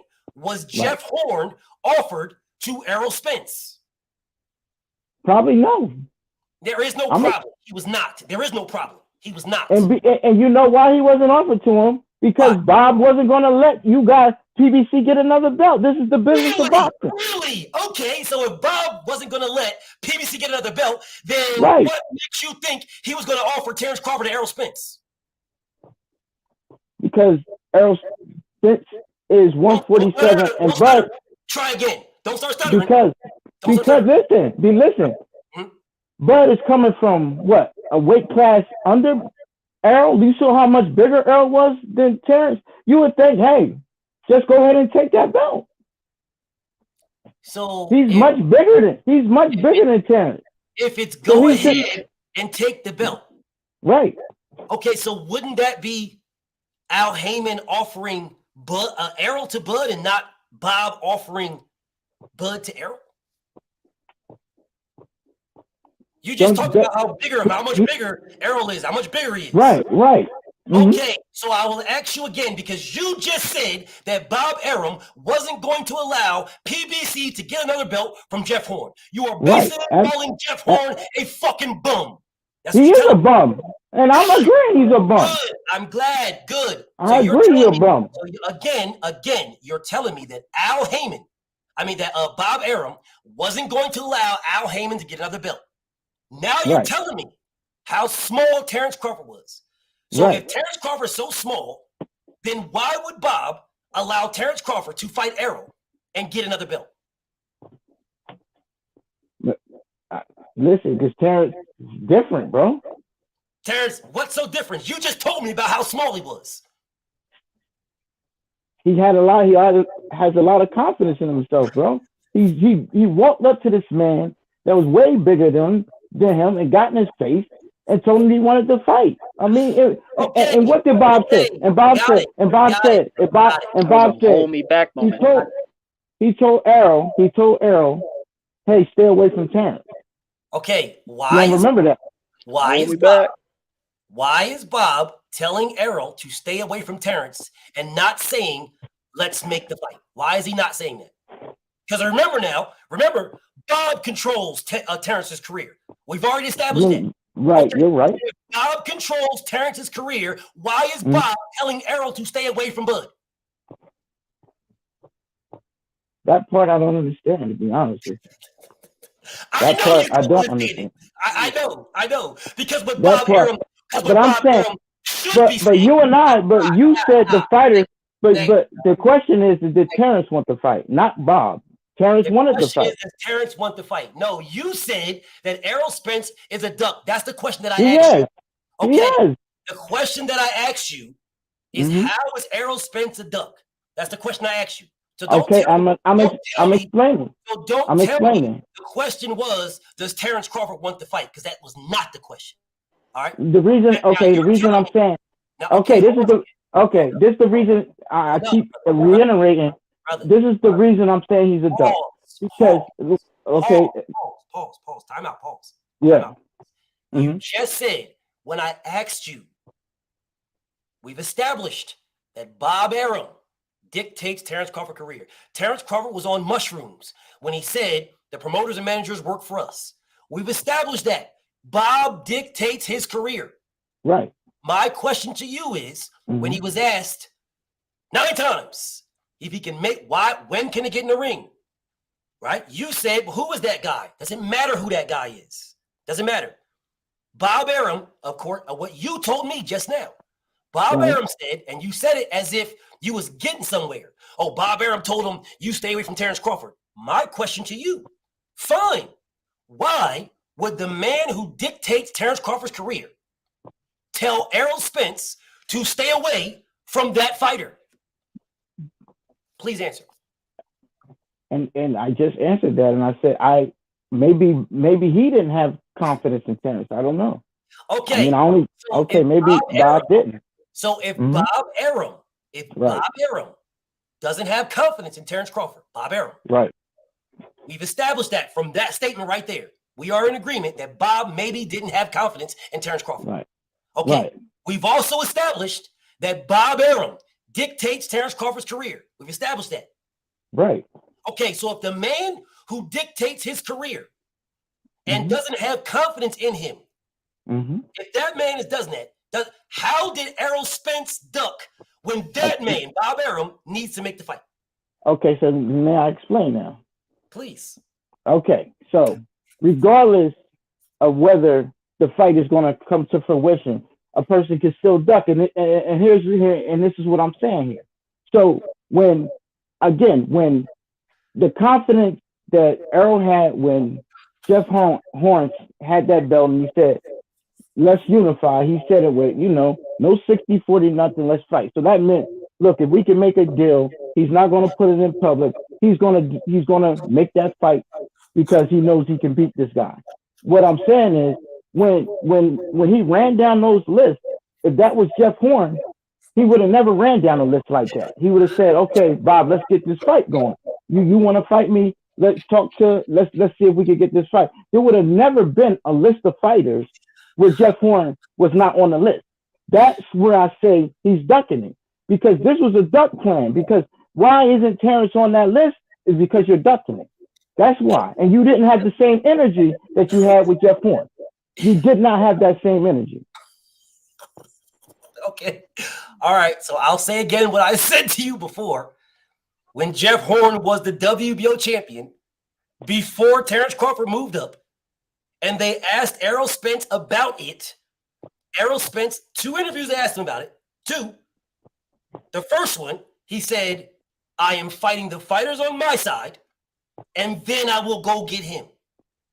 That was the first interview. Before Terrence Crawford even moved up. That was the first one. The next one was when he was about to fight Lamont Peterson.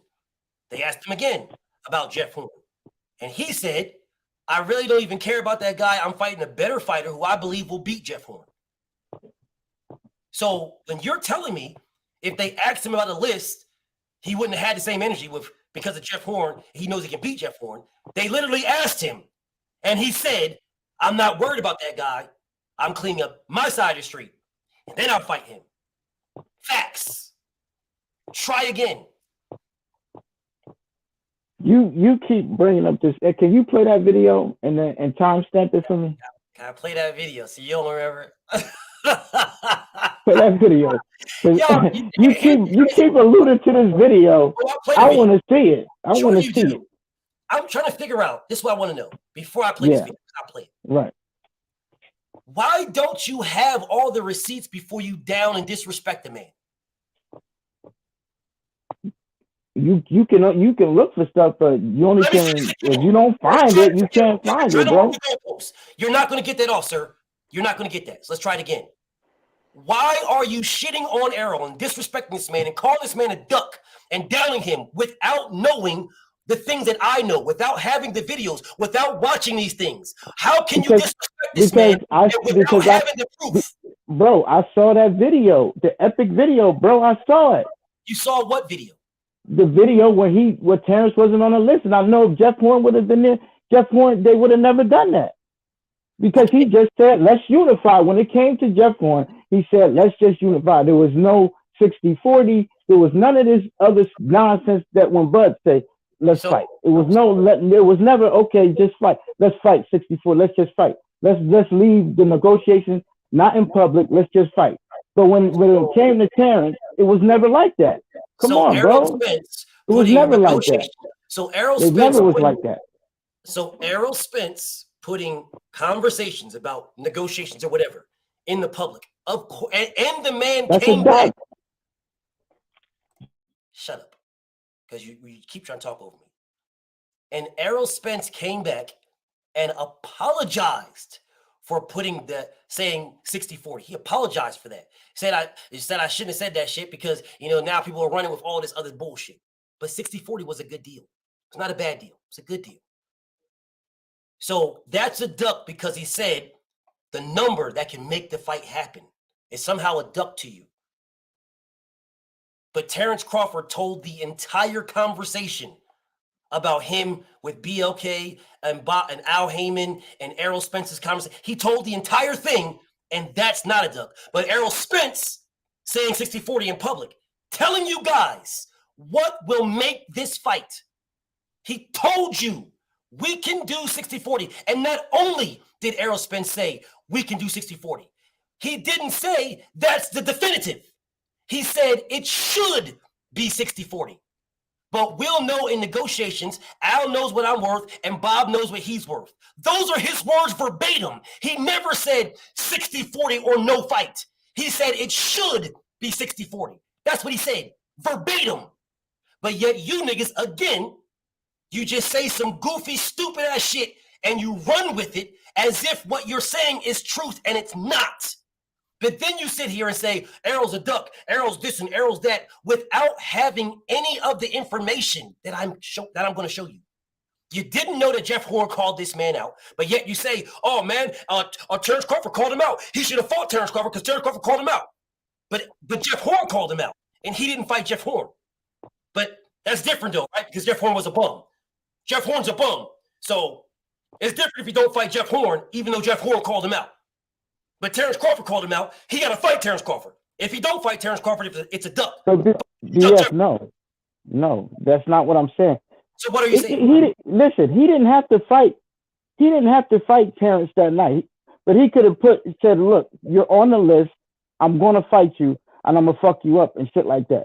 Throughout this whole thing, he's never had that energy for Bud. He's never had that energy. So he didn't tell Terrence Crawford to his face that I'm going to stop you and it's going to be easy?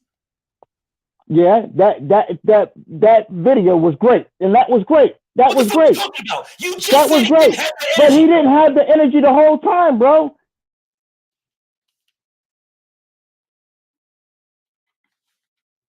You literally just said he didn't have that energy.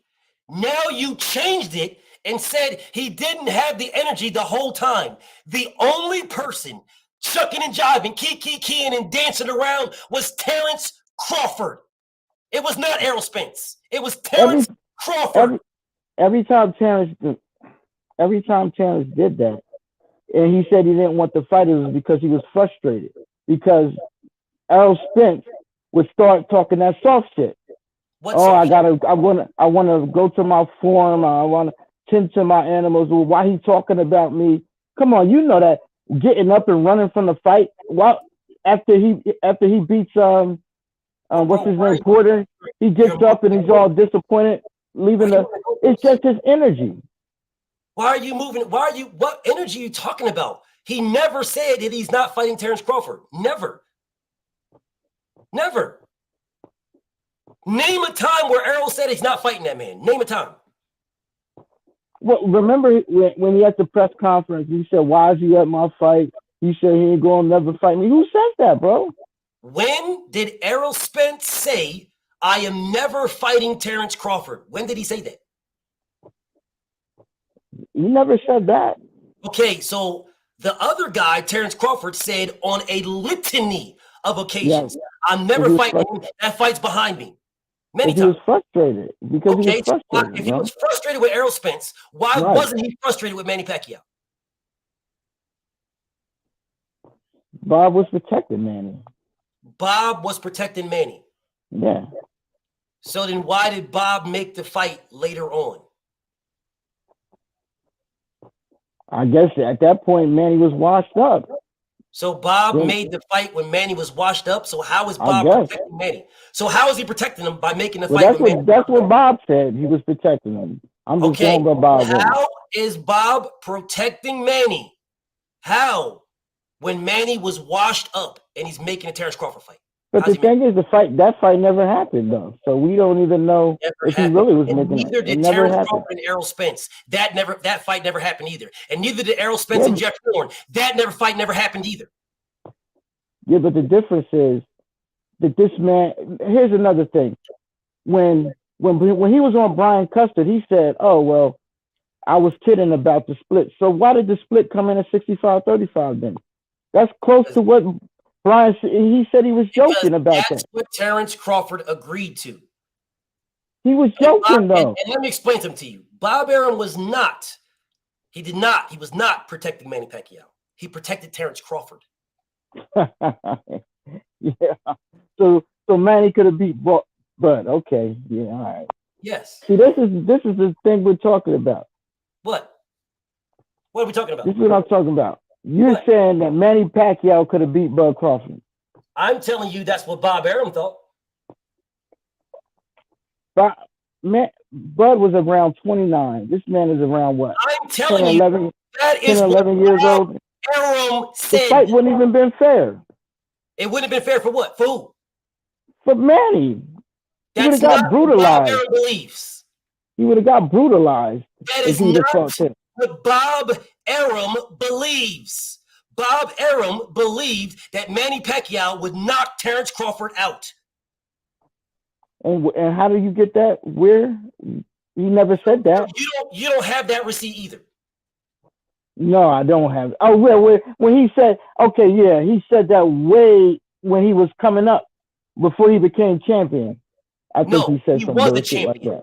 No, he was a champion. And he could have moved up and became Pacquiao's mandatory. Because he was protecting him, but he gonna say some bullshit. Was he protecting? He was protecting Manny. He wasn't but how was he knock his ass out. How was he protecting Manny Pacquiao when Manny By Pacquiao not allowing Bud get that fight? By not allowing. Because you're trying to talk over me when I'm asking you a question. I would not mute you if you wouldn't talk over me. I muted you because you're trying to talk over me. All right? Terrence Crawford said, I want to fight Pacquiao. That is the fight that he wants. That's the fight. He was calling out Pacquiao. People calling Pacquiao a duck. He was calling out Pacquiao over and over and over again. After every fight he fought, he called out Pacquiao. After every fight. Every single one. So if he wanted to fight Pacquiao, why didn't he move up and become Pacquiao's mandatory? Because we're going back to what we both agreed on, that he's being managed and moved by Bob Arum. So Bob Arum didn't want to move him up to do it. So Bob Arum didn't want to move him up. Right. So how, again, are you saying that Errol ducked or Pacquiao ducked? When I say that Errol's ducking, it's his actions. When, like I said, when he says 64, he never says that to anybody. He never put negotiations out in public for anybody else. This was totally different with Bud. What negotiations did he put in public? 60-40. He didn't have to say that. Again. If he really believed 60-40, he could have called Terrence on the phone and said, listen, let's do 60-40. Why did Terrence, if it's a duck for him saying that, why was it a duck for Terrence Crawford saying 50-50 or no fight? Why didn't Terrence Crawford call Errol Spence and say, let's do this behind the scenes? Because Terrence Crawford was just frustrated about him putting the negotiations out in public. You're a dick, right? So he was like real shit. I mean that with full respect. Because if you're telling me that Errol Spence can't say nothing, but Terrence Crawford can, so Terrence can say whatever he wants. It's in retaliation. What? It's in retaliation to what he said. He would have never said that. He would have never. Has Terrence ever said a percentage out in public? Has Terrence besides that? A percentage, yeah. Oh, besides Errol Spence? Yeah, besides Errol.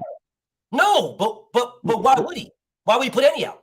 Because that's what I'm saying. No, if you want to fight, you don't put stuff like that in public. Why would you do that? Don't put it out in public. If you want to fight, you don't say 60-40. You don't say percentages. You talk behind closed doors. Why not? That's what everybody does. Who does that? So So you're telling me so you're telling me no fighter ever put out what they want? I never said that no fighter, but I'm saying if you really want to fight, you negotiate behind closed doors. You negotiate behind closed doors if you really want to fight. Floyd Mayweather and Manny Pacquiao was negotiated every fucking day in public. Every day. Fuck you talking about? Are you telling me neither one of them wanted to fight each other? So he was saying, so who was saying 60-40? Floyd? Okay, let's try this again. Floyd Mayweather. I don't remember, man. I don't remember. Floyd Mayweather versus Manny Pacquiao was negotiated in public every fucking day. Bob Arum put a counter on ESPN saying you got this much time to accept the deal. He put it on ESPN. Motherfucking Floyd Mayweather told this man, I'll give you 40 million. I'll give you 40 million cash. I'll wire it to you today. They put all kinds of numbers out there. What the fuck are you talking about? That's not normal. You always get one example, but you know that one example is not the norm. It's not the norm. Not the norm. That's not the norm. Joshua and Deontay Wilder did not put numbers out there. There was two examples out of a lot of fights. There was no numbers between Anthony Joshua and Deontay Wilder. No numbers. I think what was it, $100 million that they were. Was there numbers between Anthony Joshua and Deontay Wilder? Did they do this in the public? Was there numbers? Yes or no? I'm sure if you're saying it, I'm sure they were. You're sure. Bro, how dare you try to debate me with no knowledge? How fucking dare you? I'm saying that most fights. You're not saying shit. I'm saying that most fights. You're not saying shit. They do not. You are not saying shit. They do not negotiate in public. Motherfucking thing. You cursing doesn't matter, bro. And Marvelous Marvin Hagler's numbers were negotiated in public. You yelling and screaming, that doesn't help your Shut up. Sugar Ray Leonard and Marvelous Marvin Hagler's numbers were negotiated in public. In public. In public. Anthony Joshua, Charles Martin, public. Anthony Joshua, Joseph Parker, public. We can go on and on and on. Public. But yet you're sitting here telling me, man, that's not how it's done. It's not done this way. You really don't want the fight if you're doing it this way. Sugar Ray Leonard and Thomas the Hitman Hearns, the fight that got me watching boxing. The fight that got me, the reason why I watch boxing. Sugar Ray Leonard, Thomas the Hitman Hearns, my favorite fighter of all time. The reason why I watch boxing. That fight was negotiated in public. I was a baby. And I can tell you that both of them were champions. Both of them. And it was a 60-40 split. It was not 50-50. Sugar Ray Leonard got 60% and Thomas the Hitman Hearns got 40%. It was negotiated in public. That is the reason why I watch boxing. But you're sitting here having the audacity to talk to me with no fucking proof. You are a dick rider, my nigga. And I'm not trying to disrespect you. Really, I'm really not. No disrespect. You are a dick rider. Because you have the audacity to talk to me about things that never happened. Oh, that didn't happen. That didn't happen. No way that happened. It didn't. It didn't. That didn't. And you have no receipts, but you want me to prove stuff. I'm embarrassed for you because I'm sitting here trying to hear you, what you're talking about, where you want to go with it. I'm embarrassed for you. But keep digging your hole. Keep digging it. All right. Okay. So You named 4 fights, by the way. How many fights that we have? We have way more than 4 fights, right? You agree with that?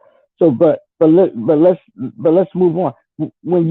How many times did Errol do that? Like in his fight, when he was fighting Porter, when he was fighting Danny, did he negotiate in public, bro? What negotiations did he do in public? I'm saying, did he say to them 60-40, or did he bring that out, or they did it behind closed doors? What difference does it matter? It does matter because how does that hinder a fight at all? Because with Terrence Crawford, he obviously knows that Terrence Crawford is a very prideful fighter. And this would cause him to might not want to take the fight. How would that cause him to not take the fight? How? Because he's more established than Errol Spence. He's done more than Errol Spence. He's done more than Errol Spence. Would cause him to not take the fight. That is the dumbest thing I've ever heard in my life. Because it's not a fair deal to him. It's not a fair deal. No. So then why did Terrence Crawford have 60% to fight Ndongo? He's getting a title, bro. Ndongo had 2 titles. Why did Ndongo have 40%? I mean, who was his manager? I mean, why did Ndongo get 40% and he had 2 belts? Terrence had 2, he had 2. Terrence Crawford got 60% and Ndongo got 40. Why was it a 60-40 split? Why? I guess because Bud had the network, bro. Because Bud had the network. He was with ESPN. He was with Bob. Had ESPN. Maybe more popular. Top rank, but whatever. So Bud had a network. So because Bud had a network, Bud got 60%. And more popular, yeah. Okay, so if that's the case, then are you telling me that Jaron Boots Ennis should have 60% against Terrence Crawford? He got a network. Boots don't have a network. I mean, Terrence Crawford don't have a network. I said and more popular as well. Jaron Boots Ennis is more or just as much as popular as Terrence Crawford. Nah, bro. We're not gonna do that. We're not gonna do that. We're not gonna do that. What are you basing popularity on? What? We're not gonna do that. Pay-per-views? How many pay-per-views has Boots done? So pay-per-views dictate popularity? And social media views and things like that. He's way more popular. He's way more popular than Ennis. Come on, man. He's way more known than Ennis. Views does Terrence Crawford have more than Boots? Yes, he probably has. I mean, I didn't check Boots. What? Because I know he has more than Spence. What? So how do you listen, bro? Maybe you're running around. You're trying to beat around the bush. So let's do this. Let's do this carefully, real carefully. You said that Boots isn't as popular as Bud. No, he's not. No problem. Justify that. Internet searches. Who do they search more? Ennis or Terrence Crawford? Internet searches. Yeah. So that dictates popularity. Yeah, it does, bro. They're looking for you. Yes, it does. What do you mean? Of course it does. If internet searches dictate popularity, then Deontay Wilder is the most popular fighter in the world. He's very popular. Yes, Wilder's a very popular fighter. Deontay Wilder is the most popular fighter in the world. Canelo's very popular. He's more searched than any fighter in boxing. Okay, that means he's popular, You're telling me Deontay Wilder is the most popular fighter in the world? I said he's very popular. I don't know if he's outdoing Canelo. Let's try this one more time. Right. You said Google searches. That's one. I said that's one thing. I said one component. Deontay Wilder is more Google searched than any boxer in boxing. BFTB did a video on it and uploaded it. He's more Google search than any boxer in boxing. So are you telling me that Deontay Wilder is the most popular boxer because we're talking about more popular fighter? You're telling me that Boots is not as popular as Bud. I'm asking you to quantify and qualify that. You said Google searches. So then Deontay Wilder is the most popular fighter in the world. One component, yes. Okay, so what's the other components? So let's look at this. So your resume. Your resume. Who did Boots beat? Who did Bud beat that Boots wouldn't? It doesn't matter. We can't do all that. We say what you've done, not who could beat who. I'm glad you said that. I'm glad you said it's what you done. Well, if it's what you done, then Terrence Crawford ain't fucking with Errol Spence. If it's what you done. Okay, explain. What do you mean? Explain? What did he do? What did he do? This is what you said. What did he do? Oh, he fought Danny Garcia. Better fighter than any fighter Terrence Crawford fought. He fought Dennis Ugas, a guy who beat Terrence Crawford.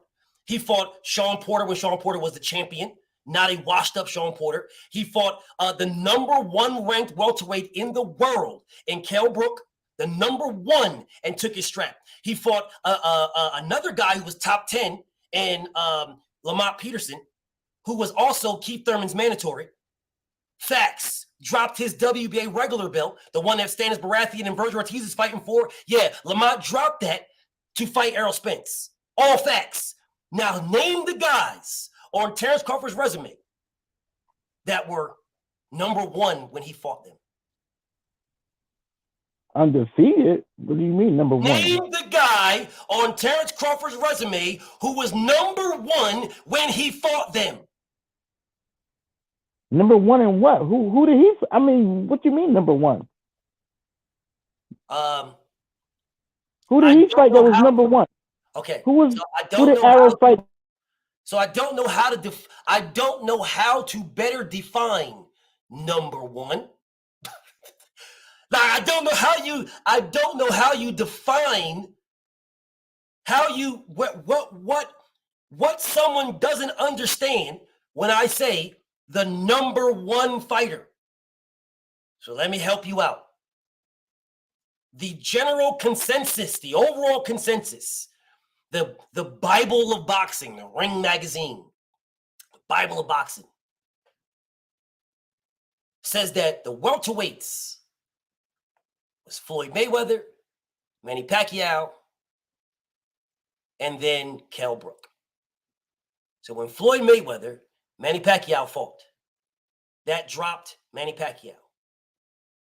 When Floyd Mayweather retired, that made Kell Brook the #1 welterweight in the world. #1. He was the numero uno welterweight in the world when Errol Spence fought him. What #1 did Terrence Crawford fight? Because you just told me it's about who you fought. It's not about that. It's about, it don't matter about who. That's what you just told me. Fine. That's why we're here. Which #1 fighter did Terrence Crawford fight? Which one? I mean, I don't think he got an opportunity. So he didn't fight any? Because he didn't get the opportunity. So he didn't fight any? Okay, he didn't. Okay, so using your stance, right? Terrence Crawford can't fuck with Errol Spence using your stance, not mine, yours. About who you fought. That's what you said to me. I said popularity. That's one component. You said right? It's about who you fought. I asked you on Bud's resume that would Boots not beat. That's what I said. And you said, "Oh, I said no. Listen, you can't do I that." think Boots beats everybody on the. No, you can't. No, you didn't say Boots beats everybody. You said you can't do that. Boots beats everybody on the resume. I think. Again, you said to me, King. You said to me, you can't do that. It's about who you fought. That's what you said to me. Right. Okay, so if it's about who you fought, that's a component. Terrence Crawford can't fuck with Errol Spence. But also, who you fought. Because you literally just told me that Jeff Horn was a fucking bum. He was a bum. Okay, so Terrence Crawford fought a fucking bum. But listen, I said component. So this is the thing. You don't want to take in accomplishments. You don't. I say that's a component. You're not going to give him that what component. you said. Now you're bringing accomplishments in. I'm saying it's components, bro. Components. You did not say components. What you said to me when I said, who on Terrence Crawford's resume would Boots not beat? You said to me, you can't do that. You got to go off who they fought. I said, fine. Then according to who they fought, right. Terrence Crawford can't fuck with Errol Spence. Now you're adding something else. I say, but if you go back to what I said, you can replay it. I said components. I literally repeated what you said. There was more than one. There's more than one factor that I said. So popularity is one component. I said popularity is one component. I said who you fought is one component. Now, what you don't want to give me is accomplishment. You just lied. You did not do that. You were talking. What we were talking about right then, when you're talking about. But I hadn't finished my component. When you're talking about a component, we're talking about the comparison between Boots and Bud. Right. Okay. So when I said to you about Boots and Bud, when I said to you, who on Bud's resume would Boots not beat? That's what I said. That was my question to you. Your answer was, you can't do that. You have to go off of who they fought. My response to that was, fine. Then according to who they fought, Terrence Crawford's resume can't fuck with Errol Spence. That's what I said. That's exactly how that thread played out. Now you're adding something else. So this thing started about social media. Remember we were talking about social media, bro? You remember we were talking about that. And that was one of the components. That was the first component that I had brought up. And I was going through components. Between Boots and Bud. Not between Errol and Bud. Between Boots and Bud. Your when I say component of popularity was saying who is more popular between Boots and Bud. But this is generally when we're talking about splits when I say components. This is any fighters. This is any fighters. This isn't just you're adding more. Now you're adding more. You're adding when more. I was giving, I'm just telling you, BF, when I was talking about components, I was trying to, you said, this started with the 60-40. You said that was a fair offer or whatever. And then I was going through how we determine if it's a fair offer. We got to go through components. We got to say popularity. We got to talk about what you said, sir. That's not what you said. I'm telling you right now, brother, you're making it up. That's not what you said. When we're talking about components, bro, we were talking about Boots and Bud. That's what we're talking about. Boots and Bud. Brother, I do this on a daily. Trust me, I do this on a daily. Bro, you can't rock with me, bro. I'm telling you, I'm telling you. We were talking about Boots and Bud when we're talking about components and all that popularity. It was Boots and Bud. Okay. If you want to use that, we can go there. We can do that. You can talk about the 60-40 and you can say, was it fair? I'm telling you, it was more than fair. More than fair. 60-40. More. Because I think when we started talking about, we were talking about Errol and Bud, and then you brought in Ennis, and said, well, is it fair for him to get the 60-40? And then I was just going to go through the components to explain why components for Bud and Boots. Yes. But this will apply to Bud and Spence as well. That's what I'm saying. It applies to any fighter. When I go through my components. Accolades apply. I'm sorry? You're telling me that accolades apply to everybody. Yes.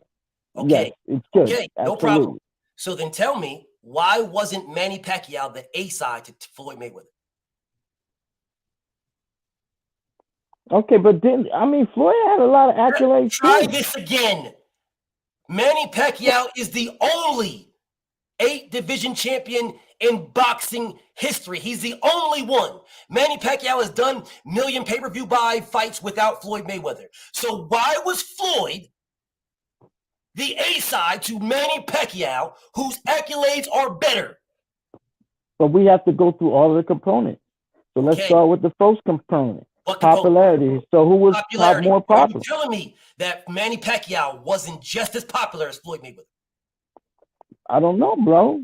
Obviously, we might have Mayweather. But you want to go Mayweather might have been more popular. Maybe he was more. Maybe he was more popular. Have a whole country behind him. What country was behind Floyd Mayweather? What country? Well, I mean, okay, you say they got a country. That's a poor country. They ain't got no money. Country the Philippines ain't got no money. They buying pay-per-views over there. So they buying pay-per-view. So are you telling me it's the pay-per-view buys is what dictates something? Is that what you're telling me? Well, like I said, popularity is one thing. So because if it's popularity, that's one component. Was more popular. That's one component. That's one component. One component. Manny Pacquiao was more popular than Floyd Mayweather. I don't. You say that. You say that. I don't know. I'm saying Mayweather was pretty damn popular. People you dick ride. ESPN said it too.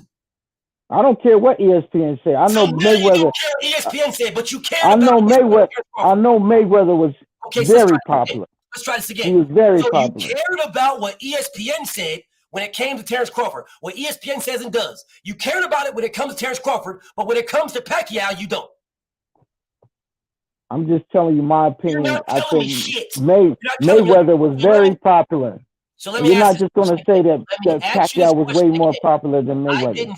I didn't say Mayweather wasn't very popular. What I very said popular. is because you're trying to move it, but I'm not going to let you. I'm not going to let you, homie. Yeah, I'm not going to let you move it. You said that is a component. That's what you said. The network that you have been dick riding this entire conversation, ESPN and Terrence Crawford with ESPN and ESPN and ESPN, that network still to this day has Manny Pacquiao over Errol Spence, Floyd Mayweather, even though Floyd beat him. That network to this day still has Pacquiao over Floyd. Still. And Floyd beat that man. That network. You're telling me that Manny Pacquiao was not more popular than Floyd Mayweather. But Manny Pacquiao had a whole country behind him.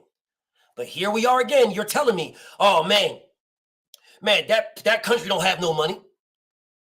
Since when did money dictate your popularity? I thought views from what you said to me earlier is views. I don't need to have money to view your shit. So I'm trying to figure out how are we determining popularity? Because again, Manny Pacquiao is still rated above Floyd on ESPN today. I mean, I don't agree with that, so I don't know. It doesn't matter what you agree with. I'm telling you you gave me this stance, homie. This is not my stance. This is yours. This is one of your criteria that we have to talk about popularity. Fine. But you do. According to the network that you've been dick riding this whole time, ESPN, they have Pacquiao over Floyd. So what's next? What other accolade you talking about? Okay, so popularity. Popularity, Pacquiao. Okay. So what next? Okay. Okay. You say Pacquiao. I say no. I don't say Pacquiao at all. ESPN says Pacquiao. I don't say Pacquiao. ESPN does. So next criteria. Okay, so the next criteria, like we were talking about, let's go with the accolade. Okay. Like you said, now he was he was 8 divisions, right? Yep. Whatever the 8 divisions. Yep. But Floyd, it wasn't like Floyd didn't have none. Floyd had won plenty of big fights. He had a lot of good wins on his resume. So it wasn't. He had a lot of good wins great wins on his resume. So when you talk about that component, you really kind of 50-50. Yeah, he got 8 divisions, but he was in those lower classes, like 110. Well, I don't know, featherweights, and nobody really cares about those. So that's kind of close. But that's the but listen, that's the reason. I'll give you that. If you want to say that. But listen. No, sir. Let me respond, and then you can keep going. Okay, go ahead. Okay, so what you said to me is Floyd has a lot of good fights. A lot of good fights down there. He had a lot of good fights. So that between Floyd and Pacquiao is 50-50. That's what you said to me. Well, we've already established that Errol Spencer's resume is far superior than Terrence Crawford's. We've already established that. So between Errol Spence and Terrence Crawford, it ain't 50-50. Errol Spence's resume is better. Using your criteria that you just gave me right now for Pacquiao and Floyd Mayweather. Errol's resume is better, which we established already. So what the fuck are you talking about? But listen, you're forgetting that component. You're forgetting that other component where I said you got to look at accolades. When you talk about accolades, this man has basically nothing compared to accolades. Does Terrence Crawford have? Undisputed. He's been in undisputed. Yeah, he's been in the rank is #1 on the pound for pound list for I don't know how many years. That is not an accolade. That is three belts. I mean, what do you got? Undisputed. Three weight classes. 2. What else? ESPN ESPY award. That is in someone's opinion. Lineal champion. Lineal champion. What does that mean? What man did he beat? If he's the lineal champion is the man that beat the man. What man did he beat? Who was the man he beat? He beat them all. Who was the man that he beat to become the lineal champion? Who? You gave me 2 accolades. He's not the lineal. So you're saying he's not the lineal champion? No. What I'm saying to you is, who to be the man, you have to beat the man. Who was the man? Okay, who was the man? Who was the man at 140? I guess that was Ndongo, right? Ndongo was the man. This nigga said Ndongo was the man. Bro, he beat everybody at 140. Terrence Crawford had the lineal belt before he fought Ndongo. So how was Ndongo the man? Well, who was it then? I don't know. I know he the lineal. Exactly. That's my point exactly. You don't know. So who was the man who beat the man? If Terrence Crawford is the man, if that's what he was, the lineal champion, who was the man he beat? So what, you want to denigrate the man who he beat? Who was he? I'm not denigrating anybody. I'm asking. That's what you want to do? No, I'm not. That's what we doing? You gave me 2 accolades. That's I said lineal. You don't want to give him the lineal. You gave me undisputed, and you gave me 3 division champion.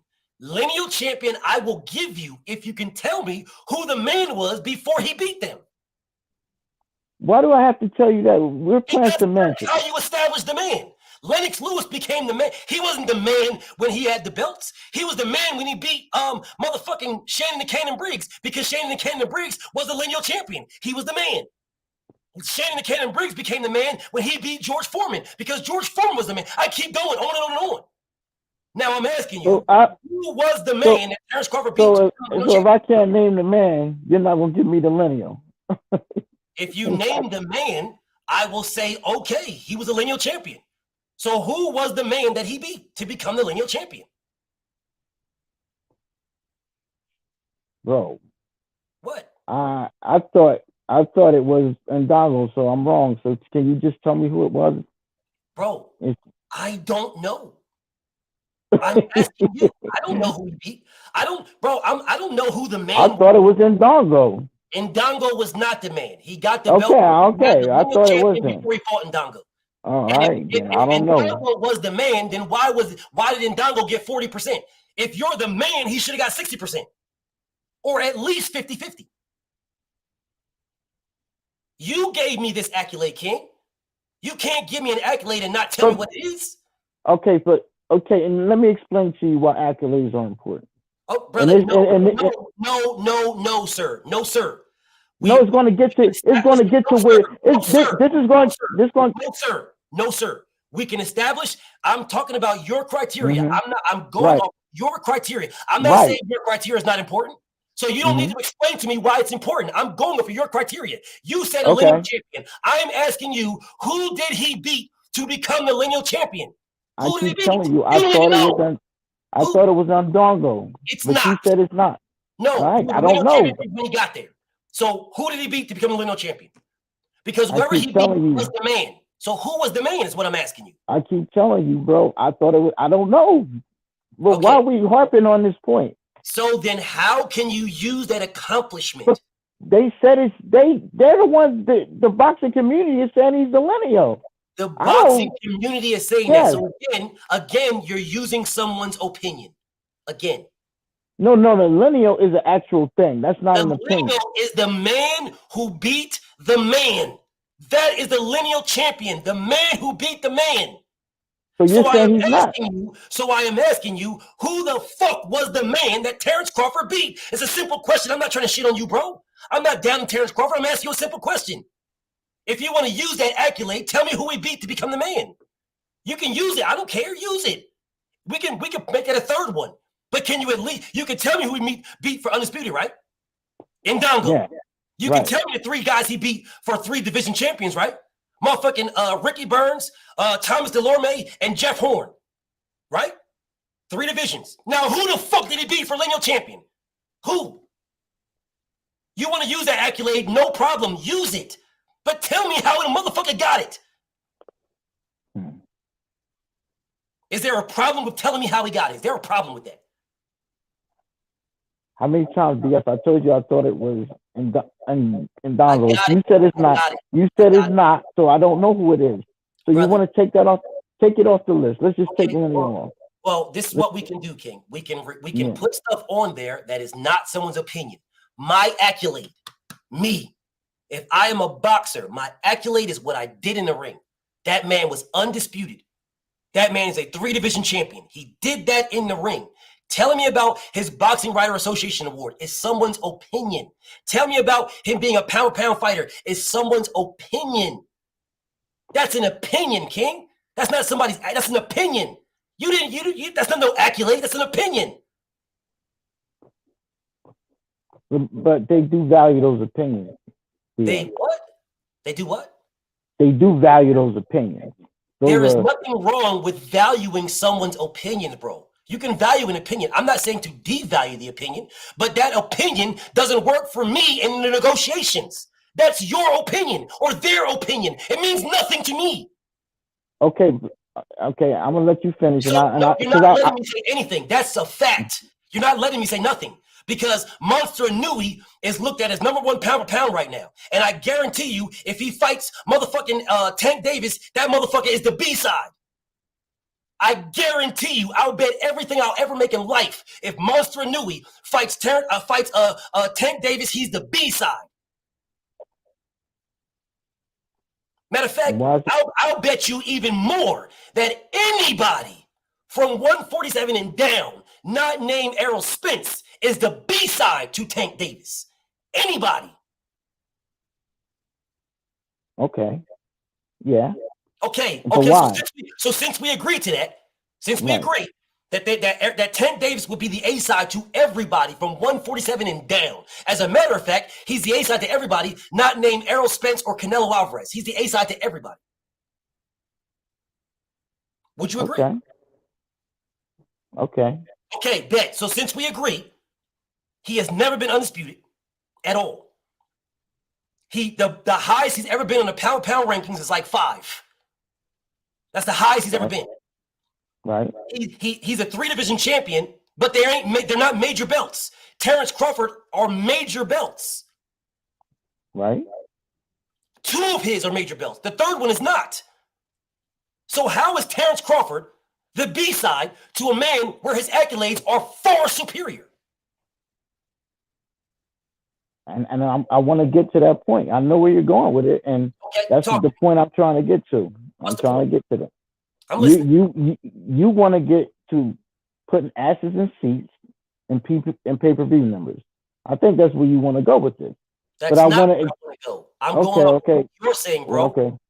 What you're saying to me, King, you gave me the 3 criteria, or 2, the 3 criteria of why this guy is that over that guy. I'm telling you your criteria is false because Gervonta Tank Davis is the A-side to everybody. But why is he the A-side? From cruiserweight and down, he's the A-side to everybody, not named Errol Spence and Canelo Alvarez. You know why he is? Because he's exciting, bro. No. He's exciting. No. Okay. Okay, so this guy right here, me home. Stay home, pussy. Get off my dick, you bitch ass nigga. So anyways, the reason why Gervonta Tank Davis is the A side to everybody not named Canelo Alvarez and Errol Spence is for one reason and one reason only. The amount of money they bring to a fight. Okay. That is the reason why Canelo Alvarez. May I ask you a question? But everybody, because the and amount what of I'm saying, brings okay, and this is what I'm saying with that. It's components to this. Okay, so he's bringing in money, okay, because he's excited. He's knocking people out. Just like Mike Tyson, he's knocking people out. So he's bringing excitement, and I guess people are coming to the stands and everything. But we will also have to understand another thing with this. If he's bringing excitement, he's bringing excitement. Excitement means people want to see him. Right. Asses in seats. Right. Terrence Crawford has all knockouts at 147. All knockouts. So why is Terrence Crawford just as popular as Gervonta Tank Davis? And this is my point. And this has always been my point. No. Let me just tell you, BF. This is my point here. What? That if we're basing this that Tank Davis, despite everything showing us that people aren't buying pay-per-views, we don't know what these numbers are. So they're based on pay-per-view numbers that no one, and I mean absolutely no one, knows what the numbers are. So we're telling us that Tank is doing these numbers. How do we know they're really doing it? So if you go into the negotiating table and they told you, oh, Tank has done this many numbers, and you don't ask for proof, then of course you're going to be the B side, bro. Of course. One more time. Of course you're going to be the B side. One more time for you. One more time for you. Pay-per-views is a part of it. It's a nice part. It's a nice part. It's it's one of those things where you can highlight it. You can highlight pay-per-view. You can highlight that. But butts in seats and the amount of views you get for your fights is still the exact same thing to the networks. It is money. Money. Right. Butts in seats and views and network views is money. Pay-per-views is icing on the cake. But the cake is who watches your fights. That is the cake. Who watches you? How many people are going to, when you come on TV, how many people are going to watch you versus watching something else? I agree. Okay, so if you agree, that has nothing to do with if you were undisputed or a 3-division champion. Okay, and I can explain. Lots of them who have no fucking idea what belts Gervonta Tank Davis has, but they watch Tank Davis anyway. Okay, and so let me just say this. Let's stick with Tank for a minute. Just a second here with Tank. So we know Tank is going to say they're going to say Tank is the A side because these pay-per-view numbers and what you're saying with the network. Because how many people watch him? Pay-per-view is a part of it. Yeah, but again, we don't know. We don't have a definitive answer on these numbers because ESPN, ESPN and Showtime, Fox, none of their executives comes off numbers. So, but I we're assuming they come off numbers in the negotiating room. They come off numbers because if they don't come off numbers, how are we going to determine who is the A and who is the B? All right. My numbers, if someone goes to the negotiating table with Floyd Mayweather right now, I don't give a fuck if it's Errol Spence, Canelo Alvarez, Terrence Crawford, Gervonta Tank Davis. I don't give a fuck who it is. You are the B side to Floyd Mayweather because you will come up off of those numbers. That's how we determine the A and the B. The network puts up the bag. They say, I like this fight. I'm willing to pay X amount of dollars for this fight.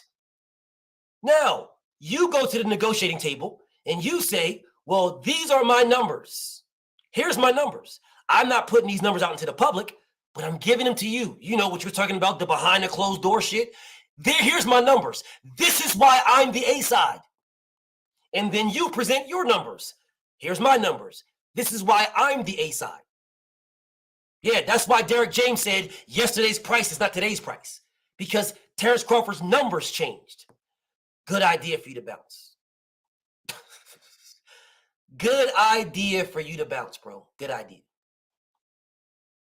Very good idea for you to bounce. Very good idea. Because I was going to stay here and beat you half to death. I was going to stay here and beat you half to death, bro.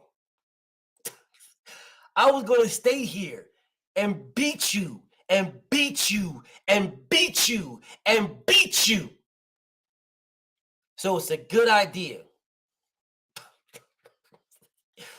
It's a good idea, bro. It's a good idea.